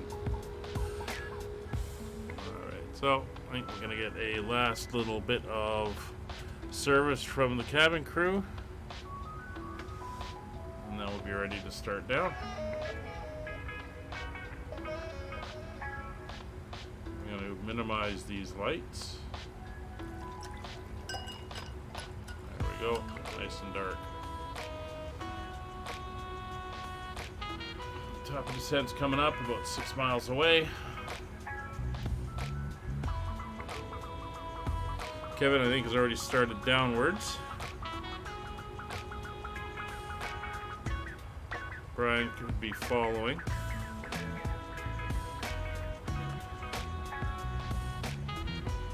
Let's move the chat down. Get that back in its correct position.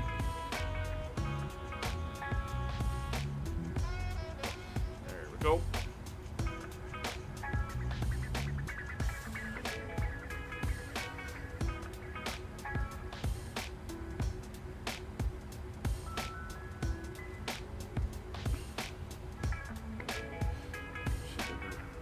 Retard, there we go. Halifax area traffic, Skyways 3100, leaving flight level 390 on the Minas 1 arrival for the Arnav Zulu runway 05 Halifax. Down we go.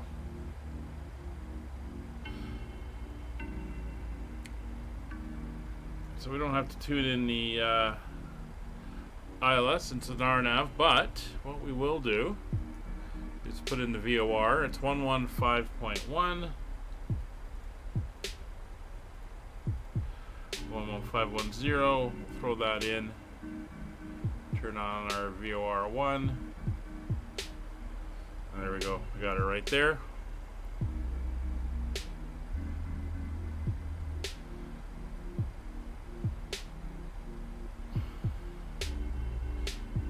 Leave the 00 heading dialed in, that's fine. So it looks like I'm going to be coming in behind Brian. So as a beginner destination weather we have, let's see if that updated. Nope. So here's the current as of an hour and 11 minutes ago. I'll throw it into the chat. Wind 050 at 3 knots, 15 miles visibility, few clouds at 2100, broken 17,000, 1 degree, and 2977. Get that in ready to go.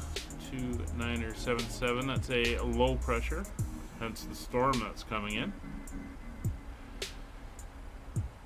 So arrival data is set landing altitude for Halifax. We have to set that up. It is 477 feet. We'll set 500. That's higher than I thought it was, actually. I knew it was up a little bit, but it's 500 feet set for the landing elevation.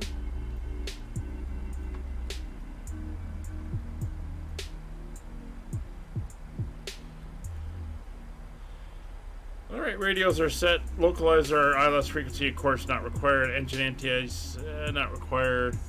Morning recall is clear. MCP is set. Altimeters, we've got 2977 in the standby. And minimums for the approach.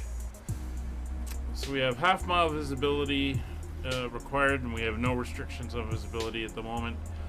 And sorry, it's 1 mile visibility, and 860 feet is our minimum. So we'll make sure that's on barrel, and we'll put in 860.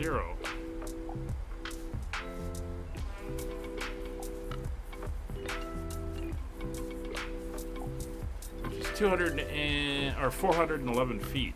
You can see how they're very cautious with their minimums. 860 is set. Approach and missed approach is brief basically on the missed approach. We're going to climb to 3,000 tracking 058 or 053. So we'll set that in now. And that's runway heading. Up to 3,000 feet, and then we head out to Leros, which is a waypoint to the northeast, almost a straight line out from the airport. Cabin is depressurizing.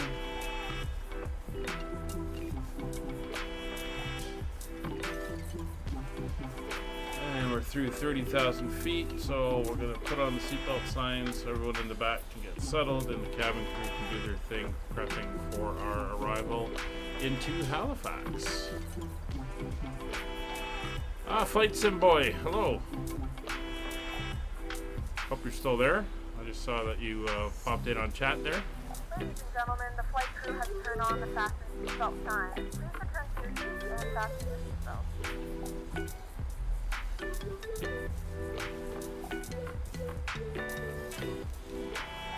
Alright, so we're descending now. We're just about to cross over the Bay of Fundy.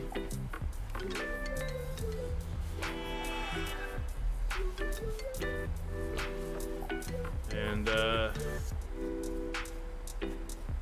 it looks like I'll be sliding in behind Brian. I have to watch though because that GTI is coming up. But we do have a bit of spacing.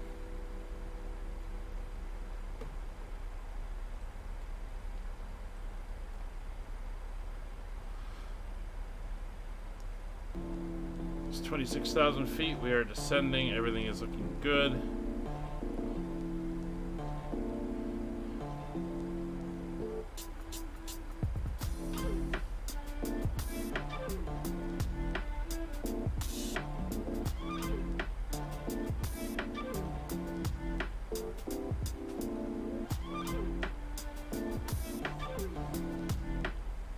We're setting up to come in behind Brian's Air Canada.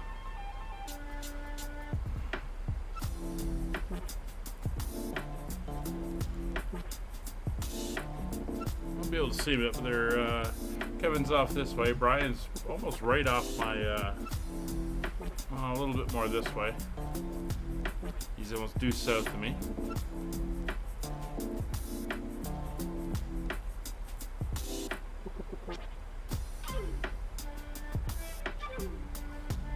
We're doing good. We've been it's been 5 hours and 11 minutes since takeoff.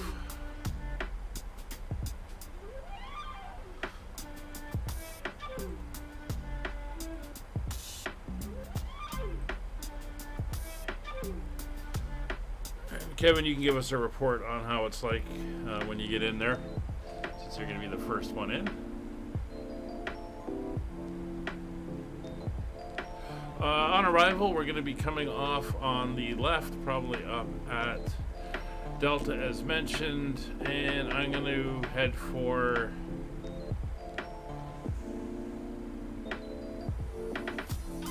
I'm going to go for gate 24.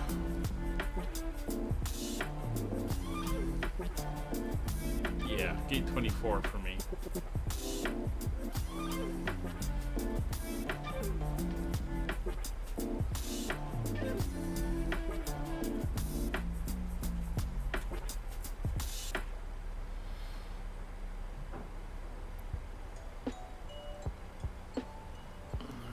Good. I should be able to slide in behind Brian. It's 20,000 feet.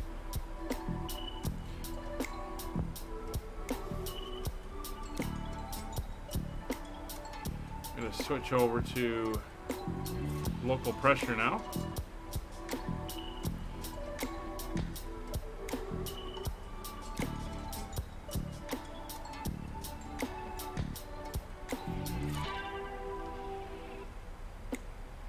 It's a low pressure system, so sorry, there's a change in altitude, and that's both sides are set and the standby. There's 20,000 feet. Let's give the back a ding so they're aware.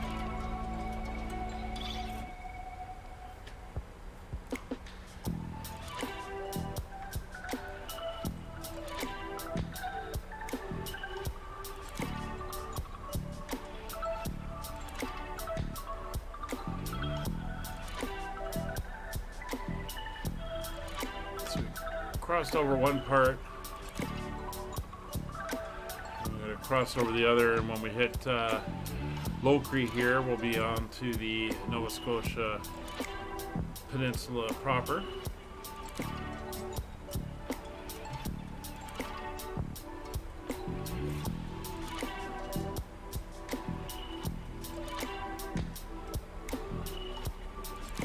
Yeah, see, I knew it was going to come around. Yeah, it's 6 knots. It's not bad. We got a long runway too. It's starting to cloud over as well. 2978. So we'll adjust that. That's that. The weather's starting to come around as that storm comes in.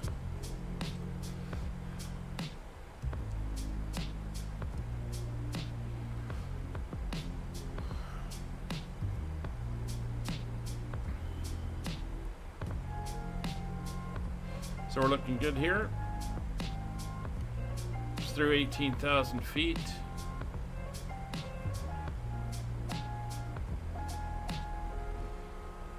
I'll go over into manual mode in a second.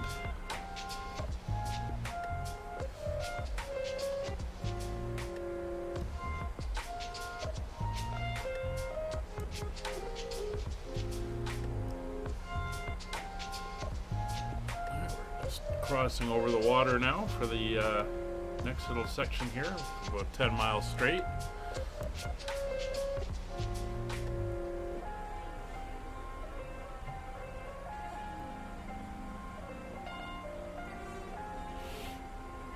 And just before Logitech, we're going to cross into the Halifax control zone. We'll make a position announcement there as we come in. That's the city there ahead of us. That's Halifax. Split into two, actually. There's the channel where the harbor and everything is runs up, and it's Halifax on one side, Dartmouth on the other. I think Dartmouth is kind of the more industrial town where a lot of the dock workers and the people who work at the shipyards and everything live.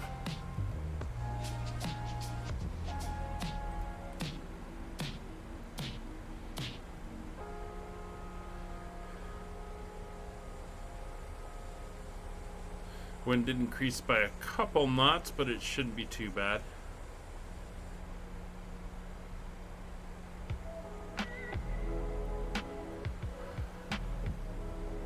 It's 13,000 feet.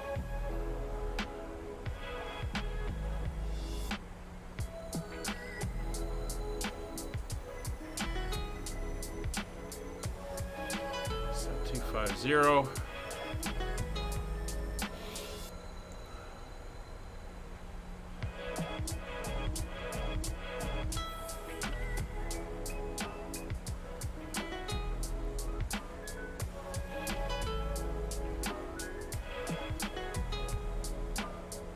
See the shoreline there we're coming up to.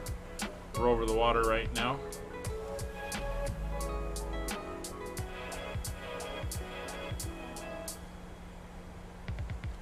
Yeah, I've been to Dartmouth a little bit. I was in the Halifax side for most of the time I was there. Halifax area traffic, Skyways 3100 over Logitech, 11,500 feet inbound for the RNAV Zulu runway 05 Halifax.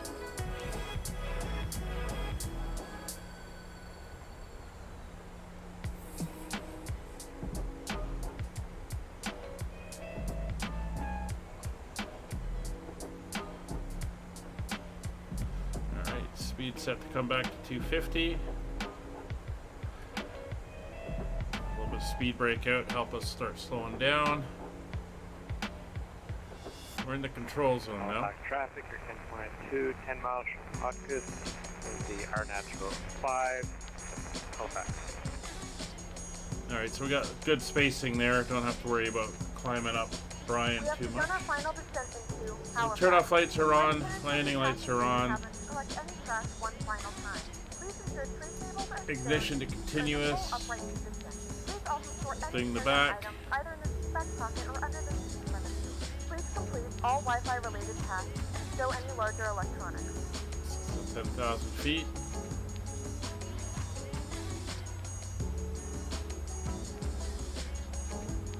See the path we're taking in.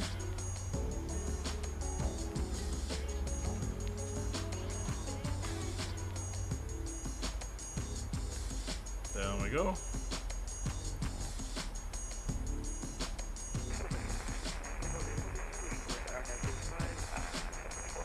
That's Kevin established. Very quiet again.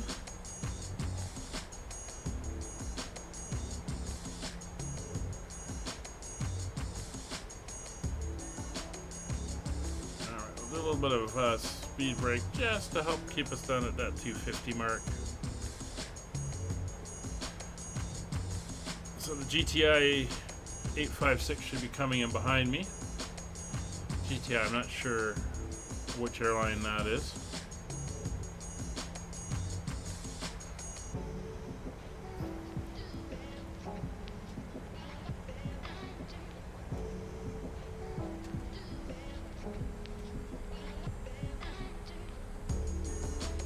Oh, it's Atlas Air.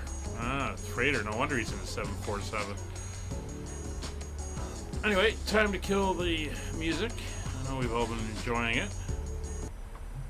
But time to go sterile cockpit.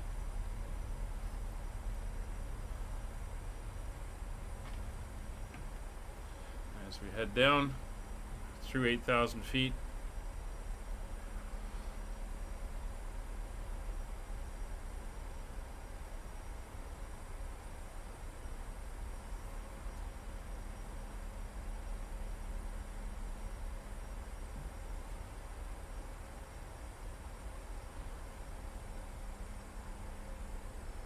Definitely got some low clouds over the city.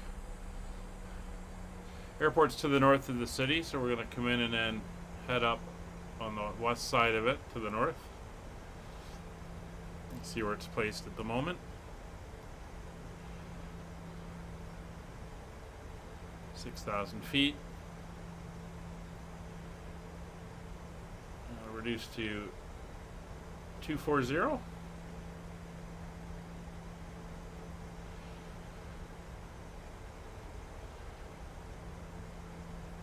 Halifax traffic, Air Canada 492 established 05, 13 miles.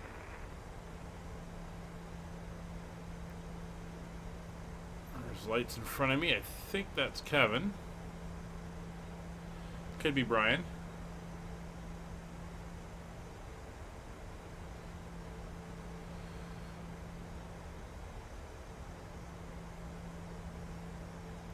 There's 5,000 feet. Coming up.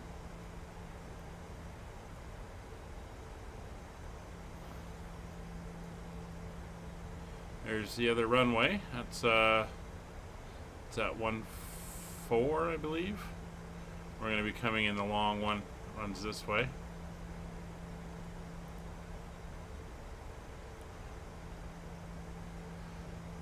Now speed's coming down to 140. Flaps 1.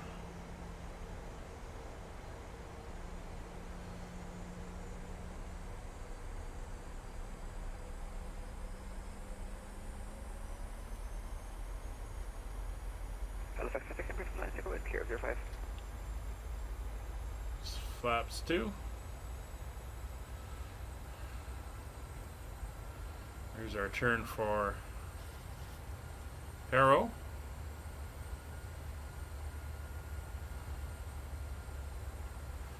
Through 5,000 feet.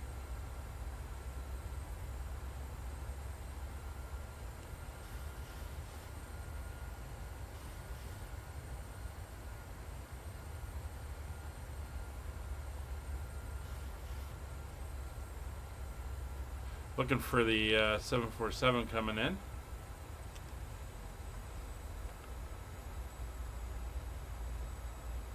Still pretty high. He might be swinging around to come in the other way.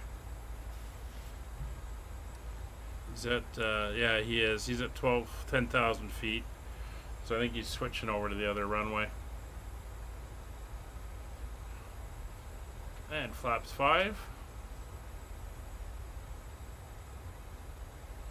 Oh, yeah, I could just see Brian coming down on a very short final.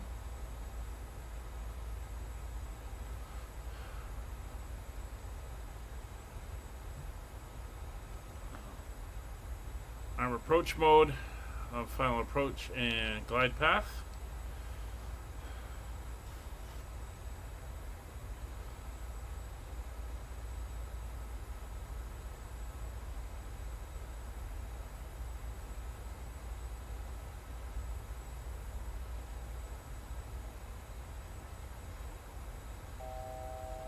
There's our turn.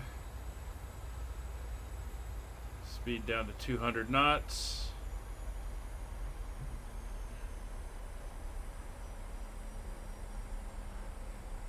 .210, we can go flaps 10.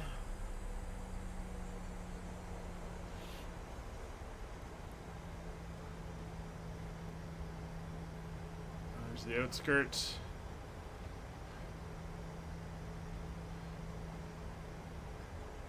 It's the harbor in front of us. Massive harbor, one of the biggest in the Western world. Alright. We're below 210, so flaps 10. Halifax traffic, Air Canada 492, vacated 05 on Delta.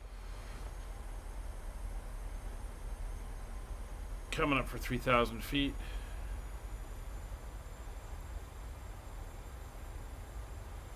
Setting speed to 180.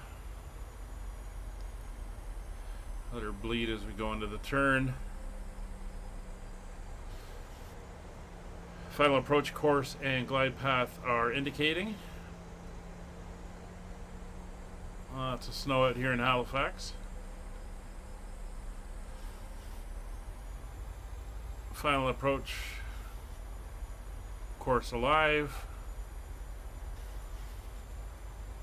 And there's the airport ahead.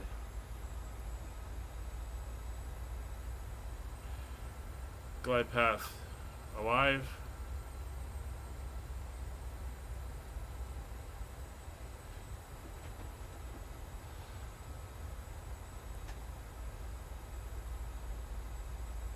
Glide path active. We're heading down. Gear down. Oh, there's the 747 off in the distance.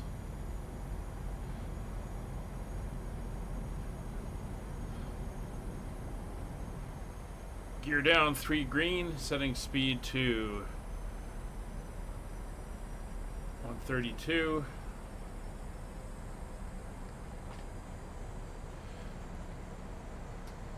It's 15.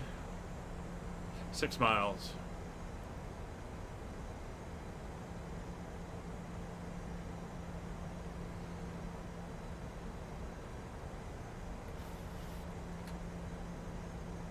Keep easing the flaps out as we come in. Speed coming back. We're below 160. 5 miles. Halifax area traffic, Skyways 3100 on final RNAV Zulu runway 05, 4.5 miles. Supply reporting null wind when we land. Roger, thank you. Not about it.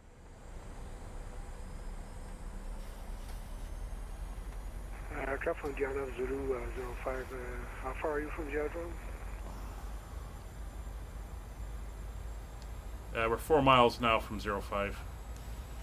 Okay, we're on base left for 2-3, winds are favoring 2-3, headwind 5 knots, so you should be down by the time I'm established. Roger, I've got you in sight now as well. We're going to plan to get off at Delta. We'll expedite. Roger, returning final at Leos, Giant 856 heavy. Alright, we're 3 miles out. Gear down, 3 green, flaps down. Cabin notified lights are all on. Recall. It's here somewhere. No warnings. We're good. It's 1,000 feet. 1,000.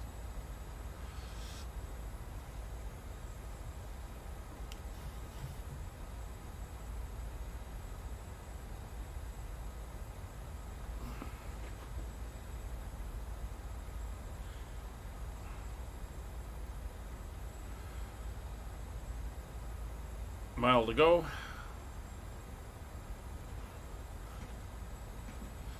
And winds are showing a slight tailwind down to 4 knots. Approaching minimums. It's 500 feet. Autopilot off. Slightly high. We don't mind if we land a little bit long because we are aiming for the bottom end. And let's get the stuff here done. There we go. Almost forgot about that. 100.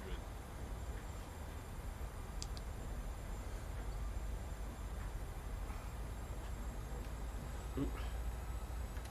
10.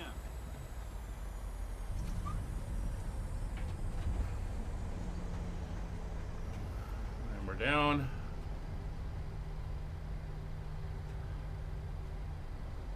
It's 90. No reverse needed. As I said, we're going to roll out to Delta here. Auto brakes off.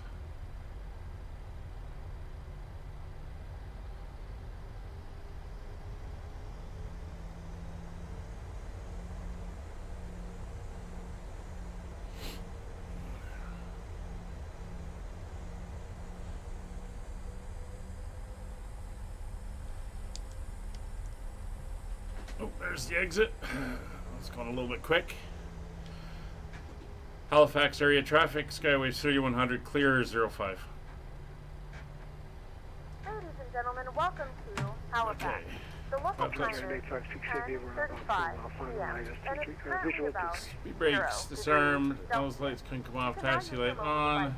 Please remain seated until the aircraft is Landing come lights to a retracted. stop and the seatbelt sign is turned off. Remember to use caution when opening the overhead bins, as items may have been shifted during the flight. We thank you for flying with us. All right. Well, we got clear of them anyway. Oh, so we got some other traffic here. Let's see. I wanted to go to 24. Brian, what gate are you in? Maybe I'll go a little bit earlier. Yeah, we'll go in here.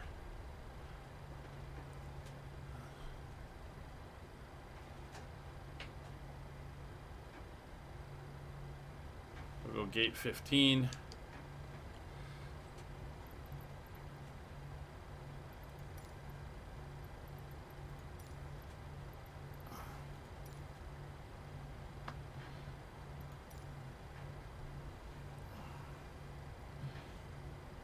Yeah, I'm going to go over here on 15. It's a heavy gate, but that's fine.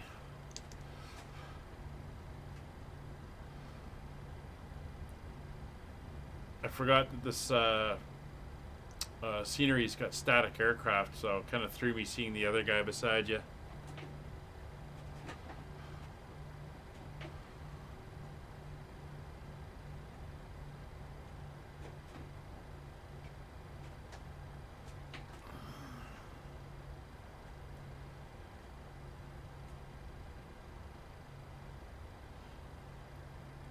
Yeah, I think it's a static. And here we are. Welcome to Halifax. All right, let's get that up. Let's get down and get our ground power in. We'll get chocks and GPU in. Let's go up to our dome light so we can see what we're doing. External power is on, so I'll switch over.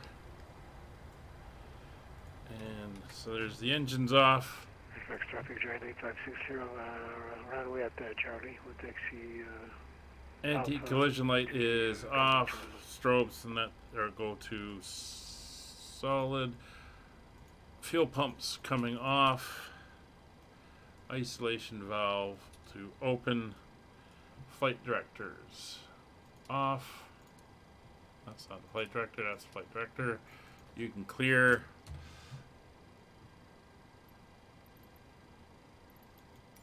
The boarding requested. And we can start deboarding. So here we are in, oh, there's a little bit of stuttering there as I try to move around. Get a nice image. That'll do. Well, welcome to Halifax, everybody. Hope you enjoyed the flight. It was a long one. It was, what's this one? Go back here and stop the clock. 5 hours and about 35 minutes. So not too shabby. Once again, thanks for flying along. We will see you. We're flying tomorrow from Montego Bay up to Montreal. And that's the Ward Air A310. And that's going to be the last of the Ward Air flights for a while. We start a new series next time we're flying on Saturday. So I hope to see you there. Take care, everybody. Passengers deboarding started. And we will see you on the next one. Bye for now.